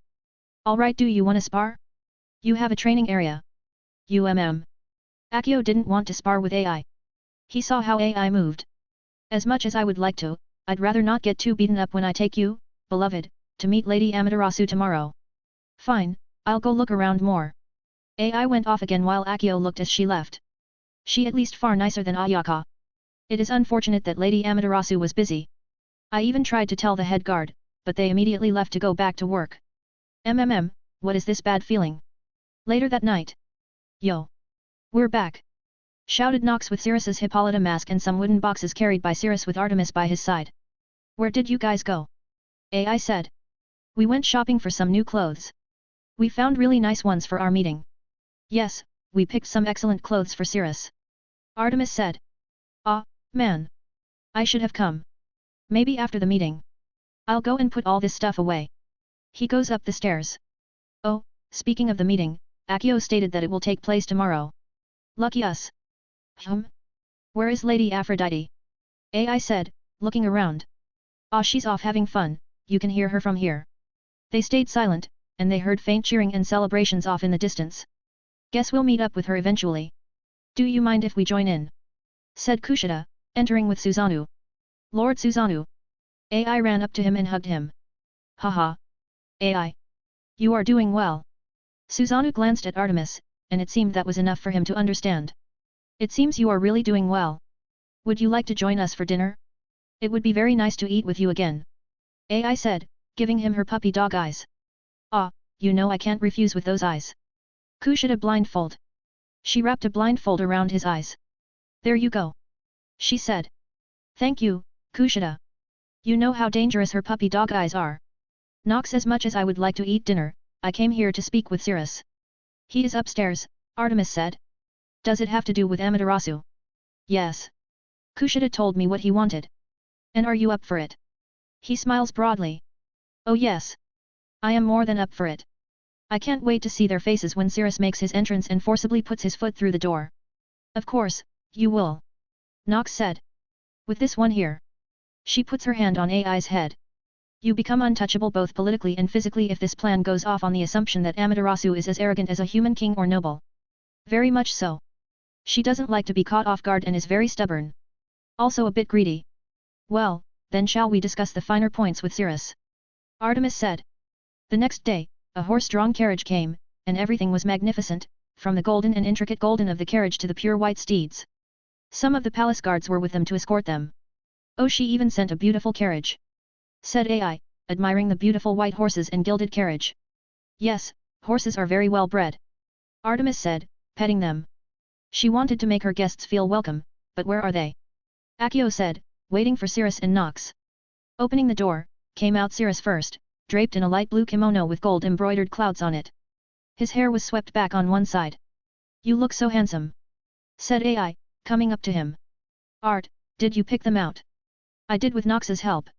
He looks very dashing and noble. Plus it's not too baggy, so if he needs to run, he can do it. Many of the guards who came with the carriage widened their eyes at him, but when the next person came out. Oh, what about mine? Nox came out with a pure white and gold kimono along with a matching Hago Romo. Its design and her beauty were only enhanced by Nox's already unparalleled beauty, leaving one to think a goddess had just appeared before them, but her face was hidden by a veil. An existence so pure that they thought she was being corrupted by the earth with each step she took. You're so pretty. I kinda don't want to touch you or else I might stain you with my hands.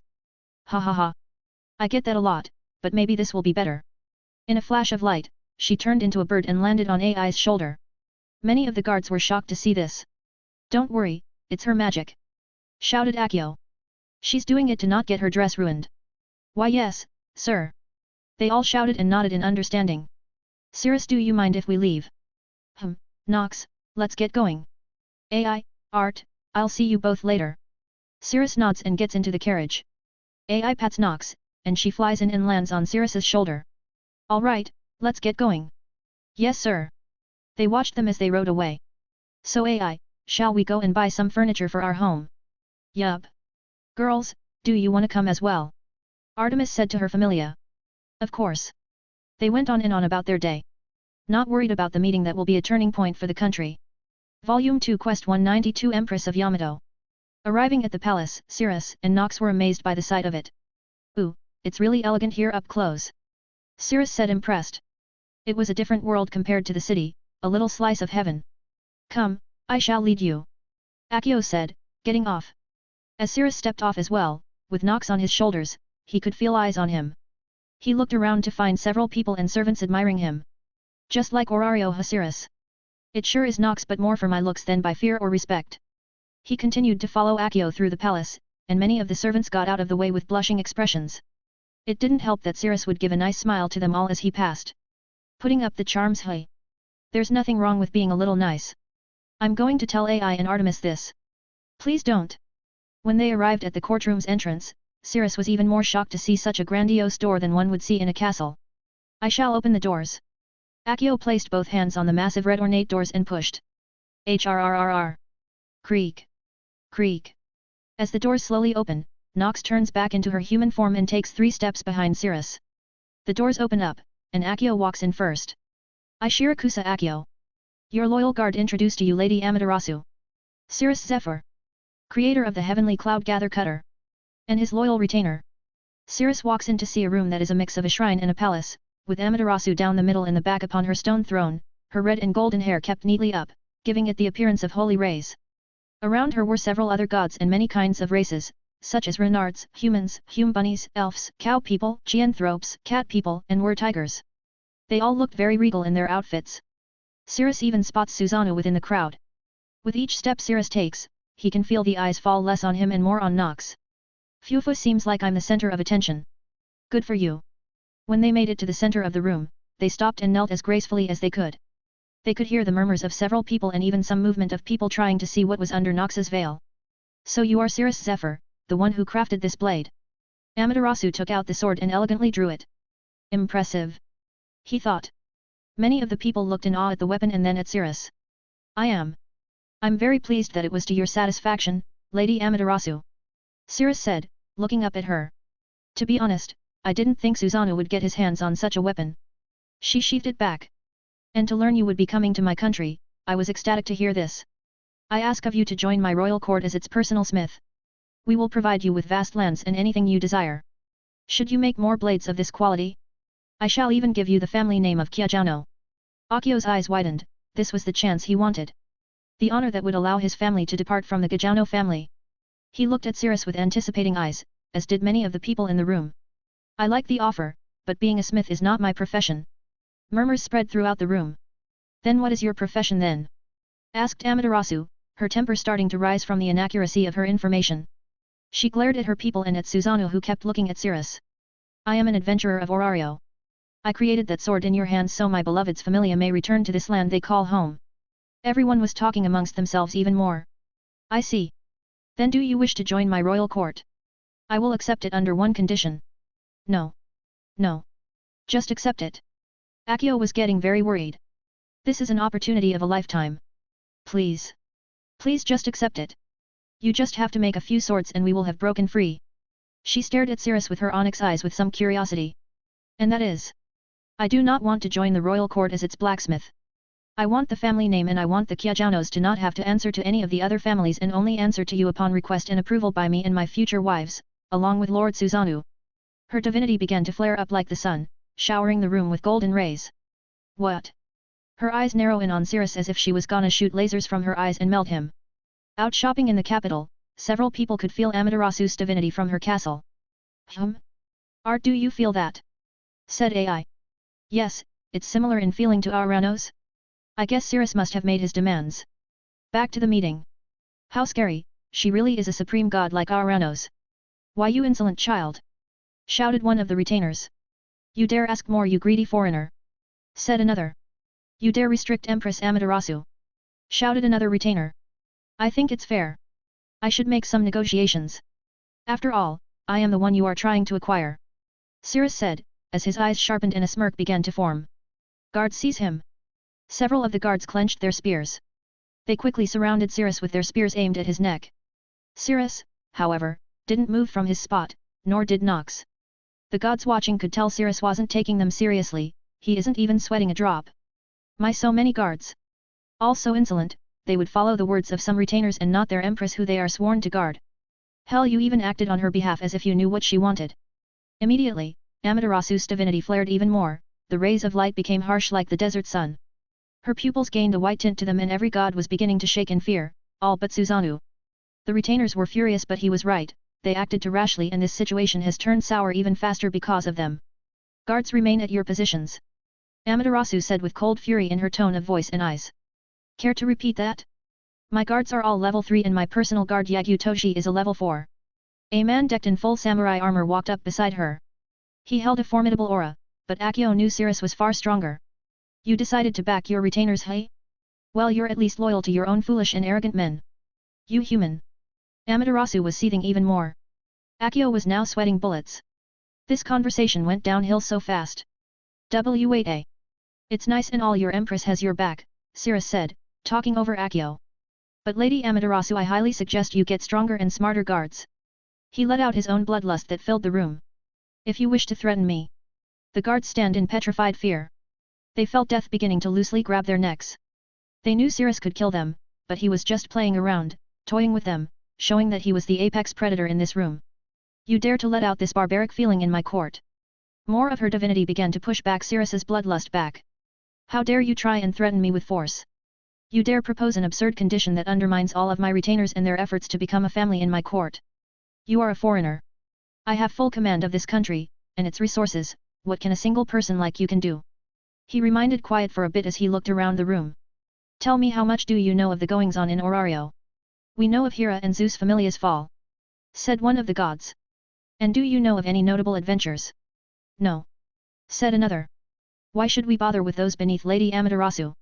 My, look at what ignorance has caused. Even the gods are blinded with their all-perspective sight. He said, standing up. Then do you not really know who I am? Nox followed his lead and stood up as well. All the guards took a step or two back. Amaterasu could feel the tide of this conversation beginning to turn against her as Cirrus smirked. Susanoo had really told them nothing, and in turn, left her and everyone else out to dry. Susanoo. Did you do this? Why? I was fine when Tsukuyomi gave you that punishment, but you did this. She was glaring daggers at Susanoo. Susanoo glanced back, and he only looked at her with sympathetic eyes. I am sorry. But I need insurance to make sure I am not kicked from my home again. This will also make sure that no one can try and interfere with us. Cirrus walks a bit ahead, with Nox 3 steps behind him. Then shall I reintroduce myself then? Cirrus makes a big smile as he makes an even more extravagant bow. My name is Cirrus Zephyr. Child of the goddess of justice and the star maiden. Astrea. And the son of the captain of the Hera Familia. The Empress. I was given the name the uncrowned emperor by the gods of Orario when I ascended to level 8. The room fell into silence. They had unintentionally brought a beast into the palace and threatened it with force. All the guards put down their weapons. If their strongest force in the country was a level 4, they would need at least 10 level 3s to bring down a level 8. That would require far more resources than any country could ever hope to gather. That of course was how they saw it. In actuality, adventures from Orario really are a different breed, with even the most common level 1 has better stats than any other in the world. Level 8. Akio was elated. He won't be put to death or demoted. With Cirrus being level 8, he could take the throne for himself and no one would or could do anything about it. My dream. It's in hand. Nox, you can introduce yourself. Walking up to Cirrus, Nox removed her veil, showing her face. Immediately, several of the men's hearts were enamored. My name is Nox. The grand spirit of the White Knight. The first of my kind, created by the great goddess Nyx. And contracted to Cirrus Zephyr, my master. Amaterasu's eyes widened, and her divinity calmed down. Even a first-generation spirit. TCH. What the hell has my people been doing to have slacked off this much? She squeezed the stone armrest of her throne, masking her anger as much as she could. It would seem we really need to work on our information gathering, Nijauno. Gajauno. Rokyajauno. A cow person and 2 humans stepped forward. Yes. Our empress. They gave her a salute. Oh. That one looks a bit like Kagaya. He said, looking at the human with a refined yet punchable face. I want you 3 to improve our information. I don't want to be humiliated like this again. Do you understand? She said it in such stern words that the 3 of them felt fear go down their spines. Yes. My goddess. They said, bowing. They got up and left, giving Cirrus the stink eye, but he didn't care, the chips were on his side. Now Cirrus Zephyr. She said. I like to offer my apology for this, mishap. She clenched her fists in anger. That is fine. It is not your fault that your subject does not see the value of information. They all clench their fists in anger and glare at him with hate-filled eyes.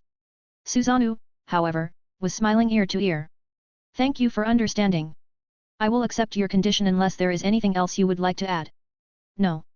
That is everything, but I do have some words I would like to share on what role my family is going to play. Go on, we are all ears. Thank you. The first thing is that I seek to bring peace to this country and usher in an era where needless conflict is avoided. Should any do arise, Cirrus exerted an overwhelming amount of pressure. I will handle it personally. They could feel how strong he was. It was the pressure of a one-man army, nay, the pressure of an entire nation's military force. Amaterasu went over his deal and wanted to see if he could do one thing in particular.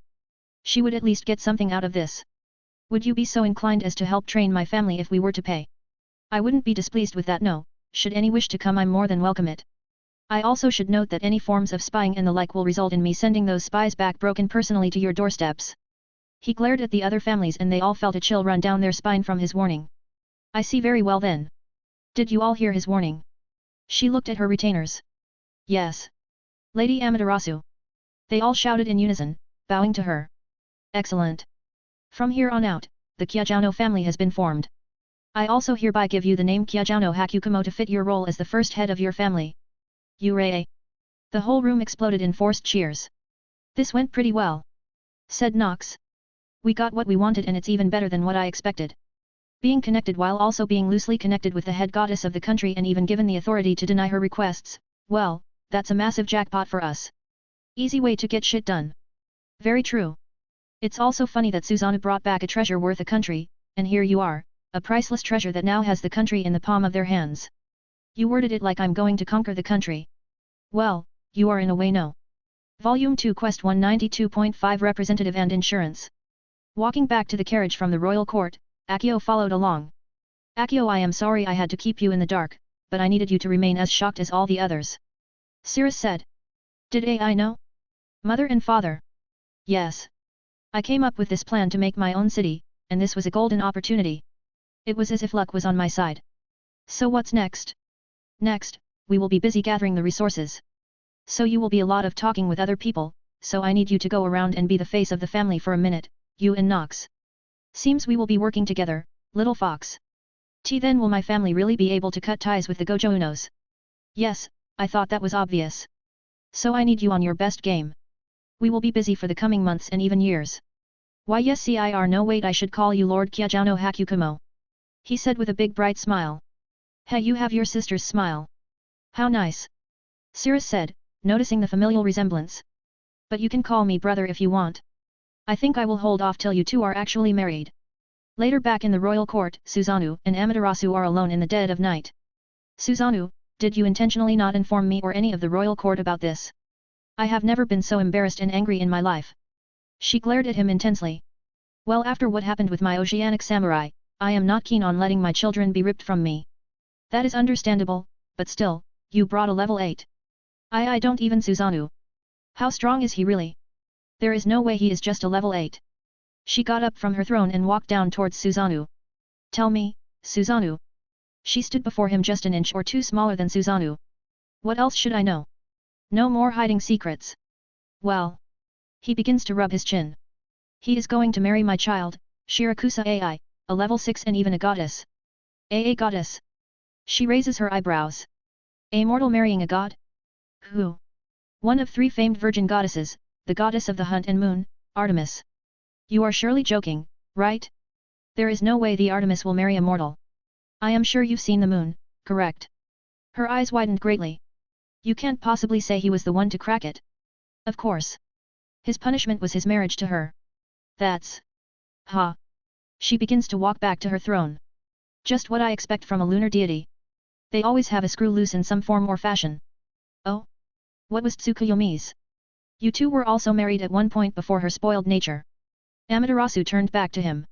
Do not remind me, and let me remind you that since she was kicked from the capital, she has been living with Takemi Kazuchi in his little shrine out near the Sanjano family estate. Ooh, he said, grinning. Are you thinking of? No, and shut up, Susanoo. Me and her are over with. If what you say is true, then maybe there is a chance to rekindle the flame. Quit trying to get us back together. She said sternly. Always so stubborn. I had faith that if Artemis, of all goddesses, could change, maybe there was a chance for you. I know what she did leave a hole in. Leave me be. Now. Susanoo knew he shouldn't push it any further. Very well. See you later, Ami. And if any one of those snakes like Ebisu or even Bishamontan convinces you I want your throne. I am fine where I am with my children. Amaterasu sees Susanoo leaving the royal court. Ha! What a long day. Volume 2 Quest 193 The Kyajano Family. 2 years later. News of the new family quickly spread throughout the land, and its family head, Kyajano Hakukumo, is a very skilled and powerful individual that surpassed the whole of the country's might. Several warriors went north to challenge him, but all who went never returned. Eventually, many orphans from around the country decided to head north based on a rumor that the family would take them in. No, we are not heading north, Mikoto. Said Takemi Kazuchi. But we heard from the people in the village that they would take us in. Why yet? So you wouldn't have to live like this, Lord Takemi Kazuchi. Said Uka. Said Chigusa. I know your hearts are in the right place, but we simply can't. It's too far away and it's simply a baseless rumor. Then can we ask that noble family down the mountain? Said Uka. They don't like to associate with peasants like us. But you are a god. Shouldn't they at least? They serve Amaterasu. Said Tsukuyomi. I'm sorry, but they probably won't help, and neither will the Kyajano family, because they're just newly established families doing whatever they can to establish themselves. The growth of the family couldn't be more underestimated. Several of the warrior familias, families, and clans sent their youngest children to train under Cirrus, and he quickly gained funds to further develop the village, now a more modern town. The merchants would also be given a tax-free pass should they bring in orphans of war. This worked far too well, it made Cirrus and the others a bit disturbed by how quickly they could get an army of children. Alright Cirrus said, looking at a room full of orphans. This is really disrupting how many of you there are. What are you going to do? Asked Ai. Given them a home and food. From there they can get an education. What they do from there is up to them. Yes, sir. Said a small child. See, could we even be warriors? Sure, if you want, you just need to get some meat on your bones and that will be all. But I will tell you this, all of you, I have no plans or needs for child soldiers. I alone am enough to handle anything, so you can simply live a normal life if you wish. Do not feel the need to fight. Really? Said another child. Of course. Cirrus knelt before the children and gave them a warm smile. I promise you that. He held out his pinky. The child slowly reached out and they both made a pinky promise. To make sure it was all clean, Artemis and Aphrodite would question every merchant who brought an orphan. Cirrus also sent a few of the Artemis familia to go and find orphaned children and bring them back. Cirrus, of course, didn't just teach them how to fight, he educated them in everything he knew. He wanted them to be smarter than their predecessors and fix this country rife with wars, plagues, and monsters. The Rokujano family's residence. Damn that family! Shouted a disgruntled human. How the hell does that brat become Lady Amaterasu's favorite when he isn't even her child? Hey, can't you send in a few spies? And no, we tried and. The man looked at him with concerned eyes. Was his warning true? Well, yes. He walked right into our home and, just dropped a broken body right in front of us and said, do this again and I'll break everyone's bones one by one and then fixing it so I can do it all over again. And then just left. Useless. Gajano family. Can't you kill him with poison? The head of the Gajano family, Kagaya's father, walked out of the shadows. He was a man with black hair and eyes in very neat attire that wouldn't snag on anything. No, he is far too strong to be killed with such things. He is a level 8. We could send our whole damn family and they would be wiped out before we could even scratch him. I suggest we do as the Sanjano does and simply return to our work. We still have more left to do to improve our communications with outside the country by Lady Amaterasu's orders. Kerr. Yes, you are right. How about Lord Susanoo and his familia? Didn't they get in trouble for not telling us? Nope, seems the head of the Kyajano is betrothed to one of Susanoo's children, so they are untouchable. TCH. What about you, Yatsujano? How badly did he impact your family? They look at a cat person with a scar on his face sitting down. He was the head of the Yatsujano family. Well. The war business is now done. He just came onto the battlefield and he made a swiping motion. Cleared everything in sight in a barrage of thunder. So we are shifting our role a bit in the royal court. To what? You're not gonna be in charge of the military. Oh no, we still will, but that family head. He certainly is a creature I never wish to fight. So you sold us out. The head of the Gojo Unos. No. But I did try. Did you know what he said to me when I tried? He said it wasn't worth learning about people who would dig their own graves. Then he offered me an unbelievable deal. What was it? Are you going to be working under another family? No. Since we will not be putting resources into our military, we could focus on the side effects of our work as executioners. We are going to become a family of medicine. You coward. You gave up your warrior's pride to be a healer.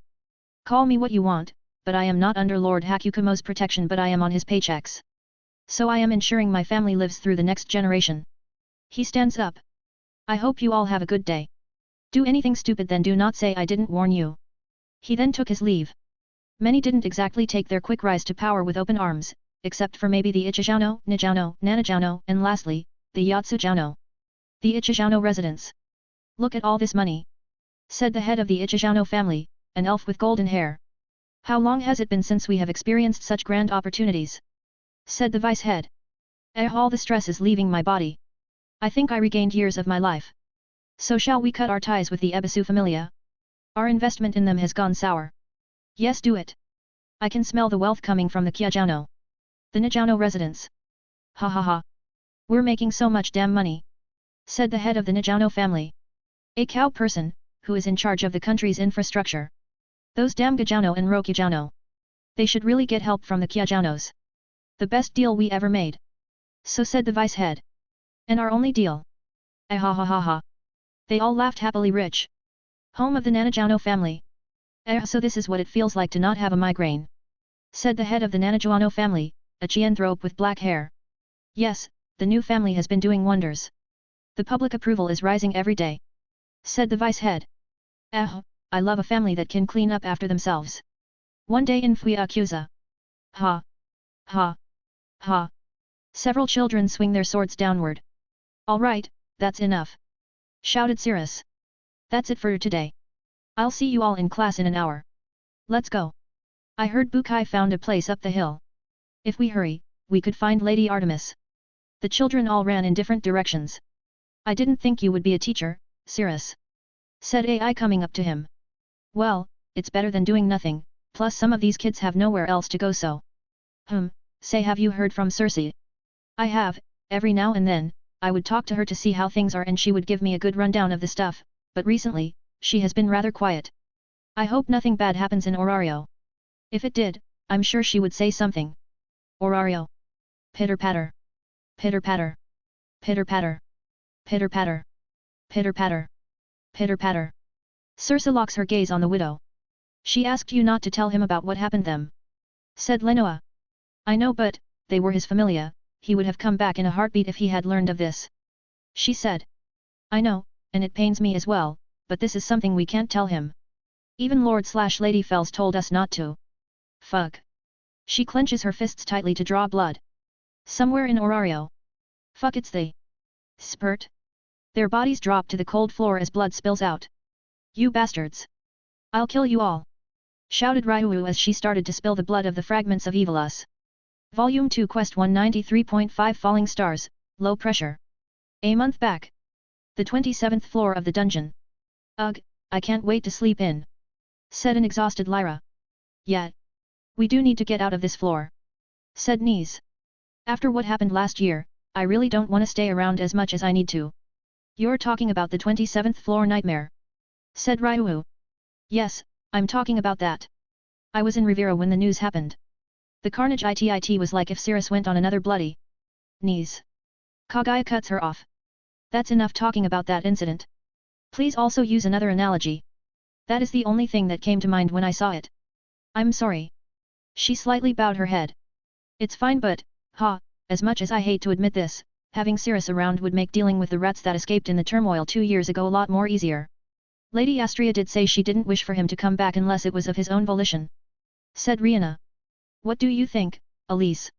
Everyone turned to their captain. I think we can handle it on our own. I, of course, am a high level 4. So. Said Kaguya. Me, Ryu, Knees, Iska, Noin, Asta, and Selti are level 4, and after this expedition, Ryu is the most likely to level up. Yet, we might as well call her captain. Lyra said in a teasing tone. What? I am not fit to. That is right.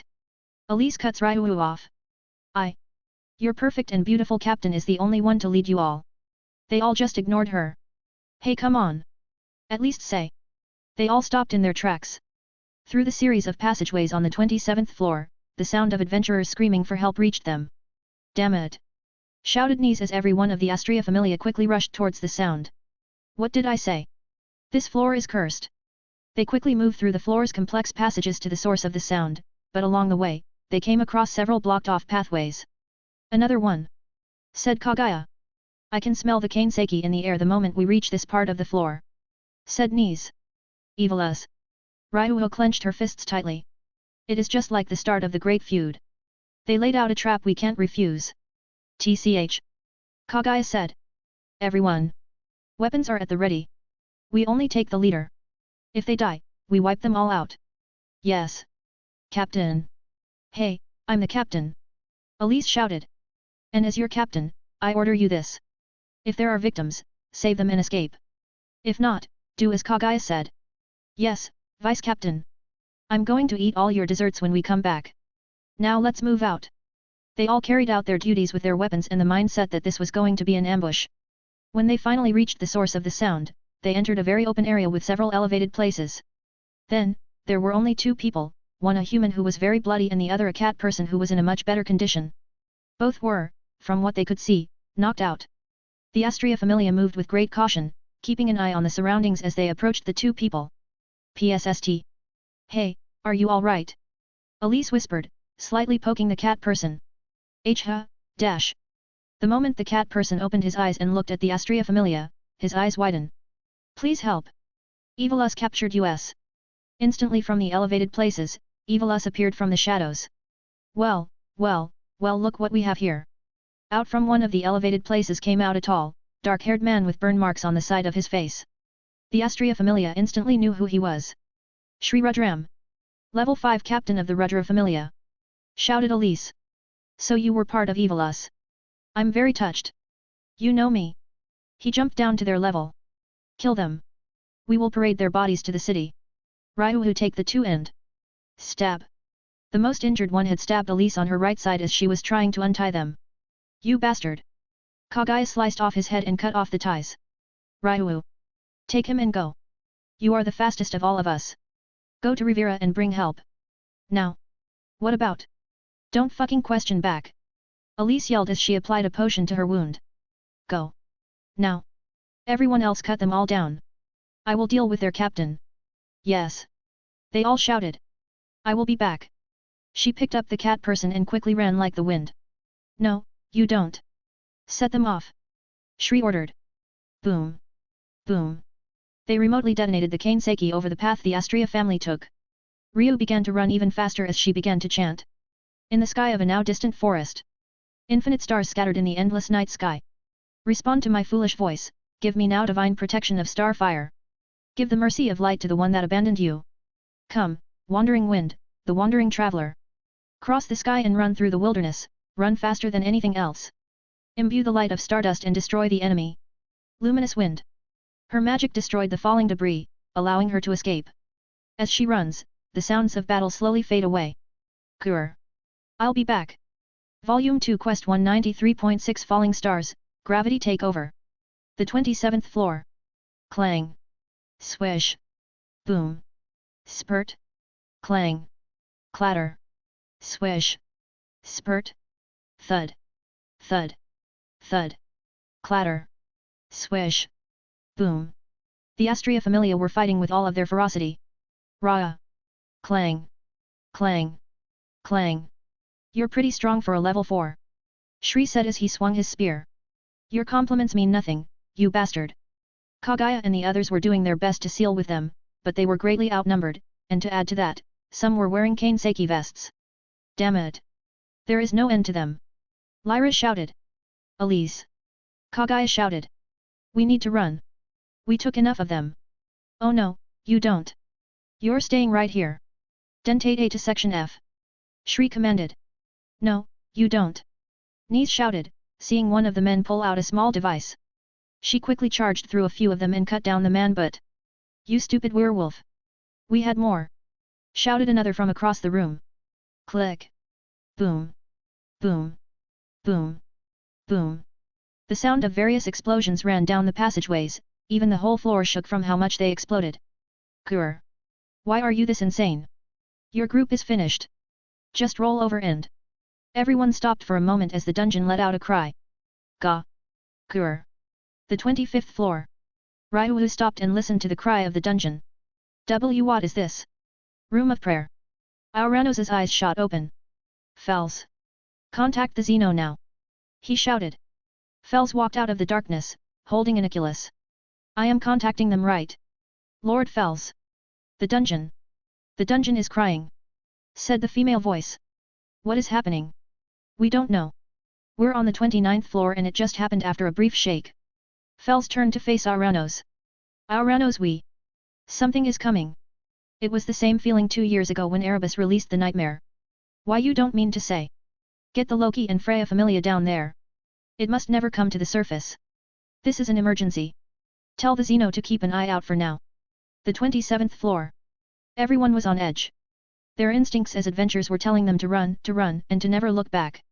What did you fucking do? Elise shouted, taking advantage of this situation to strike Shri's spear away and close the distance. Grr. I don't know you, you red-headed fuck. The dungeon must have reacted. A sudden feeling of death began to fill the room. Rumble. They looked towards the exposed dungeon walls. Rattle. From the darkness of the hole in the dungeon, 2 fleshy and bony arms came out. Razor-sharp claws were retracted between the gaps in its fingers. Thud. Thud. Then as it was pulling itself from the darkness, its eyes pierced through it with a predator-like glow of its horizontal pupils, reminiscent of that of a goat. The more it left the darkness, the more disturbing and dangerous its presence became. Rrrrrrrrrr. It lowly growled. It raised its bare skull head with slicked-back horns. Its bellow brought fear into everyone. Everyone in turn knew, on instinct, that it was the strongest thing on the floor, stronger than even the floor boss. Kill it! Shouted both Elise and Shri. Ruuu. They all shouted as they all moved to slay this monster. Volume 2 Quest 193.7 Falling Stars, Collapse. The 24th floor. After running for so long, Ryu had to take a rest. Huff. Huff. Huff. Are you okay, miss? Said the cat person. I am okay. I need to catch my breath. That's good to hear. I assume they got you in all that fighting. No, I am fine. What is your name? My name? My name is Jurahammer. He approached Ryu. Of the Rudra Familia. Ryu noticed his hand moving. She immediately kicked him in his stomach, launching him into the dungeon walls. Gah! You damn! Ryu felt a sharp pain in her leg where she kicked him. She looked to see a deep cut. Ha ha ha ha.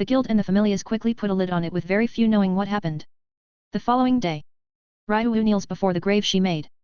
Each of their weapons is impaled into the mound of earth. She holds up a pair of short swords that were Kagaya's spare weapons. Ace.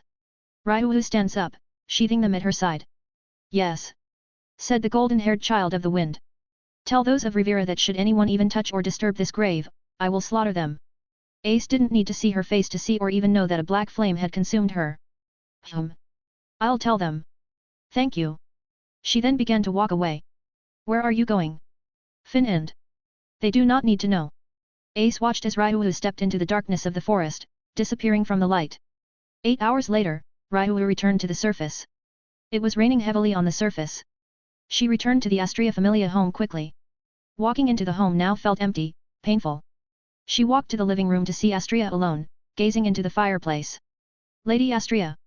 Ryu said softly. Astria turned her head to see her, but when she looked at Ryu she had such a dark and pain-filled expression. She had thought it was another person standing before and she would be right. Ryu. Astria walked up to her and hugged her as tightly as she could. Ryu did the same. For a brief moment, her child had come back, and at that moment, Astria realized the others weren't with her. Maybe they are turning in their stuff. Astria said this with fear of the worst possible scenario. Come and eat. We can wait for the others to come. Update my status. Wouldn't you like some warm? Lady Astria, please update my status. Astria looked into her now dark eyes, but Ryu couldn't see her. She was seeing something beyond Astria. She was seeing only vengeance. It was a look in her eyes that she gave out. She felt it when she first met Kagaya, she saw it again in Cirrus, and now the moral compass of her familia has lost her way. Very well. Please, please don't let it be it. When a god updates their child's fauna, they can see how they gain it and, from it, she learns what happened to her children through Ryu. Ah, her heart broke right there and then. She felt as though a dagger had plunged right into her heart. Sadly the familia's last expedition wasn't enough for Ryu to level up. Immediately after the status was updated, she got up and left. Astria chased after her in the rain.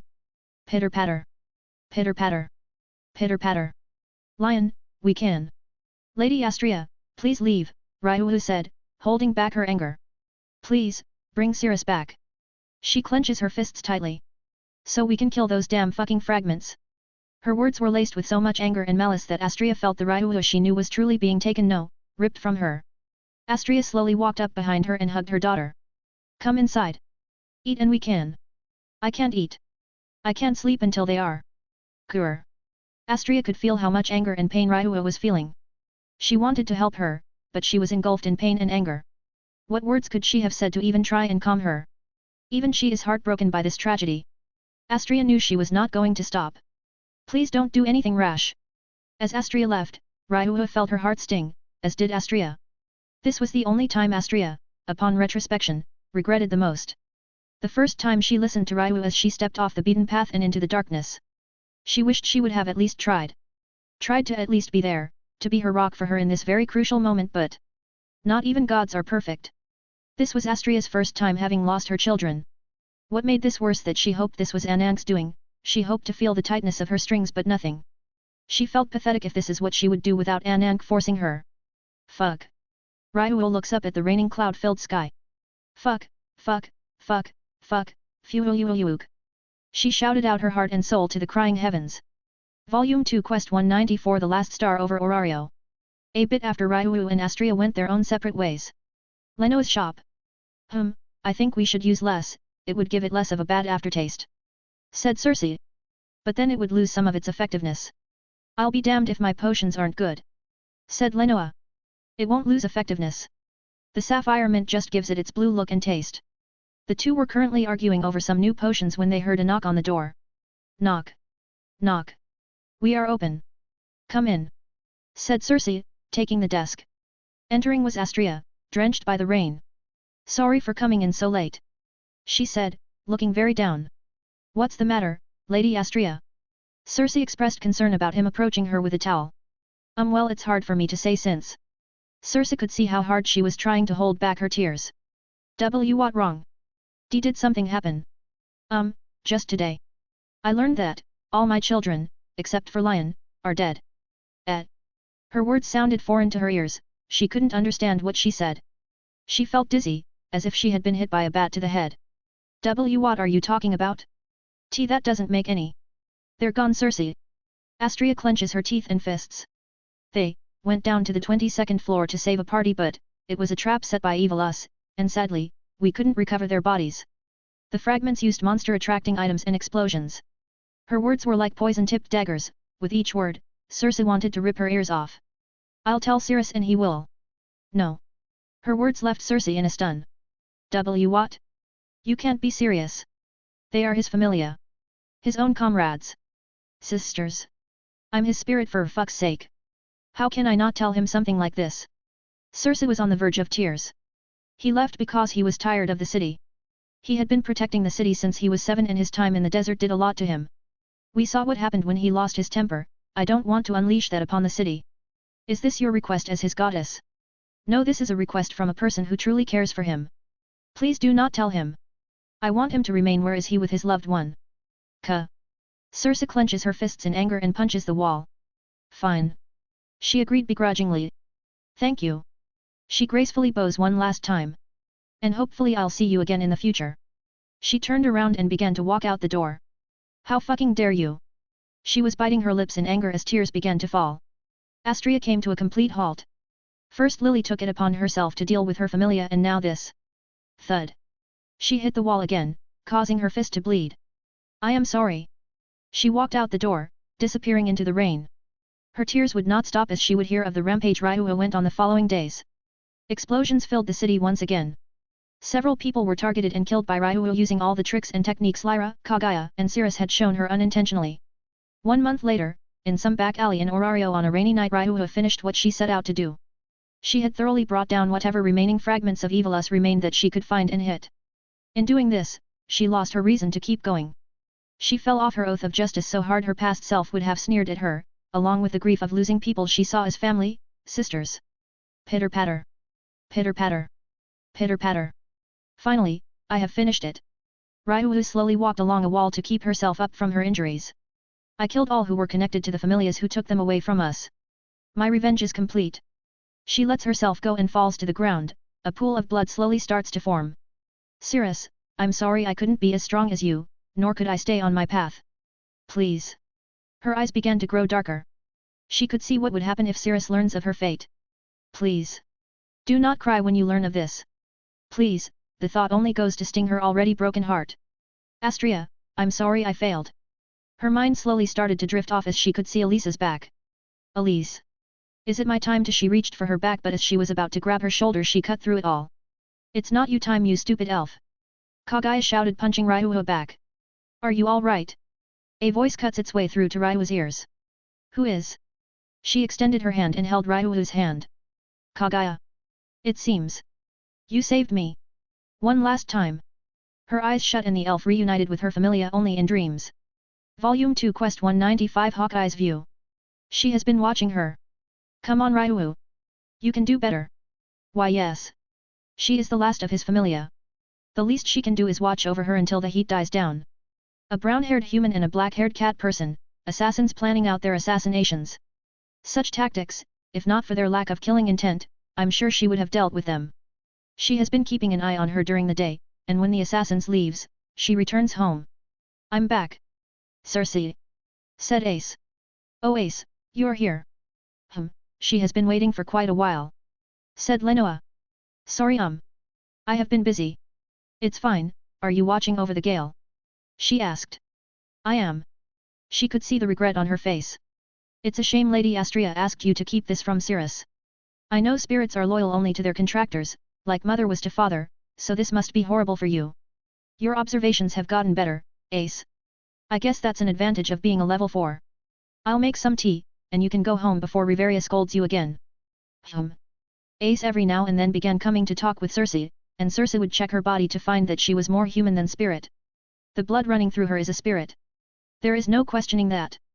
But every year, Ace would need to come in for a checkup for any changes, such as a level up. The next day. They're watching again. Day after day after day, they would come and watch her, but this time, they left earlier than expected. Seems they had enough, I'll have to keep an eye out a bit longer tomorrow. The next day, they didn't show up, and Cersei waited till late at night, when she saw the waitress with grey hair leave with Mia. So the one without fauna is leaving. That's good. She felt a gaze on her. She quickly found it was the waitress. She could see their eyes met. She isn't a normal waitress but, from what I have seen, she is harmless. Circe continued to watch the area as, from the darkness, a figure moved in. Damn it. She's already in. Circe knows she is not suited for close-range combat, unlike Nox, who has more range in her attacks, but Circe was purely for mid to long-range attacks. She could see smoke filling the corridor, and another person came rushing in. Her brown hair and scarf moved with her speed as she jumped and came in for a strike of her fist. Wham! The area around the window broke, and in the destruction, Ryuwu jumped out. Good, she's out. I can help her now. Ryuwu looked up to see a massive chunk of the building destroyed. Such power! Ah! She remembered Mia's words. She's going to have my head. Jumping from the destruction, the brown-haired girl jumped down. I should have known it wouldn't be that easy. The girl grins. Well, sneak attacks don't sit well with me anyway, and it's not like a strong ex-adventure like you would fall for it, so I guess it's okay. This human. She did this. What is Mew doing? Shouted the cat assassin. Mew. Thought Circe and Ryuwu. Ah. Ahem. What's the big idea? She said, shouting and pointing at the human. Wait, are you Black Fist? Oh? If so, I guess that makes you a black cat, hey? We appear to have received a double bounty. When the targets overlap it's always first come, first served. That's how we work. No hard feelings no matter who gets it, okay? Grr. You are so damned muscle-brained. How come there wasn't a rumor about this? Black Fist looks back at Ryuwu. Now that's settled, I'll be getting your head. Even Black Fist is after me, damn, and the poison is finally starting to set in, tch, and to be chased after by Black Cat and Fist. I'm really a criminal, but to think they were around my age, it's a bit familiar to you, Circe. Now get ready. Black Fist slams her fists together. I really don't like fighting someone as deadly as you. They both get into stances as Black Cat watches from above. This won't do. The stars of the night interrupt their course. Atelio_TOS voyage. Several pink feathers come down directed at Black Fist and Black Cat. Magic? Who did that? Shouted Black Fist. Ryuwu looked to see if there was a pink hawk. That bird, it belongs to Circe. Did he leave it here to watch over me? No matter, the odds are in my favor now. Damn it. A pink hawk? Is that some mage's familiar? Is someone else after the bounty? Asked Black Cat. Fwa! Said Anya. She turned to see Anya rubbing her eyes. This girl. The one that hangs around the gale. Stuff out here is so noisy, it woke me up. How are you awake? That mist should have knocked people out for hours. Ngh. A strong scent hit her nose. You stink. Did you drink yourself to sleep? She must be a complete idiot. So. Anya looked around to see the damage. You seem to be having a showdown. Her eyes and voice sharpened up.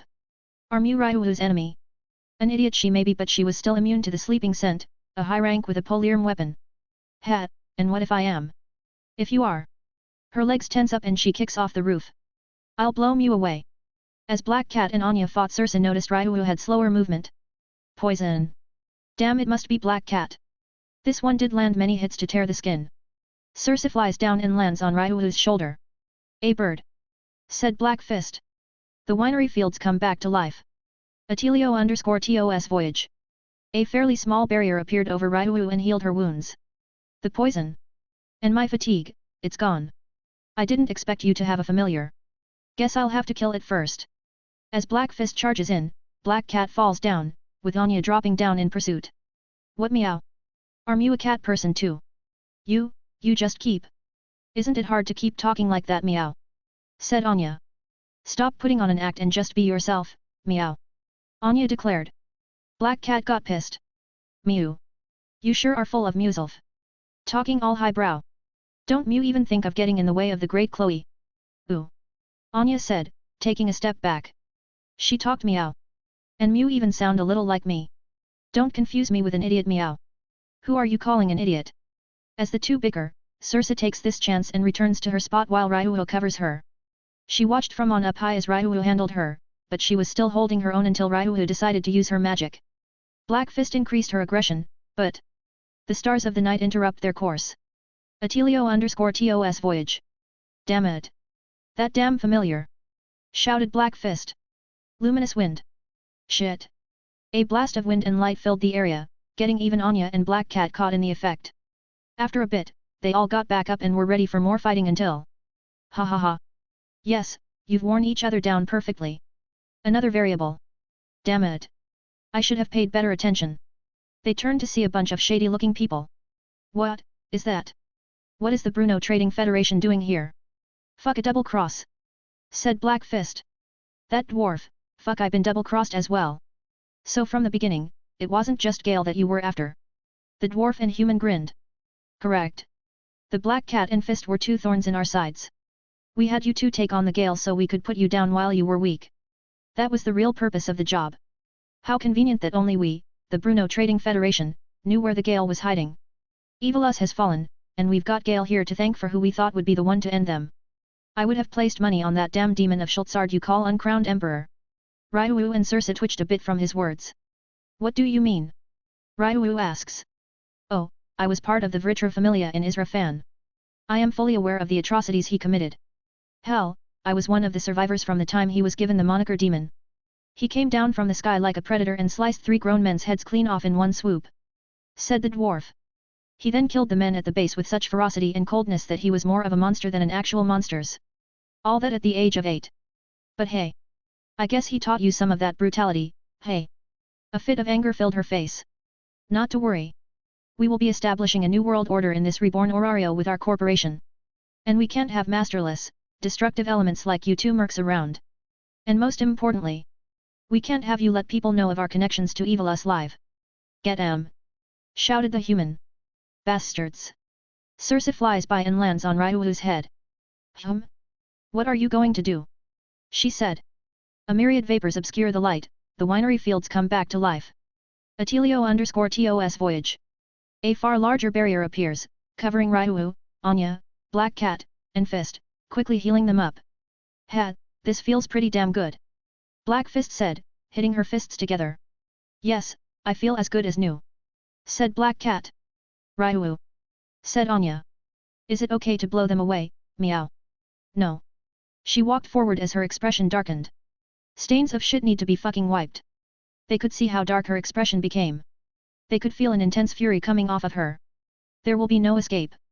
Circe flew back and cast her magic to create a barrier encasing Ryu in with them, leaving Anya, Black Cat, and Fist out. So they're dead, right? I mean, you saw the look in her eyes, right? Said Black Fist. Inside the barrier.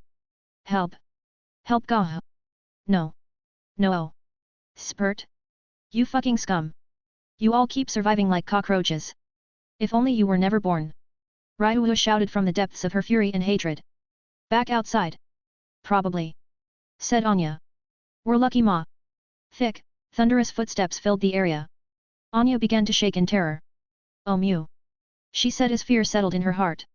The door to the back of the pub opened to show a pissed-off Mia. Oi, dumbass. Her voice was tinged with anger and restraint. What is going on here? Whose bar is this? Hey? Why is there a barrier here, hey? Answer me.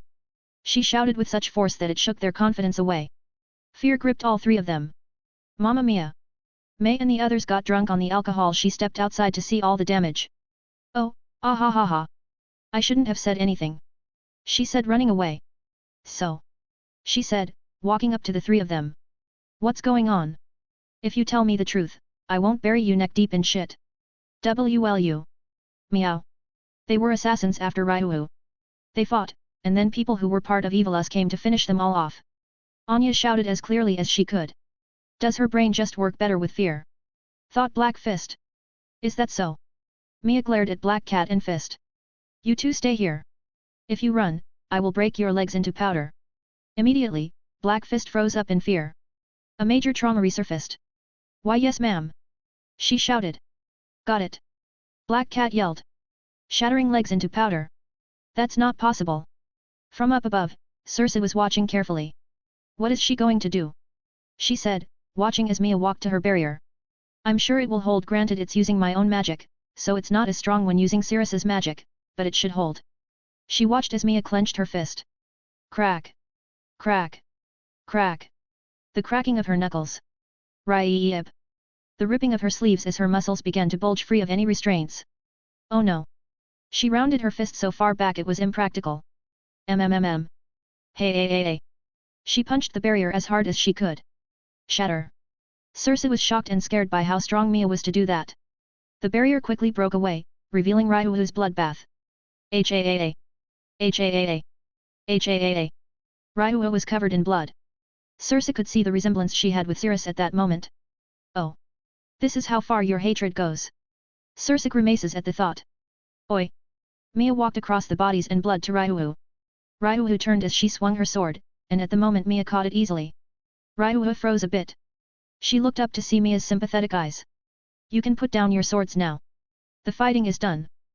But there are. It is done. She said sternly. Your war has ended. I won't let one of my girls keep fighting till they're caked in the enemy's blood. They. I know who they are and I know who you are. I am sure Cirrus wouldn't want you to be like him. She stopped and looked at her hands. She looked around herself to find a pool of blood. Clang. Clang. She drops her blades as her hands begin to shake. I. Her tears began to wash away the blood splattered on her face. Hug. It's okay. Mia hugged her tightly. I will handle it. Her hug grew slightly tighter. Ryuu began to cry even more as she hugged Mia back tightly. I think I have seen enough. You have found yourself a good place to call home. Circe opened her wings and flew away. Volume 2 Quest 196 Doing fine. 3 days later. Walking to Mia's pub, Circe covered her hair to not garner much attention. Knocks in her need for magic items. She could just cover herself, but no, I want to look good. Ha. At least she's pulling her own. In front of the pub were 2 gods, one was a shirtless god with a fish and the other was a very beautiful bountiful goddess. Oh? Are you here to see someone? Asked the male god. I am, are 2 as well. Our children found new jobs and we wanted to congratulate them. Said the female goddess. Oh, were our manners. My name is Demeter. And this is Njord. Oh Demeter and Njord. The familia under Poseidon. Hey. Phew. Hey. Come on. He said. So what is your name, little lady? Circe smiled. My name is Circe. Oh, the little witch. I heard you made medicine that surpasses the medicine familias. Said Demeter. Well, I wouldn't say that. Could we go inside? I like to hurry and get this over with and return home. Sure. The 3 enter the pub and see the grey-haired waitress. Oh, Lord Njord. Lady Demeter. And the little witch. What brings you 3 here? We are here to see our children, Seer. Said Njord. Yes, I want to see my little brawler. And what of you? Said Seer, looking at Circe. I'm here to see your newly employed elf. Very well. I'll go get them. She quickly left. After a while, she returned with the 3 in tow. Lady Demeter. Said Lunoir, the black fist. Lord Njord meow. Said Chloe, the black cat. I have never met you. Ryuu said, looking at Circe. Could we talk in a room? She asked Seer. Sure thing. Come. Seer led Ryuu and Circe into a room and closed the door. So, who are you? I don't know who you are. Of course not, you were busy dealing with Evilus while I was busy treating the injured along with every other medicine familia, but I'm sure you heard of my name of Little Witch, right?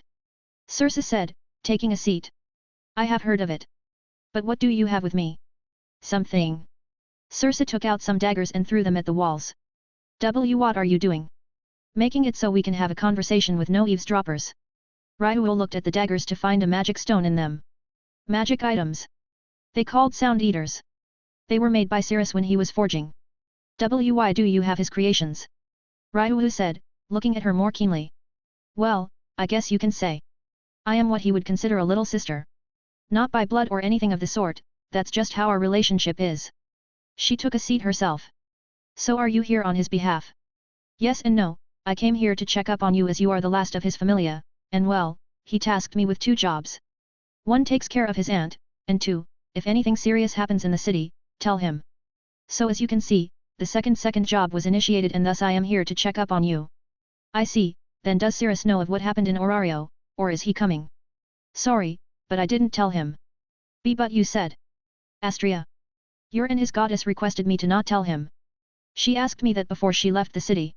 Do you know where he is? I do, but Astria doesn't. She never asked. What of his familiar?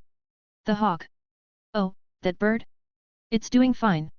She'll come by every now and again to see how you're doing. That is good to know. Can I ask where Cirrus is? Well, he's with his lover in her homeland. From what I got, he's actually getting married. What? Ryu said, surprised. Yeah, I was shocked too. But it won't be until he is 18, but you know when he damaged the moon. Yes? Lady Artemis chased after him all throughout Orario. Well, she's his first wife. Ryu was trying to process her words correctly. Lady Artemis? What of AI? She's his second wife. Seems the punishment for damaging the moon, which is Artemis's symbol, will result in some repercussions, and well, what better way than to be his first wife? That is, I don't really know what to say. Well, keep it to yourself, all right. That's partially the reason why I made this room eavesdropping proof.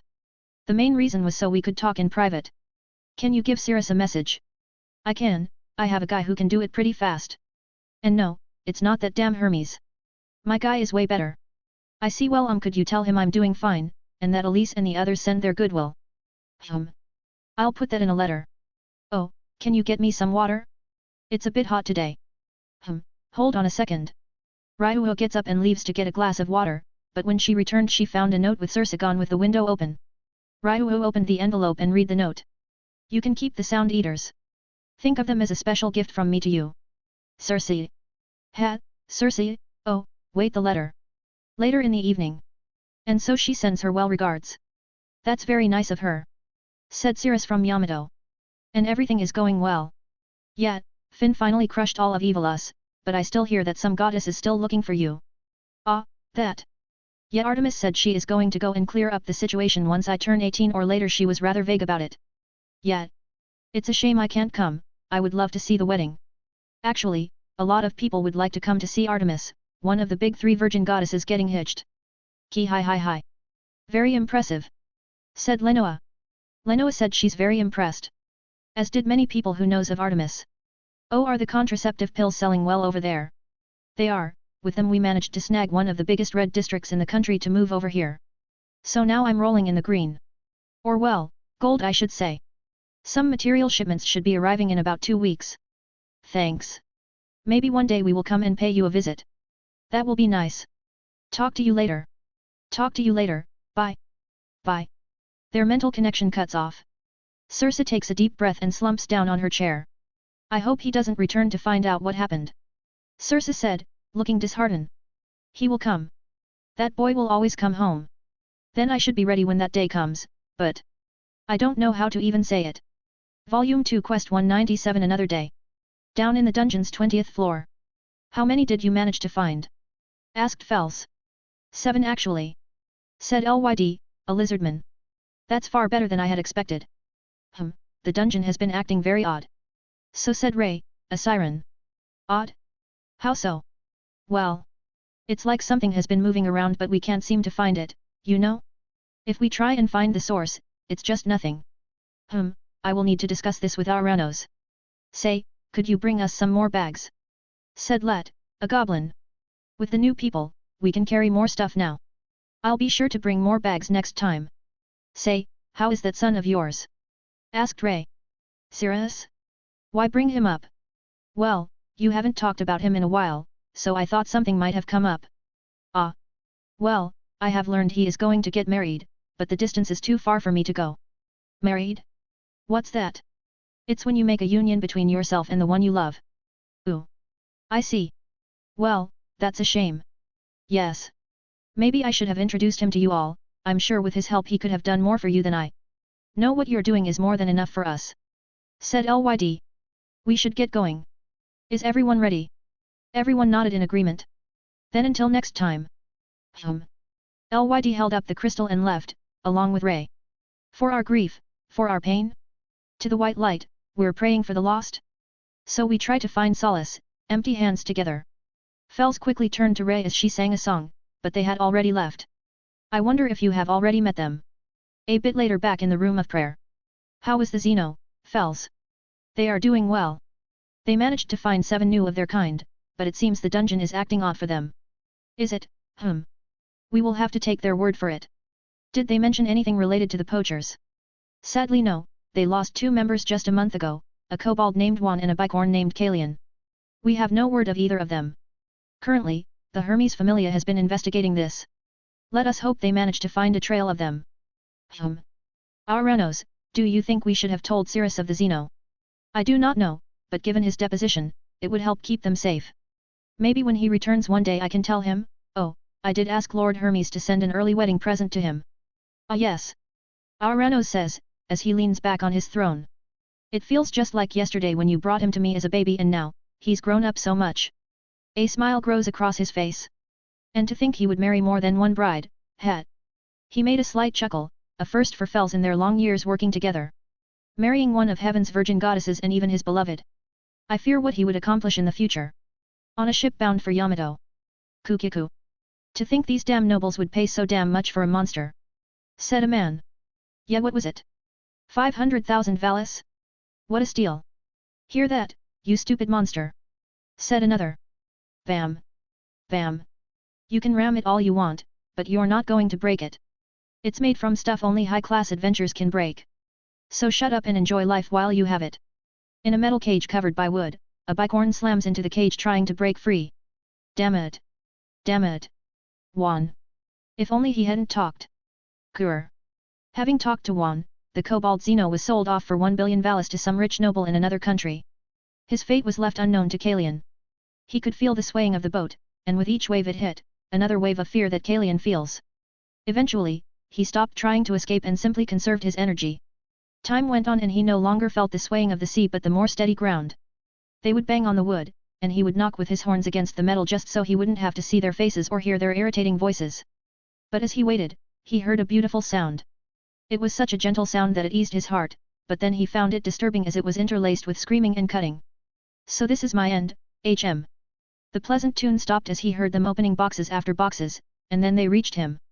A monster, sir. What do we do? Kalian looked around to see several people of mixed races all in dark clothing, and then a different tune came up. Done, done, da-da-done. The leader of these people who attacked and defeated his captors was a human. His eyes were the greenest things he had ever seen, but his clothes were also as dark as his men, with an owl as pure as snow resting on his shoulder. A bicorn, they're dealing in monsters and slaves. Free all the slaves and find out where they are from. Yes sir. Several of his men left while a white-haired Renard in black attire came up to him. Cirrus. We got word that another shipment is coming. AI go deal with them, open up more ports and things like this happen. Make sure you get some of them alive. On it. She said, then took off, leaving him with Kalian. Now, what to do with you? He kneels down and looks at Kalian. You're different from the other monsters, are you tamed? He can tell. But he is a human. I can't trust him. Well, seeing as no one has a taming skill, killing you would be better than a life in bondage. He reached into his shadow and pulled out a blue spear. Kalian could feel the Reaper's scythe on his throat. No. I want to live, dash dash. I want to live.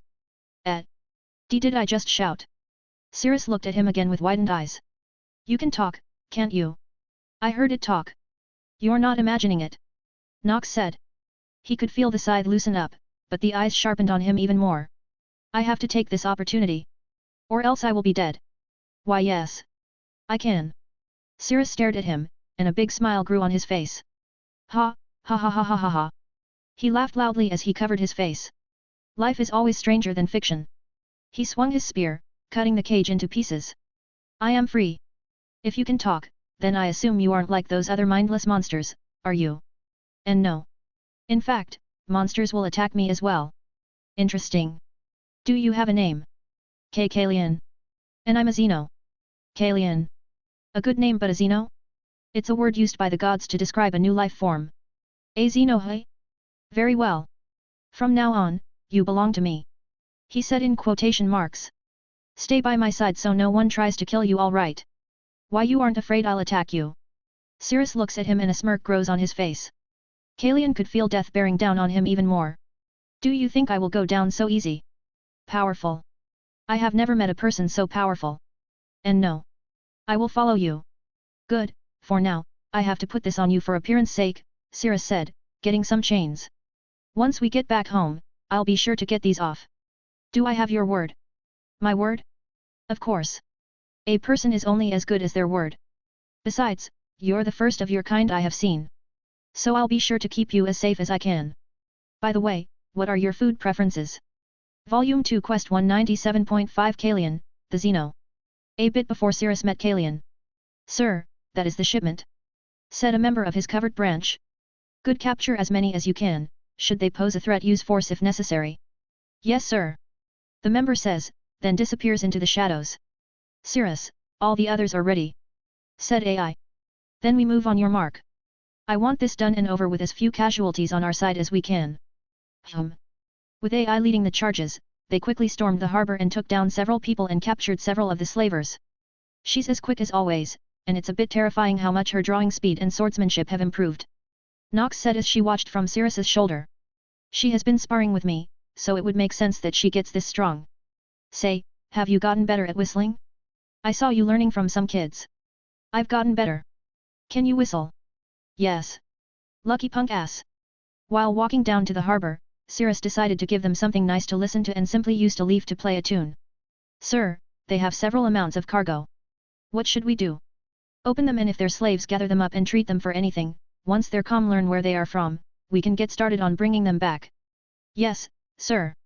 They opened box after box to find several slaves in horrible conditions, all put together to save space. Fuck. Get them out and feed them well. They all quickly went about and freed them when one member opened a box to reveal a bicorn simply sitting down. The next day in Fuyakuza, in the backyard of Cirrus's home. Did you really tame him? Asked Aphrodite. Well, he was already tame when they found him.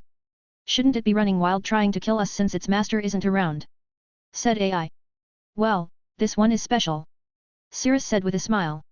You know something, don't you Cirrus? Said Artemis, looking keenly at Kalian and then at Nox. And you as well, Nox. You've been rather quiet on this subject. Kalian feels the goddess's gaze on him. Well, it's time for introductions then. Would you like to introduce yourself? Cirrus said to Kalian. Cirrus, it can't talk. Said Aphrodite. Nox gave a smile as she saw Kalian's mouth open. My name is Kalian. As they spoke, AI, Artemis, and Aphrodite were all taken aback. It can talk. Yelled everyone. What an amazing sight. Said Artemis, walking up to it. This could bring a new change to the world. Tell me, Kalian. Is there a unicorn that can talk?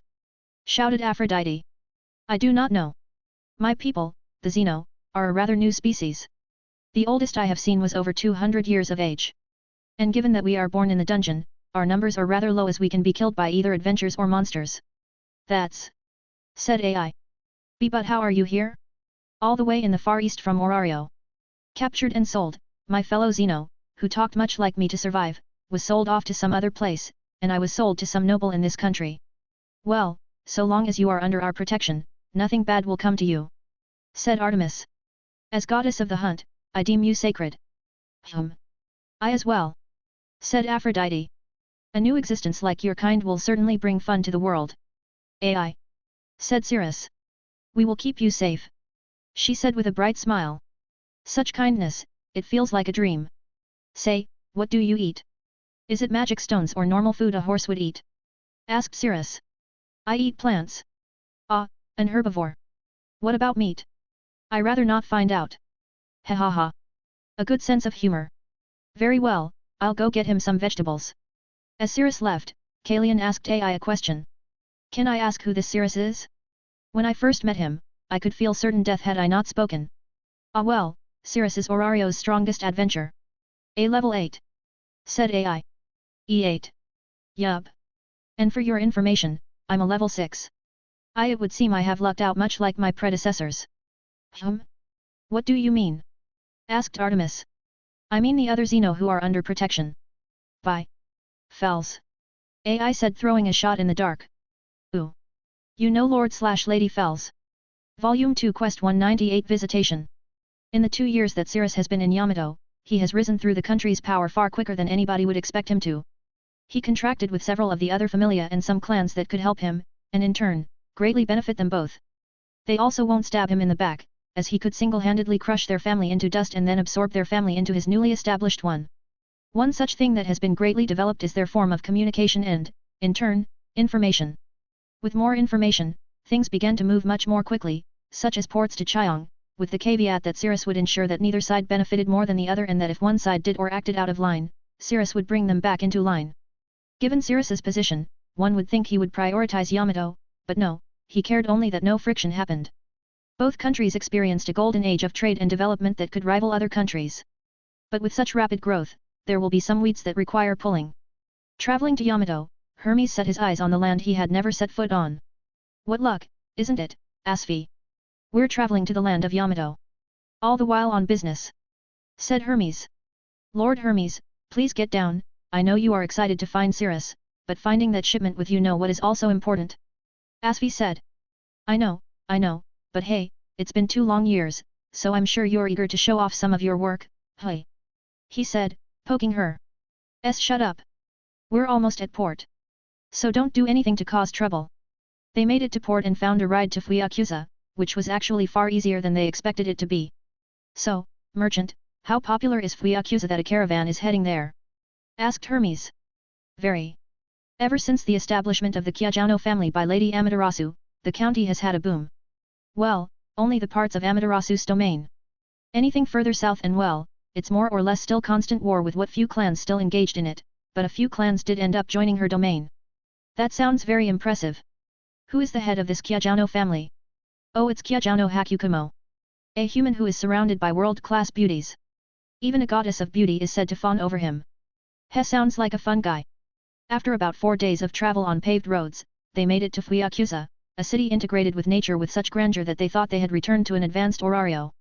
Minus the massive towers towards the heavens. This is amazing. Said Asfi. You can get off here. Up ahead is a bunch of other merchants. They get off and look around to see a lot of businesses and people moving about. It's almost too much to take in. Let's get going, Asfi, seems like finding that Zeno would be easier than we think. Asfi followed Hermes around, and they asked the locals where they could find Hakukumo, and pretty much all the residents told him to look for him in his home. Why his home? Asked Asfi. Well sweetie, this is a Saturday, it's his time off and the only time you can get him is if it's an emergency or you're a god, and this handsome man is certainly a god. The old lady said, pinching Hermes' cheeks. Ha ha. Aren't you a cute old grandma? Thank you for the advice.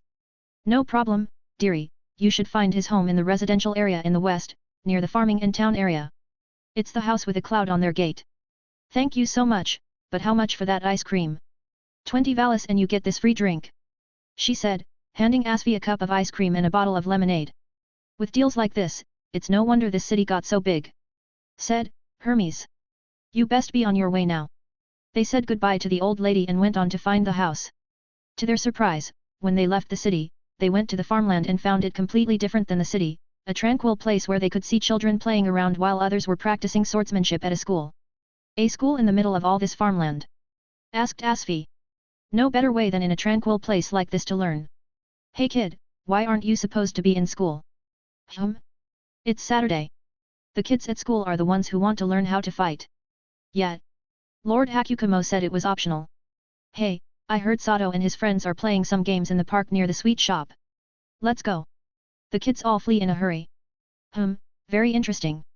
They continued to walk and, with some more help from some kind people, they found the house. Wow, it's certainly smaller than what I imagined it to be. This divinity. Is it really here?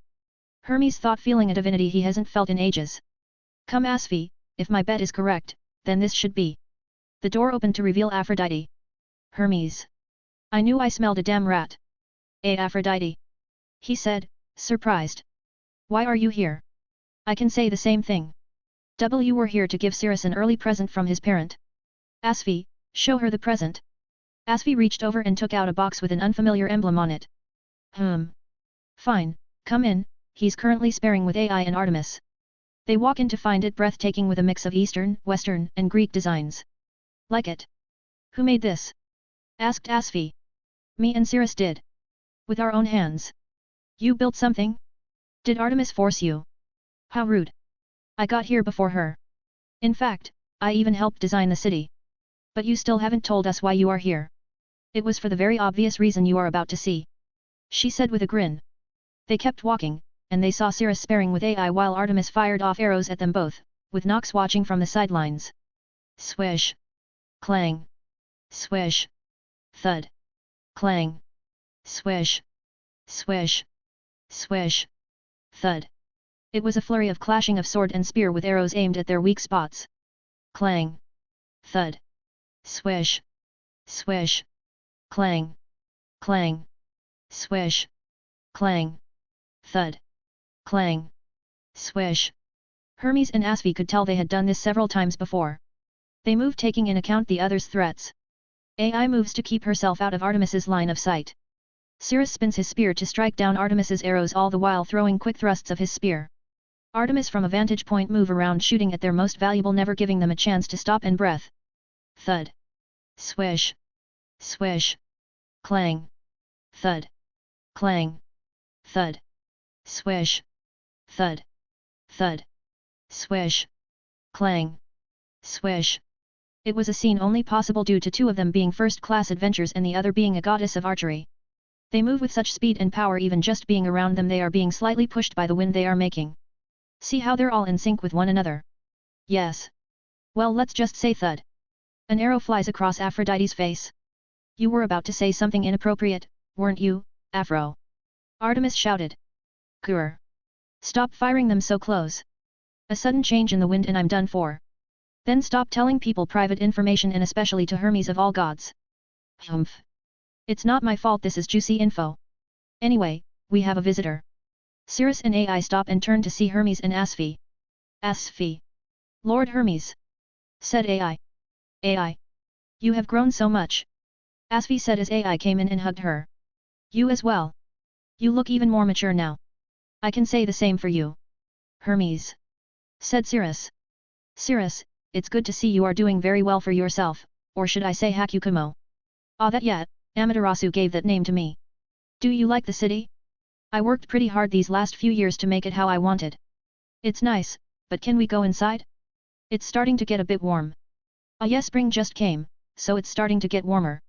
They go inside, clean themselves up a bit, and sit down in a meeting room. So what brings you here, Lord Hermes? Said AI. Well, for this. Asvi.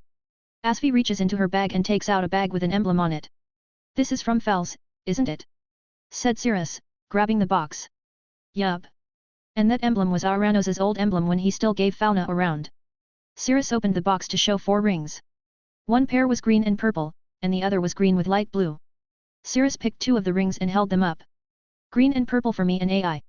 Artemis then picked the other up. Green and light blue for you and me. She said, with an expression Hermes never thought she would make. Was this why Aphrodite came? He took a quick glance at her, and she looked at him with a grin. So are you two an item or? Asked Hermes a bit nervously. We are, it's his punishment for the moon. Artemis said with a stern face. And also for taking her actual. Artemis glared at Aphrodite so intensely that it intimidated her, and she sat back down. Ahem. On another note, we are here on another business. Asvi regained her composure. We came here for another reason besides to deliver this, we came here to investigate some people who dealt in monster trafficking. Said Asvi. Their eyes turned to Asvi and Hermes. Oh? Is this a job given to you by Aranos? Hermes took the lead as he saw Asvi begin to falter a bit. He did. And seeing as you have so much power, I thought you could help us in this endeavor. For old time's sake. Do you know of the Zeno? Cirrus said, looking at Hermes with clear, steady eyes. We do. Hermes said, with eyes as sharp as they have ever been. Then it seems you have come here for a job that is already finished. He gets up and walks to the door. Come. They follow Cirrus into the woods, which were still part of his home. How big is this place? Asked Asvi. Bigger than you think. I had to expand it a bit over time, but this is big enough. They reached a clearing with an elegant stable. What is this for? They could hear the heavy running of a horse coming their way. From the woods came a black beast. Its horns were mighty and sharp. A black steed, Asvi had seen in the dungeon, a bicorn. This is Kalian, a Zeno we found while we were capturing some slave traders. So you are the Zeno who was captured? Hermes said, walking up to him. Are you the one Aranos sent to find me? Kalian said in a wonderful voice. Yes, and I am sad to report that your fellow Zeno, Juan, was killed before we could reach him. Kalian looked a bit sad. That is unfortunate. Will you be working with Cirrus to find the people who sold us? We are, but it has been slow. As well as for us, said AI. All the people we get don't know anything. It's always through several middle guys that the original person who sold them is a mishmash of features. Yeah, even with my charm, we've got nothing. Said Aphrodite. We can give you the reports, but they are all the same, said Nox. We tried everything that wasn't taken by brute force. Then why didn't you use it? Asked Asfi. Because it's ineffective, torture will only get you the answers you want to hear, not what is true.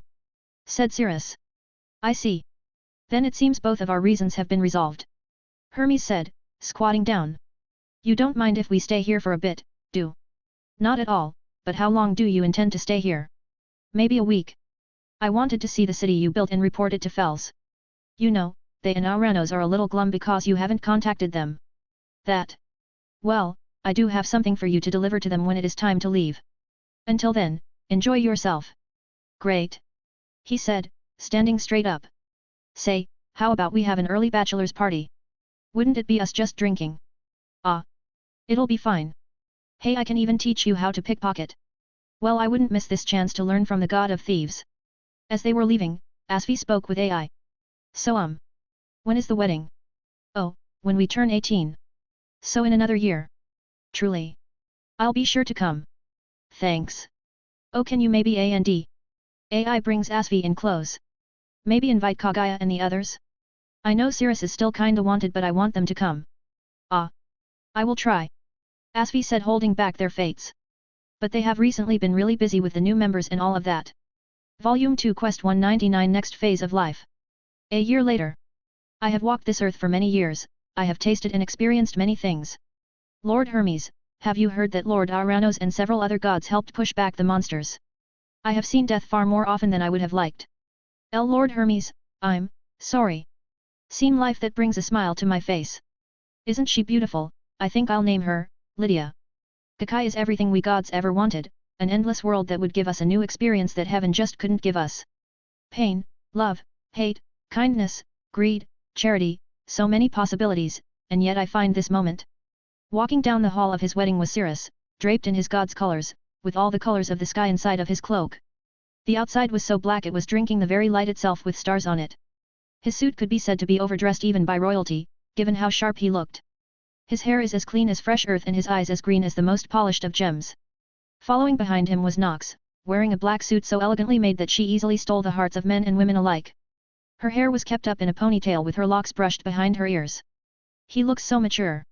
The first time I saw him, he was kneeling before Auranos, just a 7-year-old kid. To think that kid would end up here. In the wedding hall were several gods gathered, many from outside Yamato, like Alkutpa, the strongest familia in the Chaos Desert region. Lug, the head god of Zolingen, and even Amaterasu were there to see the ones who brought untold prosperity to their nation and people. Up on a good angle, several magic stones glinted. Orario. Ah. Cirrus looks so handsome. Said Circe. Yes, he looks so grown up. Ki hi hi hi. It reminds me of when he was still a child and I had to change him. Ah, come on, Lenoa. Hostess of fertility. You certainly look sharp as ever, Cirrus. Said Ryuu, looking at the wedding from her room. I'm sure Kagaya would be doing everything she could to ruin it. Room of prayer. He is even dressed in your colors, Lord Auranos. Said Fels. A smile stretches across his face. And he even has you with him. Fels looked to find the magic eaters he gave him during the climactic fight with Evilus. I'm shocked he somehow made it blend into his attire. I can see Aphrodite in the crowd. She may be a lot of trouble, but she does have an eye for clothing. Lord Auranos must be in a good mood to compliment another god. Hephaestus's workshop. To think he would grow up to be such a lady killer, said Eupheme. I am very proud that he is happy. Yes. It is always a wondrous day when the child you saw so young grows old enough to have their wedding. Hephaestus said as she noticed Aphrodite in the crowd. I can admit she has a good sense of style, but to see her there. I'll have to ask Cirrus about this should a business trip occur over in Yamato. It is a bit disheartening to know that he isn't informed of his familia's fate. Eupheme said a bit saddened. I understand, but the guild and even the Loki and Freya familia asked the city and its people to keep this to the city. If the gale could do as much damage as she did, imagine what Cirrus would do. We all saw what he did to that street. I know, but it leaves a bad taste. Oh, speaking of bad taste, is Welf still not making magic swords? Nope, the kid is stubborn as hell.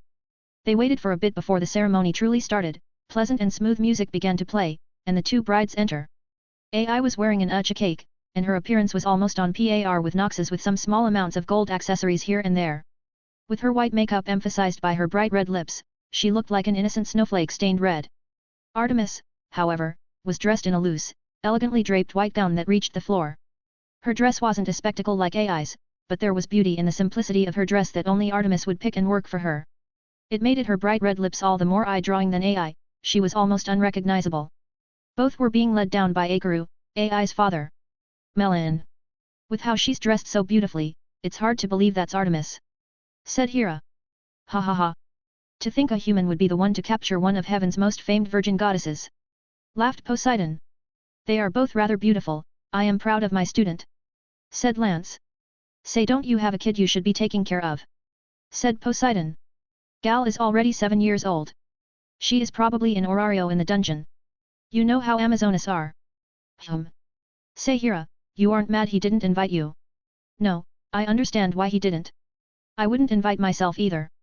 But I would like to visit one day. You really have changed, Hera. So? Who says a god can't change? We are literally looking at the virgin goddess, who always comes to mind first getting married. Ba ha ha ha. I guess that is true. Somewhere outside of Orario. You look beautiful, my little star. Astria said, watching from a magic tool Asvi made for her to watch. And you as well Ai, Artemis. I wish they were here to see this. As the two walked down the altar, Hermes could see Cirrus was getting nervous. What's wrong? Getting nervous about marrying two beauties. He whispered over, nudging him a bit. Of course, he is, whispered Nox. Do you know any man or god who wouldn't be nervous? That's fair, but hey, just look forward to the wedding night. Hermes said with a grin. You're lucky. You're one of the few male friends I have. Said Cirrus. That is a bit sad, to be honest, said Ibik. I'm literally your only male friend within your age group. It's a real shame I'm ushering the wedding. Said Susanoo. You are not his age, Susanoo. Hermes said to him. I am at heart. Anyway, get in position. Cirrus walks to the center and Ai and Artemis let go of Akaru. Cirrus holds out his hand and Artemis takes his left while Ai takes his right. As they took his hand and turned to face Susanoo, they stood side by side. The smell of fresh water and cypress came from Artemis, and the smell of hibiscus and lavender from Ai soothed Cirrus's nerves as they wrapped their arms around him. Cirrus standing in the middle has now grown significantly since last time, from 5'7" at age 15, now standing at 6'0", 183 centimeters, at 18. The second tallest was Ai at 5'6", 168 centimeters, not counting her ears, which would put her at 5'9", 175 centimeters, and then Artemis at 5'5", 164 centimeters. Cirrus could feel their arms slightly shaking. Make sure they are calm. He closes his eyes for a second and breathes out. His arms get more steady, which the two notice, and he gives them a gentle smile, to which they give one back. Susanoo began his speech, and 3 of them listened on, as did all the guests. Now may the brides and groom say their vows. The night before the wedding, Cirrus had already given his true vows to Artemis and Ai. He made it so personal that he felt comfortable for them to hear it, as did they. They were words meant only for their beloved partners that would never reach the ears of others. After giving a rather generic vow, it was the final part of the wedding. Susanoo asked if anyone had a reason why they shouldn't get married, and no one did. You may bring the rings. From the left, Nox brings in Ai and Cirrus's rings, and from the right, Rethusa brings in Artemis and Cirrus's rings. He puts them on their left ring finger and they put him on both of his ring fingers respectively. Then, you may kiss your brides. The two look up at Cirrus and close their eyes. Cirrus first kisses Artemis, as she would be his first wife, and then Ai, as per the punishment. I now pronounce you husband and wives. To the 3, it felt like a feverish dream. They didn't think it was real as they went through the procession and all the way back home. Cirrus, Ai, and now Artemis is home. HAAA. Fuck, that was exhausting. Cirrus said, flopping to the bed. Hey. Art, Cirrus, can you help untie me? Ai said, sitting down and sweating. I got you, Artemis said as she carefully untied Ai. I am rather surprised by the amount of wrapping this acha cake has. I was surprised too when Mom and Aki began to stack more and more. This feels like a dream. Artemis said. Phew. Ai let out a sigh of relief as her attire was finally undone. I know what you mean, my heart was pounding the whole way through. Yes, it wasn't until this one steadied his arms that I began to calm my nerves. Artemis looked at Cirrus, who was slowly getting back up. Well, I was nervous as well, but... Cirrus stood up and walked towards them, losing his attire a bit. If not for your 2 enchanting scents and your adorable shaking, I wouldn't have calmed myself. He then gently touched their hairs, the locks of light blue smelled of cypress, and the locks of white had the smell of hibiscus. Even now they are still enchanting. They both blush, and they both look at each other. Yeah well. AI then pushed him onto the bed as both she and Artemis got in. You also have a charming scent, Cirrus. Not too strong, yet surprisingly faint, the smell of early spring. So said Artemis as she took off the ornaments in her hair. Since you brought us comfort, it's now our turn to make this wedding night special. AI said, removing her clothes. Then I'll be sure to enjoy tonight's dinner very thoroughly. He said taking the initiative. They enjoyed their first night and even day as newlyweds. Down in the dungeon's depths. This makes the fourth one born. Said Revis. When will we move? So said Thetis, a spirit with sapphire blue hair with water running through it. When our strongest kin have woken up, right now only Wu and now Nataraja are woken up. Tendrils appeared and embedded themselves into the pale-skinned girl, and she screamed in agony. I forgot how painful it was when her imparted us with wisdom. The screaming stopped and the air got colder. Welcome, great sprite of ice, Nataraja. Revis said in a cold tone while walking up to her. This body. Why is it so warm, and fragile? She said, looking at Revis. Here, eat and regain your strength. Our journey will need your full strength. She hands Nataraja a magic stone and eats it. Her hair turned slightly bluer, as did her skin. That feels better. Teen Years End Volume 2 complete. Next volume, Adulthood. Volume 3 Quest 200 Uncrowned Promise. 4 years later. Hephaestus' residence. Hey Hephaestus, why is this hammer enshrined? Asked Hestia, a petite goddess with a large bust held up by a blue ribbon. Oh that, you mean Hephaestus' touch? What about it? First, what's with that name? And second, why is it just sitting here? Well, Hestia, it was the name given to it by a child, not one of mine, but a skilled child nonetheless. He forged this per request by me, and had to pay out of pocket for it. That expensive? Yup, I would have even offered myself up for one of his creations. Why you can't be serious? I very much am. He is the only smith who made a weapon that far exceeded my expectations and satisfaction. Hell, if he had made it for my affections I would be his right now, but... She made a sweet smile. He did it for another's love, and in some roundabout way, he helped me with a problem. She remembers Aphrodite's visit. Hess, so what's this guy's name? Hey? Maybe I can help you steal him away. Phew, sorry, but that is not possible. He is already married, but the people and gods of Orario call him the uncrowned emperor. Uncrowned emperor? Why is he uncrowned if he is an actual emperor? Sounds a bit like an oxymoron. Well, he left the city long before we could even give him the name. That, and he is the world's strongest adventurer.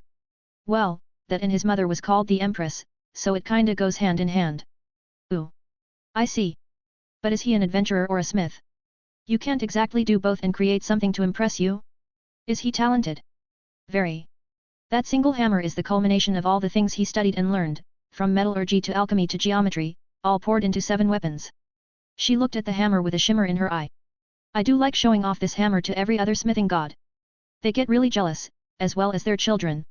It also may have inadvertently called him a well, it's not important. Wow. Hestia turned to look at it once more. So this hammer is pretty impressive, hey? Very. His signature is on that red tassel in the golden orb. Ooh. Beautiful. Yes it is. So when are you gonna go and find people to join your familia? You have been here for 3 months now. I'll do it soon. I'm still getting used to Gakai.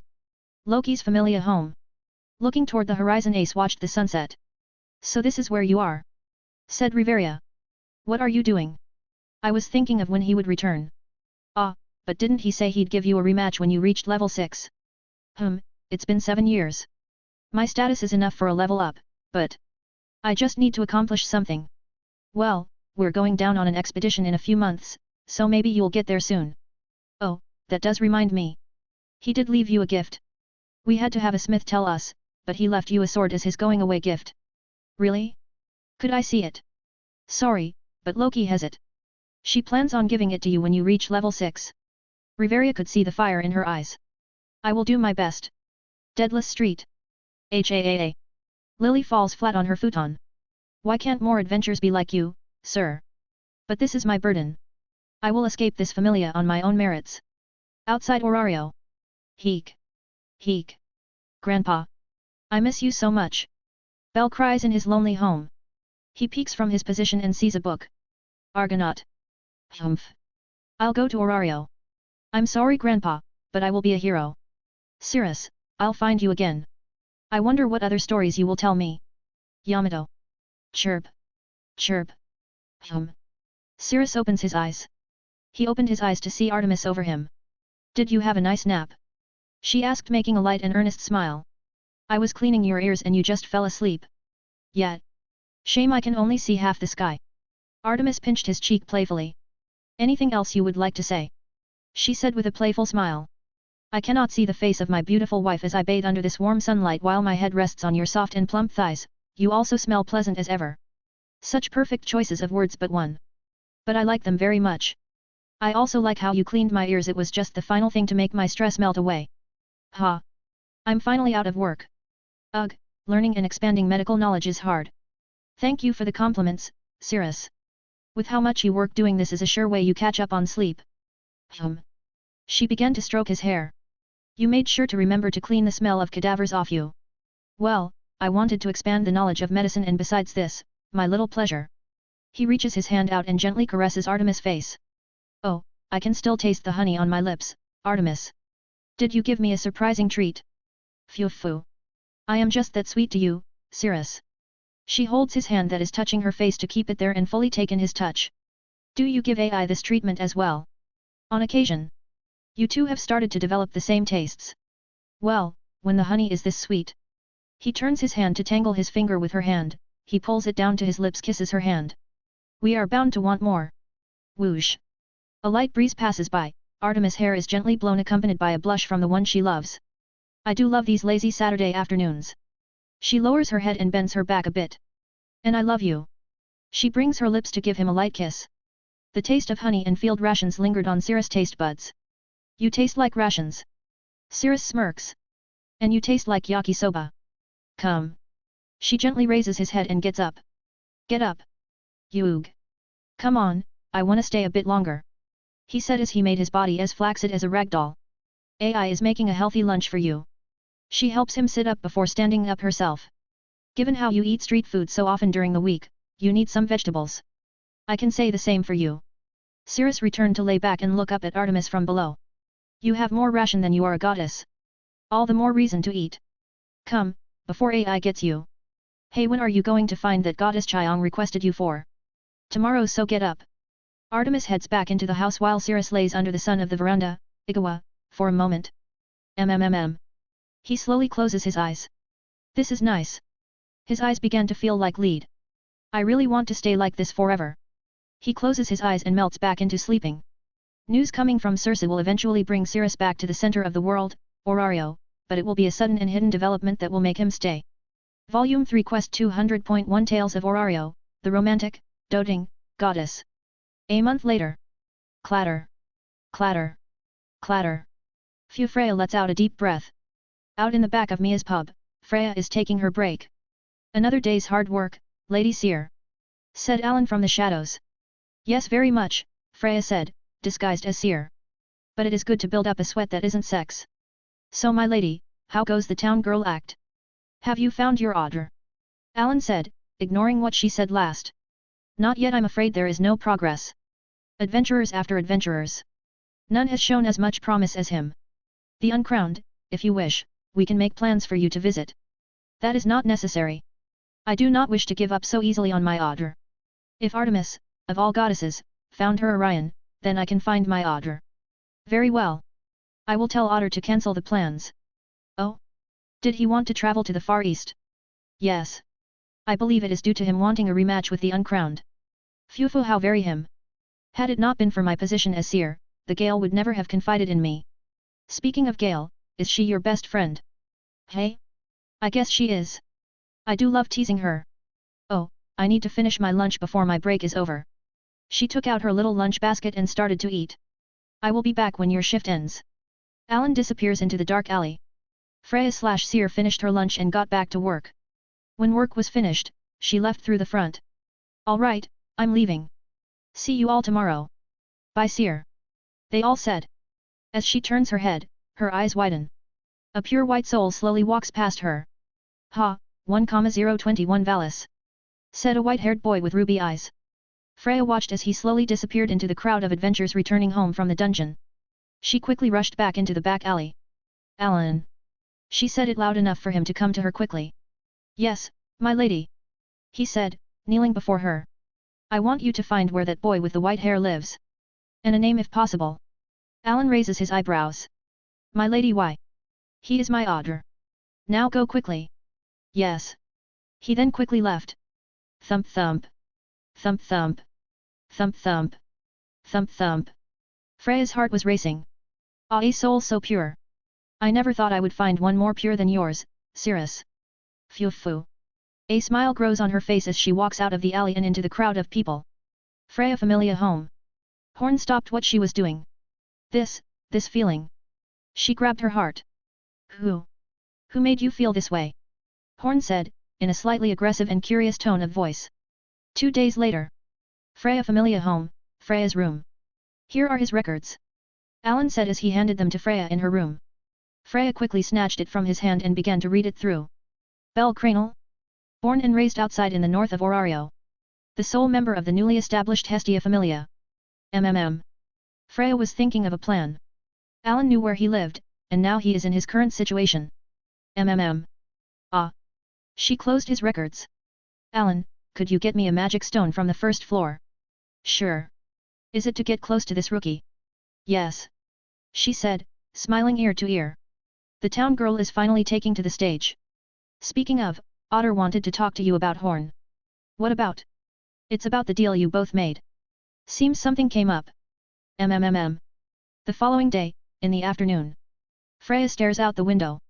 Seer, Ryuhu said. Is there something outside that is bothering you? Oh Ryuhu, no, I was just. Her eyes widen a bit. I'll be right back. Ryuhu watched as Seer quickly got up and left through the door of the pub. Ryuhu looked out the window to see her walking up to a white-haired boy. Excuse me. She said to get the boy's attention. He turned to see her. You dropped this. She holds out a small magic stone. Hey? A magic stone? What? Did I drop one? He said, checking his small bag. Seer presents it to him. You should be more careful. She said with a sweet smile. Right. He said, with a bright red flush. I'm sorry for troubling you. Thank you. He gives her a bow. Phew phew. Think nothing of it. And so the white rabbit meets the lonely goddess of beauty. Tonight you have to come to the bar I work at to eat dinner. She said with a warm smile, handing him her lunch. With this meeting, the goddess of love will work to gain his heart. I'm Belle Cranel. He said with an innocent smile that made Freya's heart race a bit. Can I ask what yours is? I'm Seer Flover. She smiles even more as she gives him an elegant bow. It is nice to meet you. Belle. It will be a very long. Loki Familia. Shouted the people in the bar as they entered. Freya noticed Belle's eyes landing on Ace. So early on in finding her order, she now had to compete with the sword princess of all women. And difficult. That one. We were coming home, and all those minotaurs ran off. You minced up the last one on the 5th floor, yet. And then you know that tomato boy. Freya could see his pure white soul shake from the crass werewolf's comments. The more he spoke, the more she saw his innocent soul quiver. Belle, are you okay? Why yes I am. What a pathetic kid. Ha ha ha. Journey for the boy. Slam. Belle slammed the table and rushed out the door. Belle. Freya chased him after he had left. No. No. My order. Please. Please remain pure. She watched as he ran away in tears, unable to catch up to him to comfort him. Coming up next to her was the sword princess. Freya quickly tempered her anger. She couldn't do anything as Seer. She gripped her skirt and glanced at Ace. Your friend needs to watch his mouth. She said in a passive-aggressive tone. Ace's eyes widened from what she said, leaving her a bit angry. I'm sorry. She said to herself. Walking back inside, Freya glanced at Beta. I will make you regret you were ever born a dog. The lonely goddess of beauty will keep her eye on him to see him grow into the man he could become. Volume 3 Quest 200.2 Tales of Orario, The Romantic, Doting, Goddess Part 2. The following day. Belle. Freya rushed down. The moment she saw him, she could see his soul remained an innocent white, but it was purer now, more refined. What happened? Did he gain a resolve? That has to be it. Belle came back to pay off his bill. She was happy. Belle still had his innocent charm and smile. But there was a problem, she discovered. Your heart. As much as I love your purity, you are not fit to be an adventurer. Yes, that is right. You seem more suitable to living as a farm boy, living peacefully and surrounded by family and friends. The more Freya spoke and interacted with Belle, the more she knew his calling was not as an adventure, but if that is his wish, then she will offer it to him. Back alley during Seer's lunch break. Alan, call off the hit on that dog of the Loki familia. Are you sure? Alan said, leaning against the wall in the shadows, he is in need of a lesson. I am sure. As much as I despise his foul mouth towards my otter, it did help refine his convictions. Oh? So what? He's stronger, my lady. It would seem so. He looked far stronger than last night. I'll call off the hit. Thank you, and make sure you tell everyone that I plan on giving him some trials. Trials? You want to make him stronger? Yes. He wished to be an adventurer, yet he lacked the heart to be one. So I will nurture him from the shadows. Tisk, more work for me. Thank you again, my sweet Alan. Alan quickly left with a faint blush. Sundara. Freya then began to plan out her trials. She will give Belle challenges that will put his courage and will to the test. At first, she thought she would have plenty of time to come up with the first trial, but it seemed it came to her on a platter.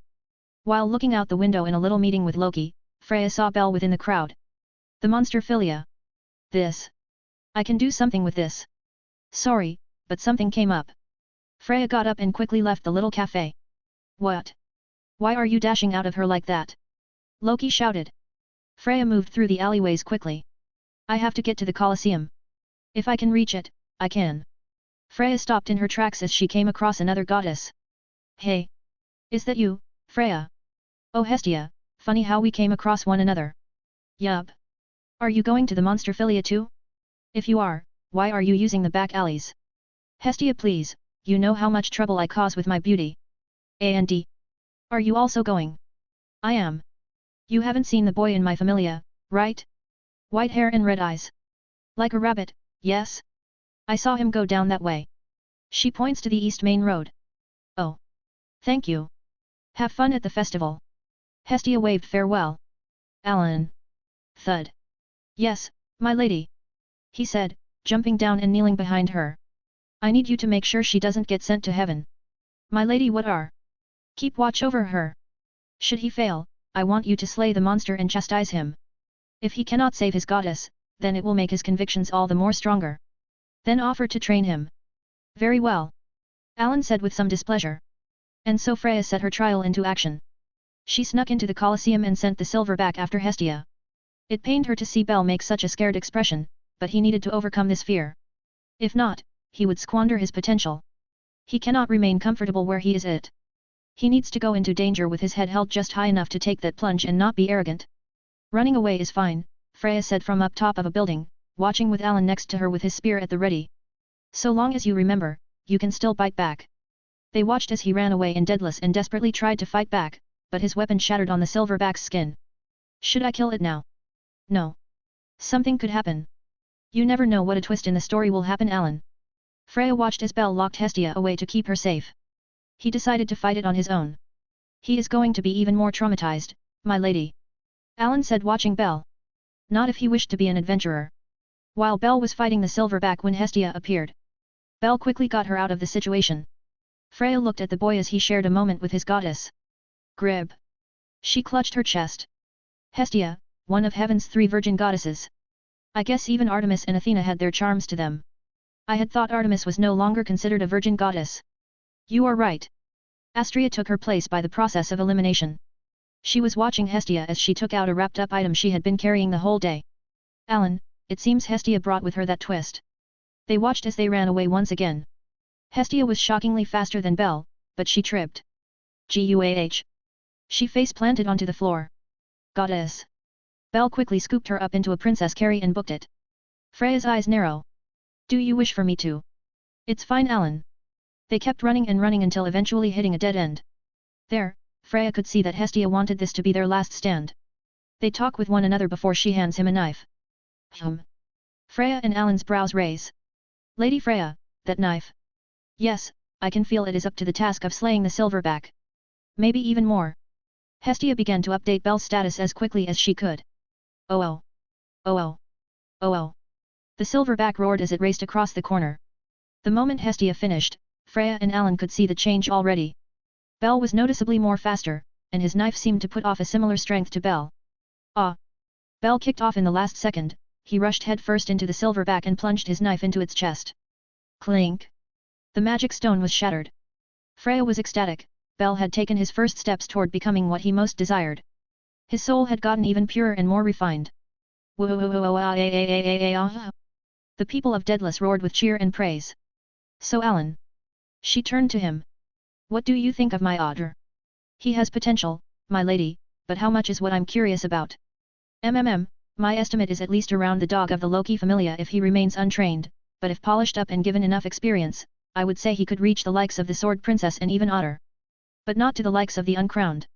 Maybe with 1 or 2 decades of work he could reach him, but it is rather cruel to compare the two. I did so since he was the last one you called your Otter. Only the best is fit to receive your affections.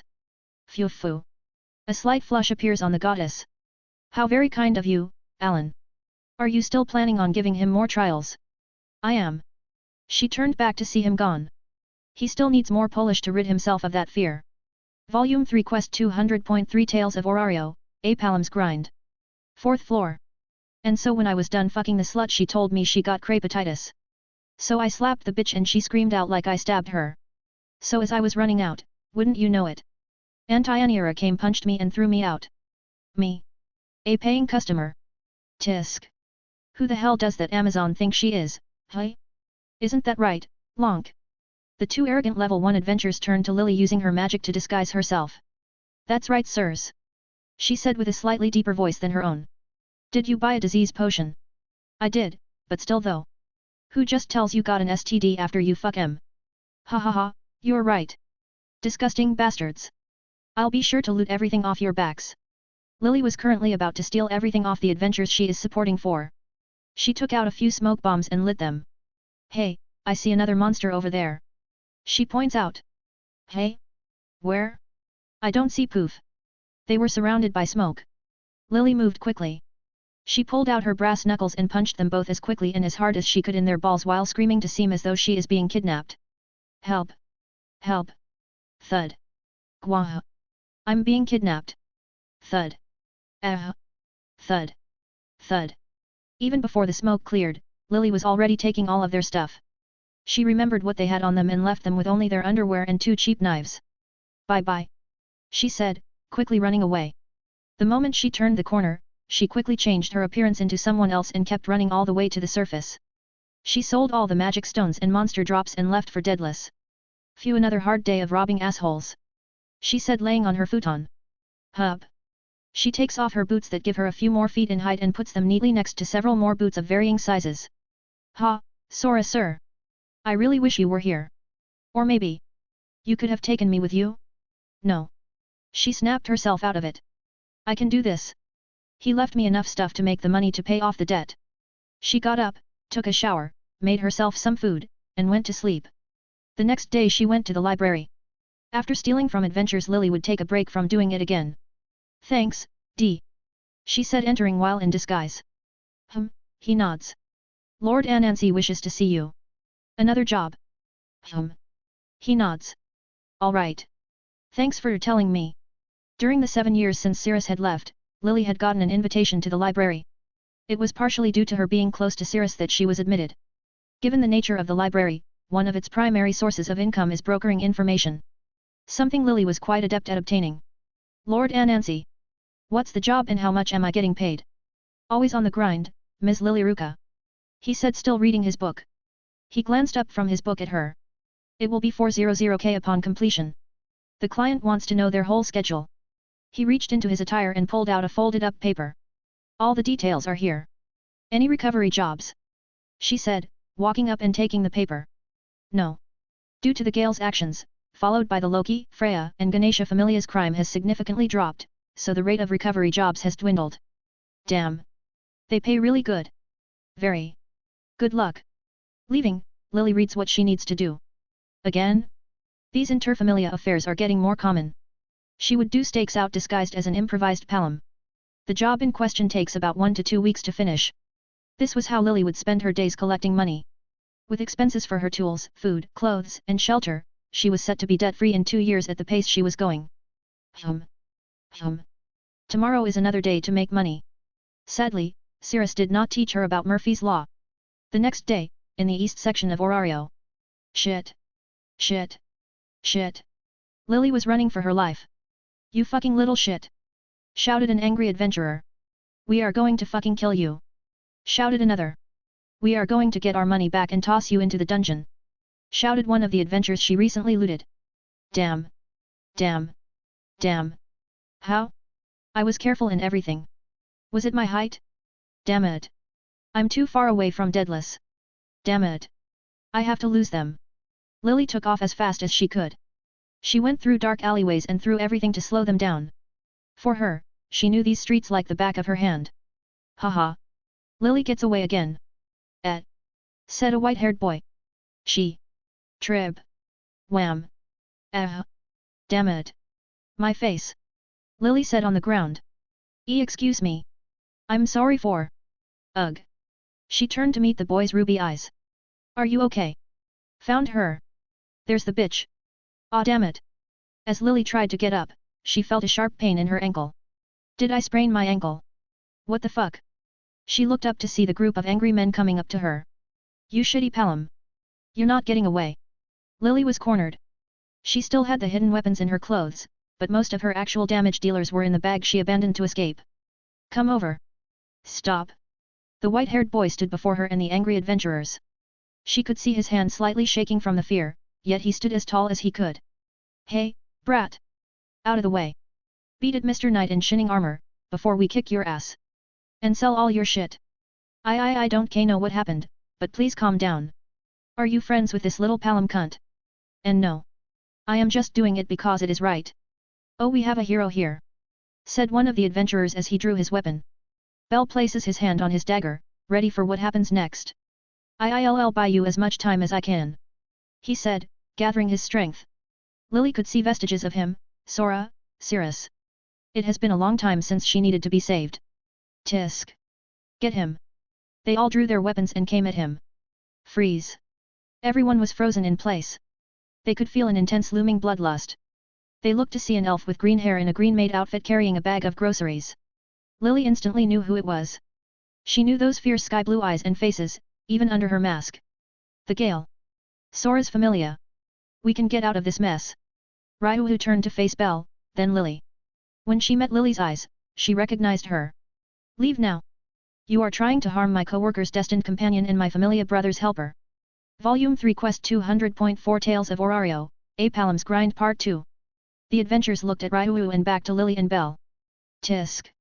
Next time you won't be so lucky, you fucking cunt. Let's go. The adventurers sheathed their weapons and left. Ryu's intimidation was enough for them to know she could crush them without dropping a single thing from her paper bag. Are you hurt, Belle Cranel? Ryu said, walking up to him. Why yes. I'm okay. Ah, what about you miss? He turned to see her taking out a potion from her hood and pouring it onto her ankle and stood up. I am fine. She then looks at Ryu. Thank you for saving us. She gives her a quick bow. Not at all. But I didn't think you were still doing crime, Lily. What? Crime. Belle was shocked. It's not a crime if it's on scumbags like them. I will not argue with you on that point. I am simply surprised you are still doing it after he took you in. That is all. Well. I needed to make money fast. Plus by your outfit, I know you work for Mia, so you know the pay is not good enough for me to stay. Yes, but it is safe. Maybe so, but the faster I can settle the debt, the faster I can get out of my situation. Besides, what's the point if I don't use what he taught me to survive? Mr. Cranel, I will be taking my leave. Lily, I know he gave you the tools to survive, but I am sure he never wanted you in harm's way. That is all I have to say. She bows briefly before walking away. I hate that she's right. So, Belle looks at Lily. Nice to meet you. He said with a warm smile. Hat. You're rather kind after knowing I do crime. Well, you did say it was on scumbags like them, so. Lily could tell how innocent he was. How long have you been in the city? About a month more or less. That explains it. He's a country bumpkin. Well, from now on you should be careful, all right? Not everyone has your best interests at heart. I understand. But are you okay? I'm fine. Aside from a few thousand or so valis down, but fine. I need to go now. Tossed my bag to get away. I can go with you. He said with that innocent smile on his face. Sure. Keep an eye out in case those guys come again. Lily began to walk back. Belle began to follow her. I'll be sure to do that, Lily. You know my name is Lilyruka Arde, right? Sorry. Ms. Ryuho called you Lily, so I thought that was your name. Only for people who I'm familiar with, but, since you helped me out, you can call me Lily. Say, are you in need of a supporter? Hey? Why do you ask? Well, I figured with a newbie like you, you're all a one-child familia, correct? Was it that easy to tell? A bit. So what do you say? You're not gonna scam me, are you? Depends. Are you gonna treat me like dirt and verbally abuse me? And no. He exclaimed. I will never do that. Good, so long as you give me respect I will respect you in turn, got it? Got it, Lily. Oh, and also I will be taking a bigger cut of the profits since I will be the one carrying the load. Is that fair to you? That seems fair. He nods in agreement. You know what, I'm getting a bit more extra for the first few dungeon runs. I'm going to teach you how not to get scammed. Oh okay. First lesson. Never accept the first offer made to you. You can always get something better.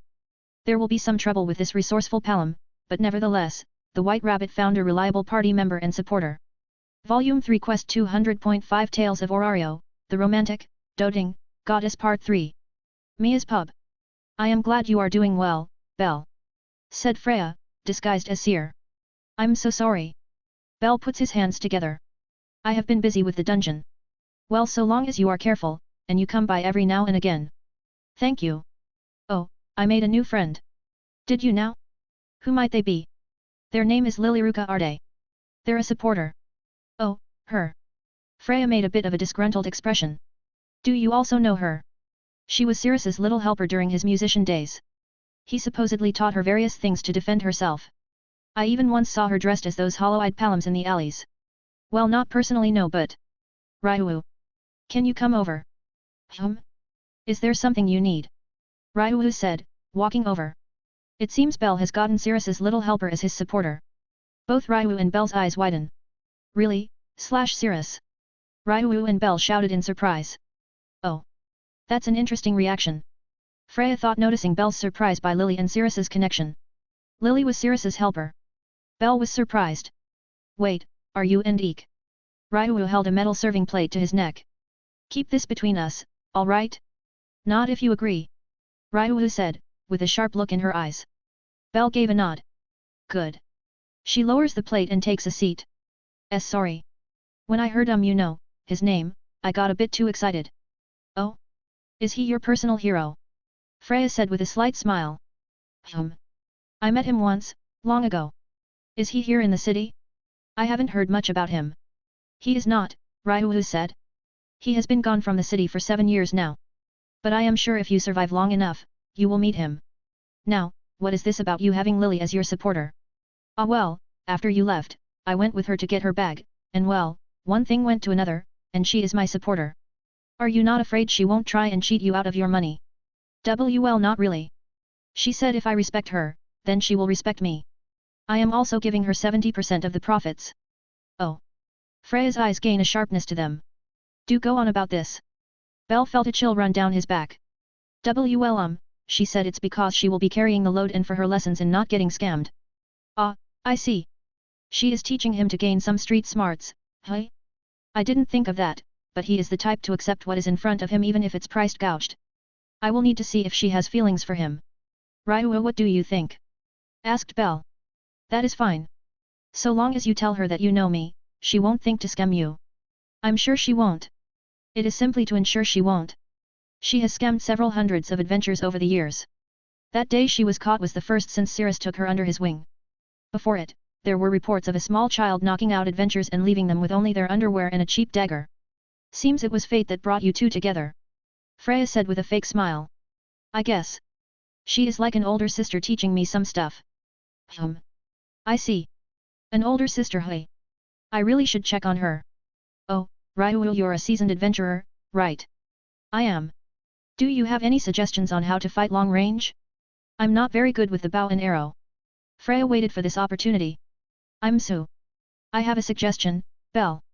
Freya said, smiling ear to ear. Wait right here. She quickly got up and left upstairs. So you're in the same familia as him, right? Belle asked Ryu. We are. I am sorry, but I don't wish to discuss this anymore. I hope you understand. Why yes. I'm sorry for asking. Freya then came right back down with a white book in her hands. Ryu instantly recognized it. Seer. You know that is a magic grimoire. Yes, and it has been here for 3 days. You know the rules. If it's in the lost and found box for 3 days it's up for grabs. But still. It's worth a. Here. She hands it to Belle. Think of this as a gift. From me to you. You She hands it to Belle. I don't know what to say. You don't have to say anything but thank you. And also a good morning. She said, giving him a warm smile. Thank you. I'll be sure to come by every morning. Phew thank you. But how does this work? Do I just open it and read it? Yup. From what I heard in the pub, you just opened it, and you should learn a magic. Volume 3 Quest 200.6 Tales of Orario, Child of the Wind. Leno's shop. You're all good. Said Cersei. Healthy as one can be. Thank you for the checkup. But could you tell him I made it to level 6? Aces asked after getting a checkup from Cersei. Ever since the final battle with Evilus 7 years ago she has been going to Cersei every now and again. Either for checkups for her birthdays or level ups, or even just to talk with her. Of course. I'll tell him right now. Ace sat down as Cersei told him. She could see her face slowly becoming more joyful with each second. He is coming. Ace smiled brightly. I cannot wait to see him again. Me too. I want to see how much more he has grown up. Oh. What's wrong? She asked as Cersei's mood dropped suddenly. I don't know how to break it to him about the Astria Familia. Oh. Ace's mood then dipped. I will come up with something. Hopefully. You go out and enjoy this big milestone. I'm sure there is a party waiting for you. Alright. She puts on a small smile. Would you come if I invited you? Of course I would. Why wouldn't I? You could be too busy in your lab to notice. Shouted Lenoa from another room. How can you hear us from another room but not when I'm right next to you? You don't hear what I say. Cersei shouted back. It's called Nunya. What the hell is Nunya? Nunya damn business. He. I walked into that one. Walking towards Babel, Ace was in an odd mood. I should be happy but yet I'm not. The guild put out a gag order on what happened to the Astria Familia in fear of what Cirrus would do to root them all out. Even Mai and the Freya Familia helped enforce this. I understand their reasoning with the Gale as the example, but it leaves a bad taste in my mouth. Ah. Ms. Wallenstein. Said a half-elf with green eyes and short brown hair who worked for the guild. Good morning. My name is Inatul. I was the one who imposed on your home last night. I work as one of the guild's adventure advisors. There is a very time-sensitive matter I wish to discuss with you. What is it? She said curiously about what the guild advisor wished to speak with her about. For starters, I'd like to start off with this. I would like to thank you for saving one of my adventures, Bel Cranel, from a minotaur. Mino, Tor. Her eyes widen. She had finally learned of the boy's name. Yes, he is extremely grateful that you came to his rescue. Ace felt her heart get lighter. Her body recharged with joy. Is that so? She made a small yet warm smile. Ina was taken aback by Ace's smile, which was so warm and heartfelt that she understood why Belle was interested in her. Her beauty made even her own heart skip a beat. Ah. Ahem. Be back on topic. I have reason to believe that people from the Soma Familia are targeting Belle and his supporter. She did not hesitate to accept the request after all. I understand. She said, with that smile still beaming. I will quickly go and find them both. She is going to find the person who has left an impression her. Ace took off quickly. The wind ran through her golden hair as she ran to Babel's entrance and leaped down the hole of the dungeon. Whoosh! Falling from such a height with a warm, bright smile, many adventurers who saw her jump down thought she was a wind fairy. When she touched the ground, she kicked off. It shattered where she landed, leaving only her footprint on the ground. Ace ran through every floor, asking for a boy with white hair with a supporter. The lower she goes, the stranger Belle becomes to her. Belle, a rookie who started only 20 days ago, reached the 10th floor. Odd. Very, very odd. The more Ace thought on it, the more it felt like she had stumbled on Cirrus's secret. Many of Familias assumed he had a rare skill. His secret was so well kept that not even Evilus, who planted a spy for years, ever got a hold of his records. Of course, when his heritage was revealed, they all chalked it up to his blood and natural talent. Even to this day, the rank of his basic and development abilities and how many skills he has, it's all up for grabs on what the numbers are. Only 4 people know, Auranos, Astria, Artemis, and AI. Maybe if I can talk to Bell Cranel, I can maybe learn how Cirrus became so strong. I can get stronger and reach level. Boom. Explosions. Ace moved quickly forward, following the sounds of battle, and discovered Bell fighting alongside the bodies of several other adventurers on the ground near the monster's bloodied weapons. Find and save Bell. That is my priority. She kicked off by cutting down several of the monsters. Bell noticed someone jumped in to help him. Thank you. Firebolt, firebolt. Blasts of flame strike the orc. So short. This magic is even similar to his. I am sorry, stranger, but I need to go and save my friend. She was kidnapped. Go on ahead. I can deal with this. For a second, Bell was frozen, hearing that her voice was a female. But he didn't think on it for long. He was happy someone strong came in to help at this dire moment.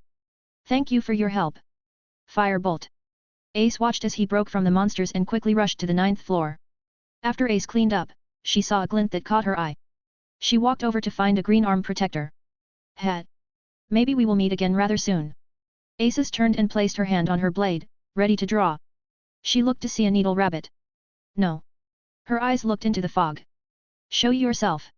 She shouted, slowly drawing her blade. No need to be on guard. From the fog, a dark silhouette appeared. It slowly gained more detail as it stood a few feet away from her. What business do you have with me? I have a quest for you. I would feel better with a name. My name is not important. Just know that I was the one who spoke with Lulun Lui. Ah. Ace said, having it click for her. But if you still have doubts, know that I have dealings with Cirrus. Her eyes widened even more. What dealings? Private ones. Like this quest, I'm offering to you that need to be done in secret. Reward. Offer up a reward. I am an adventurer. I want a reward. What is it that you seek? I want Cirrus's level up records. She proclaimed in a serious tone of voice. The air grew tense. Ace Wallenstein, daughter of the wind spirit, Arya. Ace jolted for a second. How do you know that? I know many things about this city, Ace Wallenstein, or maybe I should call you Waldstein. Ace gripped her sword tightly. Fels could see her face scrunch up a bit in anger. Angry? Now you understand how I felt when you asked for something personal. Personal? They must be deeply connected to Cirrus. This response prove it. But how did they know of my parents? Did Cirrus tell them? Calm. I need to calm myself and get as much information as I can. Ace lets out a deep breath to calm herself. I am sorry. But can I ask how you know of my parents? We can't move on if that is not addressed, as it is a very close-kept secret. We knew ever since the Loki familia plucked you from the dungeon all those years ago. I am a very old existence, older than you, Finn, Gareth, or even Riveria. If you were to add their years alive together, I still dwarf them. I have eyes and ears everywhere. We simply chose to keep it to ourselves as it wasn't a concern we needed to act. How many eyes and ears do they even have? If they as old as they say, then it would be impossible to find them. Given how old Fels is, the magic tools they used have completely became one with the city. They're as part of the city as the roads or buildings. I see. It was a fine enough excuse for Ace. She knows from Riveria that one who has lived a long life has peerless knowledge and wisdom. It is water under the bridge? But if you are desperate for knowledge on Cirrus, I can give you a piece of information about Cirrus that isn't so intrusive. Are really? Yes. So long as you complete the quest I give you, I will give you the information. Go on then and explain the quest. Ace said with eyes full of determination. She really should ask for details when taking quests and their rewards. Fels thought. Volume 3 Quest 200.7 Tales of Orario, the Bird of Hermes. 18th floor in the town of Rivera, in a bar called the Golden Cellar. So who do you think will be our reinforcements? Said Falgar, a war-tiger of the Hermes familia and its vice-captain. I don't know, but I hope it is someone competent, said Asfi. Ha, I wished I could have gotten the purpose of this quest from Lord Hermes, but, she took out a crystal necklace. This necklace certainly isn't for me. Asfi knows it's an item, but what it is beyond her. If she was in her workshop she could have figured it out. Creak. They all turned to the stairs as someone is coming down. Creak. Creak. Creak. Tap. Standing at the base of the stairs was the Sword Princess. Asfi could feel her eyes gazing at everyone in the bar. Let us hope she is the reinforcements, Falgar said. Yes. If we have her I can feel more. Crash. Lulun, a Chianthrope of the Hermes familia with black hair and brown eyes along with light brown Chianthrope ears on the sides of her head and a tail. She is wearing a distinct red scarf. Why you re the reinforcements? She shouted. Well, lucky us. Asvi looked at everyone and nodded her head. Everyone in the bar stood up. Luluan. Are you sure she is the one? Asvi said, looking at Ace. Why yet? She said the code word. Were you also given a quest? Ace said, helping Luluan up. Yes, I am thankful we have you as our reinforcements. Let us be off. Do you understand the goal in our jobs, correct? Ace nodded. The pantry on the 24th floor. Very good. We can give introductions on our way there. They give their introduction along the way. Along the way, Ace learned how skilled the Hermes Familia was. They were fast, efficient, and all without saying a single word, just a glance of the eye was enough. It's not enough. Asvi thought. We can still improve better. She looked back at her Familia to find them a bit tired. We're taking a short break. She reached behind her back and took out a grenade. She pulled the pin and tossed it at the dungeon wall. Boom. Leaving a good-sized hole. We will rest here. Check your weapons, gear, and supplies. They all took a break. Phew, Asvi lets out a deep breath. She empties out her mind to sort out what she needs to do. But someone couldn't stop talking. Asvi opened her eyes and glared at Luluan, who is talking to Ace. Luluan. How many times do I have to say to keep your lips tight? We may be working together, but she does not need to know our familiar secrets. Sorry. I just never really talk with another girl my age. Just watch what you speak, alright? Asvi turned to Ace. You know how it is. It's better to keep things within the familia. I understand. Finn and Loki are the same. As expected. But could I ask one thing? What is it? That tool you used that exploded, what is it? It's not like the bombs used during the Great Feud. I cannot say. These were trusted to me, and I prefer to keep them secret. But I can say they were trusted to me by the same person who gifted me these long metal boots. Ace could tell from a glance that those boots were of very high quality. The amount of work put into them made her remember Gareth's special shield and even the shield Finn has in his office. After their break, they kept going down to the 24th floor. There they found a monster parade happening. Ace, do you think you can handle this? Asvi said. Leave it to me. Asvi watched as she dropped. The moment she touched the ground, she kicked off with her sword already drawn. Swish. Swish. Swish. Swish. Swish. Swish. Swish. Swish. Ace cut down the monsters with a single swing. She didn't stop this assault even when she saw the bodies of two adventurers being eaten. She kept on cutting them down. Watching her from above, Asvi noticed her style did not fit her. Those movements. They are his, but they're being held back by her leg placement. Asvi had watched Cirrus when he painted the street red. She saw how he moved in a flow of brutality using his whole body. Ace had a similar appearance, but she was still using her upper body more than her lower body. After she was done dealing with the monsters, Asvi came up to her as the familia took all the magic stones to prevent another monster from eating them and becoming an enhanced species. Ace, your movement. Did you copy Cirrus? I did. It is a good copy, but you are hindering it. I am. Yes. Did no one tell you, you are too top heavy? Maybe once. Well, if you really get his movement down you need to keep your legs in mind. I'll try. Thank you for the advice. She said, giving Asvi a small smile. They kept journeying to their destination until they reached a massive green wall of flesh-like material. Volume 3 Quest 200.8 Tales of Orario. S. Vanguard. Arya. Tap. Arya. We meet again. Tap. Is it the fates doing that we will come face to face? Tap. Or maybe her will. Walking through the fleshy dungeon, Revis hears the sounds of battle suddenly stop. Before her, she saw a golden-haired adventurer. We meet again, Arya. Ace slowly turns to meet Revis once more. You. What are you doing here? Ace drew her sword and tossed away her sheath. None of your concern, Arya. I told you before, I am not Arya. Arya is my mother. Ah. That was what it was. Arya was a second generation. Do you really intend to keep things a secret even from someone who is loyal only to you? I don't even know your name. Interesting. What is your name? Ace said, getting into a stance. My name? I long threw away my original name and took on this body's name. Call me Revis. Spirit of Strength. She then slammed her hands to the ground and pulled from it a massive fleshy one-sided great sword. Spirit? You are no spirit. Ace's eyes narrow her down. You do not have the feeling of one. Of course not. I am a simple spirit. Unlike Nox, Cersei, or even you half-blood, I am far weaker. She said in an emotionless voice. That is in terms of magic, but I am fully confident in my strength.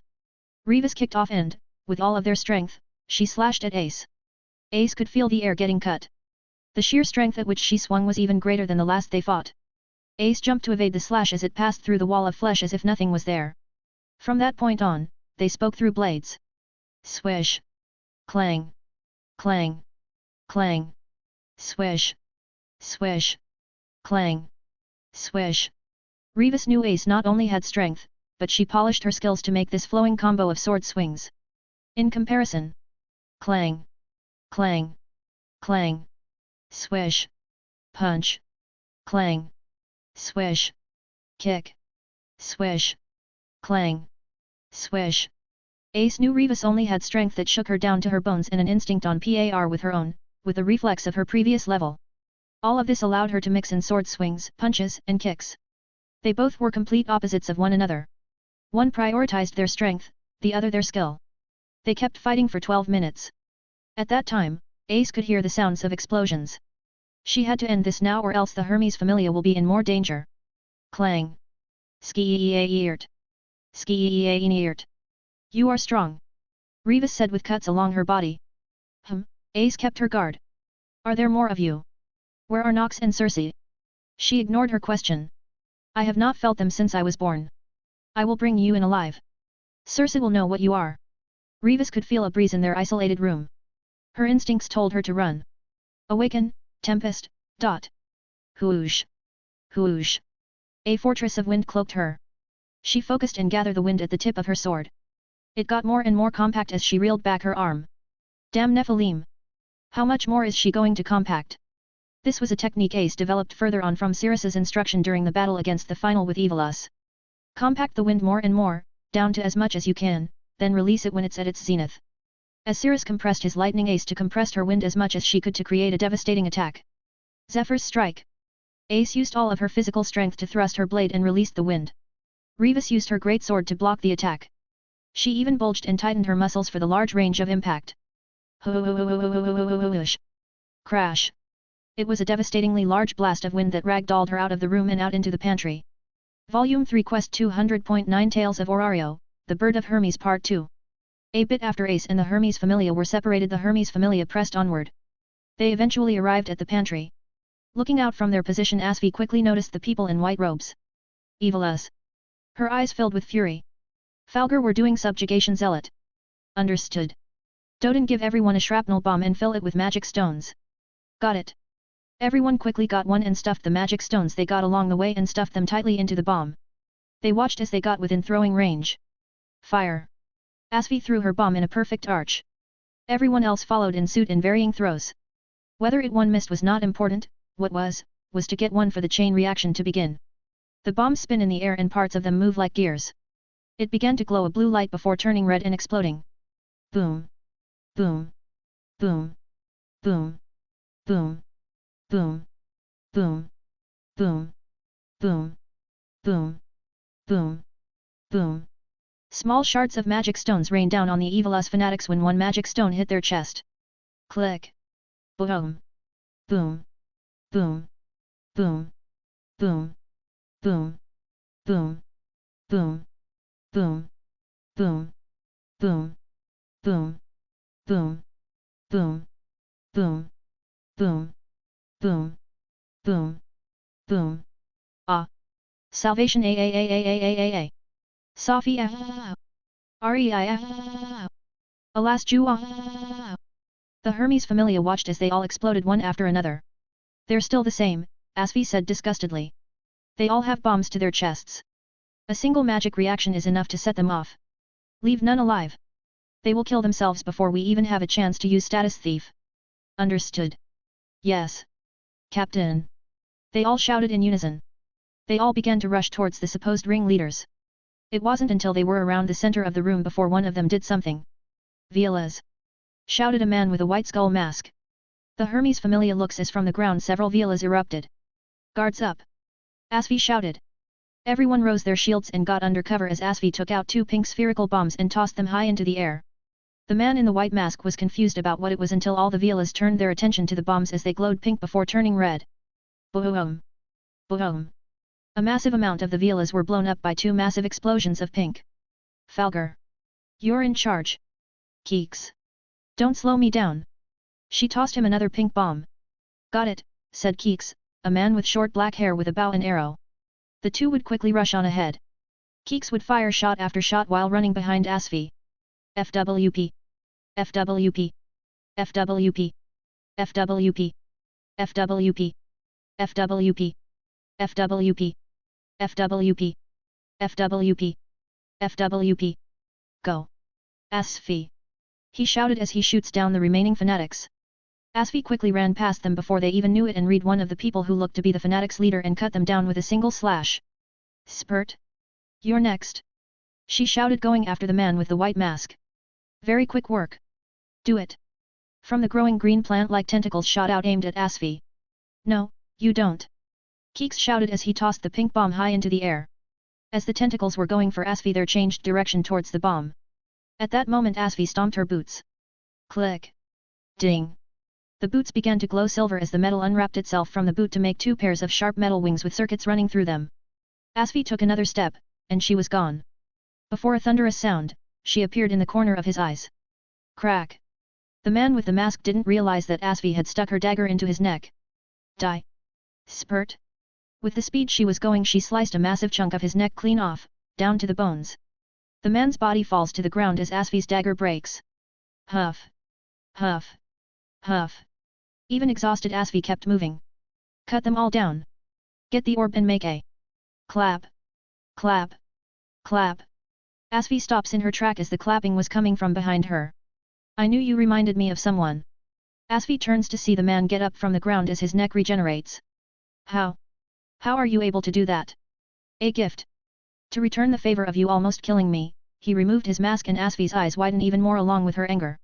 Let me return the favor as I did your captain. V Vendetta? How are you still alive? She shouted. Well, he kicked off the ground and appeared right in front of Asfi. Wouldn't you like to know? He grabbed her by the neck. Gah. Fast. How is he also this fast and strong? I wanted to do this to your captain. Ever the feisty one. She kept running and running. Until a stupid little girl lost her parents and she bite off more than she can chew. That and one of my boys blowing up near her thud. An arrow hits his forearm. Let her go, you bastard. Keeks shouted, firing arrow after arrow. And no.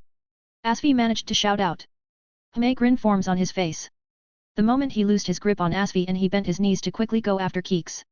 Asfi broke from his grip and grabbed his arm and put her boots to his side and quickly shouted. Eat my wings. The boots glowed again. Olivas tried to grab Asfi again from the mistake he made, but it was too late. Crack.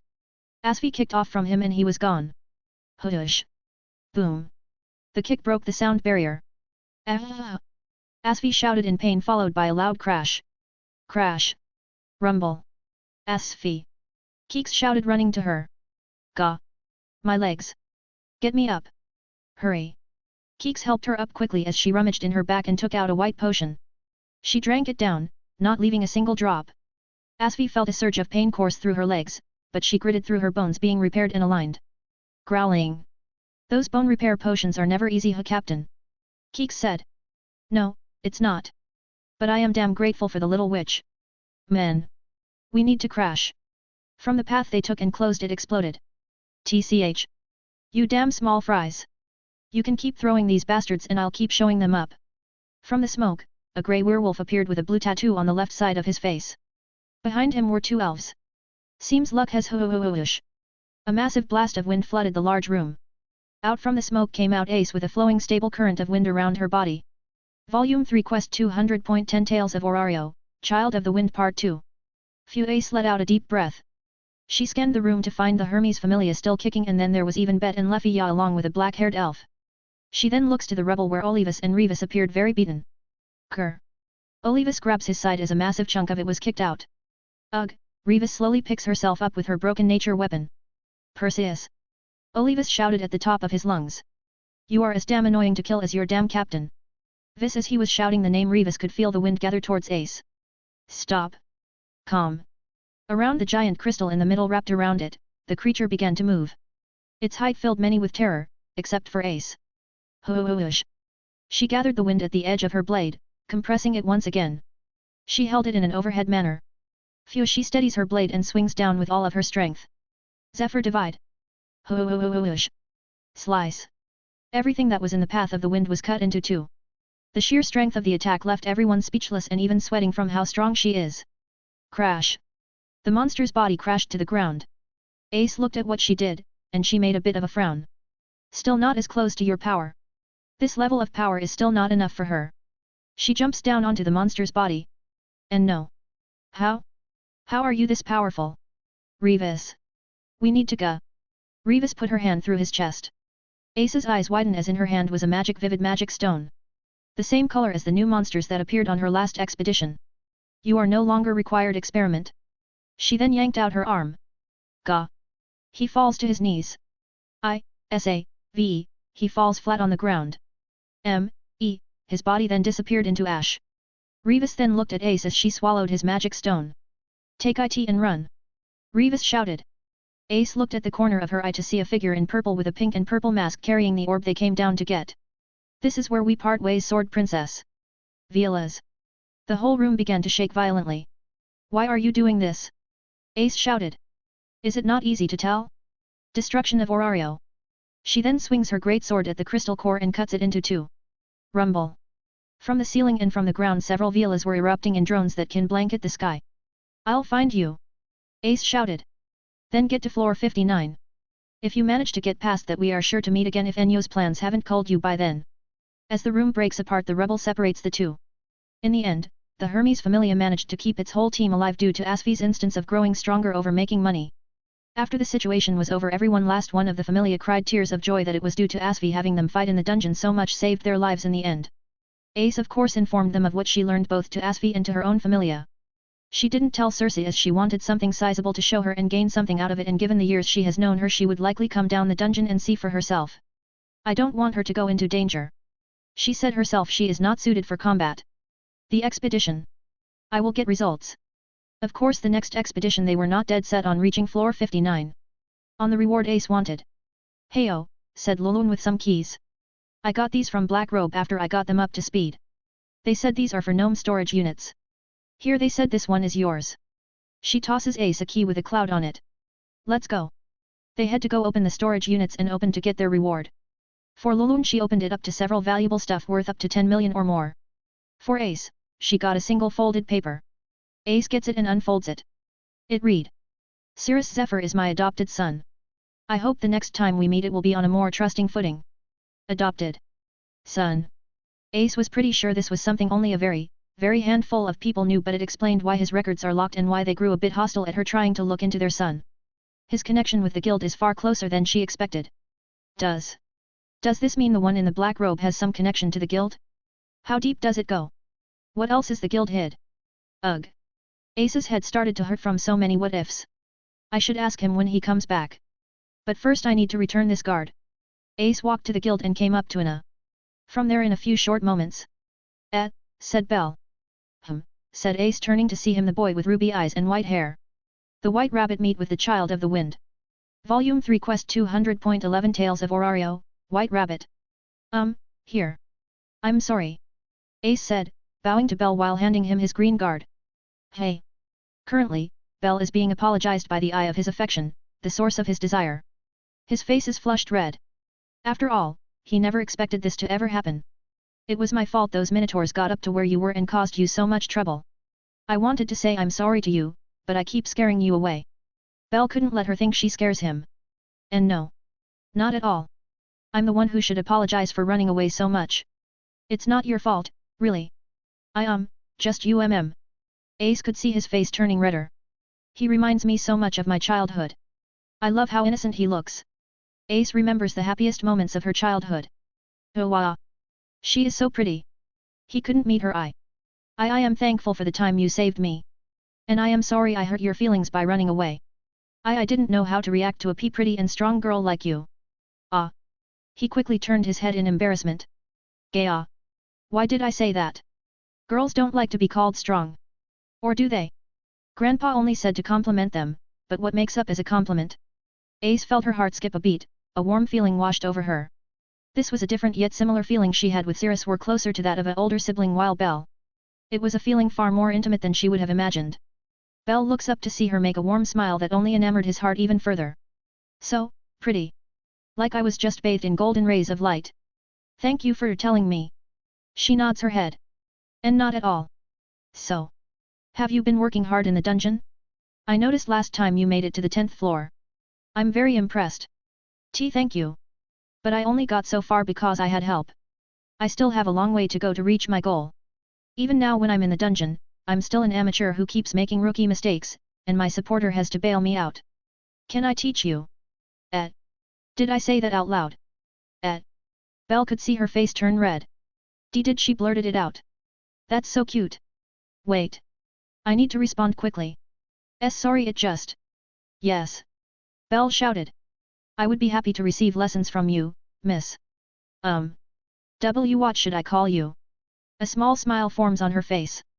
It delighted her he took her on this sudden offer. We haven't formally introduced ourselves. I am Ace Wallenstein. She extends her hand. Level 6 of the Loki Familia, the Sword Princess. Ooh. She said it with such formality, everything she does is so perfect. I am Belle Cranel. Level 1 of the Hestia Familia. He goes and shakes her hand. I will learn everything you wish to teach. Oh wow. Her hands are so soft. Look forward to it. Early the next morning. I can't believe this is happening. Belle thought ecstatically. He moved through the streets with a spring in his step. I wonder what she will. Thud. Eek. Whoa. He crashed into someone when he turned the corner. I'm very sorry for bumping into you. Belle said apologetically. He extended, are you okay? He looks to see a golden yellow-haired elf. Ah. Sorry. I know elves avoid being touched. It's all right. The elf took his hand. Thank you very much. Belle helped her up. But it is my bad. I wasn't watching where I was going. Say, did you happen to see a girl with golden hair and eyes? Do you mean the Sword Princess? Yes. Ace Wallenstein. You're an adventurer, right? Have you seen her? Are you with the Loki Familia? The elf looked a bit confused. I am? Is there a problem? Did something happen to Ace? Belle remembers some things Lily told him. Listen, Belle. You can't lie, so instead of lying, tell them half a truth. If they're asking you where someone is, point them slightly off where they were heading. If they want to know something, tell them you're busy. Yes. I saw her go that way. He points to the west. Oh, thank you. She bowed and took off. Thank you again. Really? She waved him goodbye. Belle waved her goodbye. She was nice. I felt bad about lying. I'll have to ask Ace about it. Belle then continued on his way up to the city walls in the northwest section of the city. Walking up to the city walls, Belle could see Ace waiting up the stairs. Ace. Good morning. Morning. She nods. Say, do you know an elf with orange hair? That is Leffia. Why do you ask? I bumped into her. She was looking for you. Belle could see Ace felt like she was in trouble. Did you tell her about me training you? And no, I didn't know if you would get in trouble, so I told her I saw you go another direction from here. Thank you. If anyone knows, I would get in a lot of trouble. I see. So what's the first lesson? Well, I am new to this, so, show me your moves. Volume 3 Quest 200.12 Tales of Orario, The Romantic, Doting, Goddess Part 4. Babel's top floor. Freya's room. Is Otter still in the dungeon? Freya asked Alan as she looks out the window. Yes. He has been working on your trial. Alan said, kneeling. Tell me with full honesty, Alan. Do you think you can take the Sword Princess? I would have to see her in action to make a judgment on it. Did she pique your eye, Lady Freya? A bit, yes. She has been training with him, which is fine and all, but she is also sleeping with him. By sleeping, do you mean intimately or?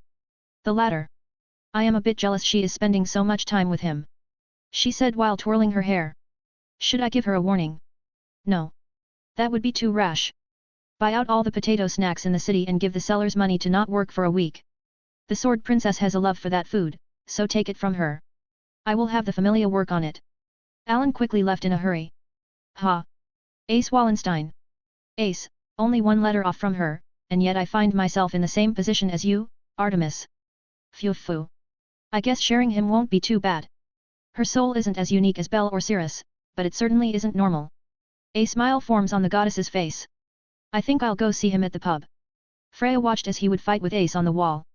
Each time they knocked him down, she could see his soul get brighter and brighter, becoming more refined with each passing day.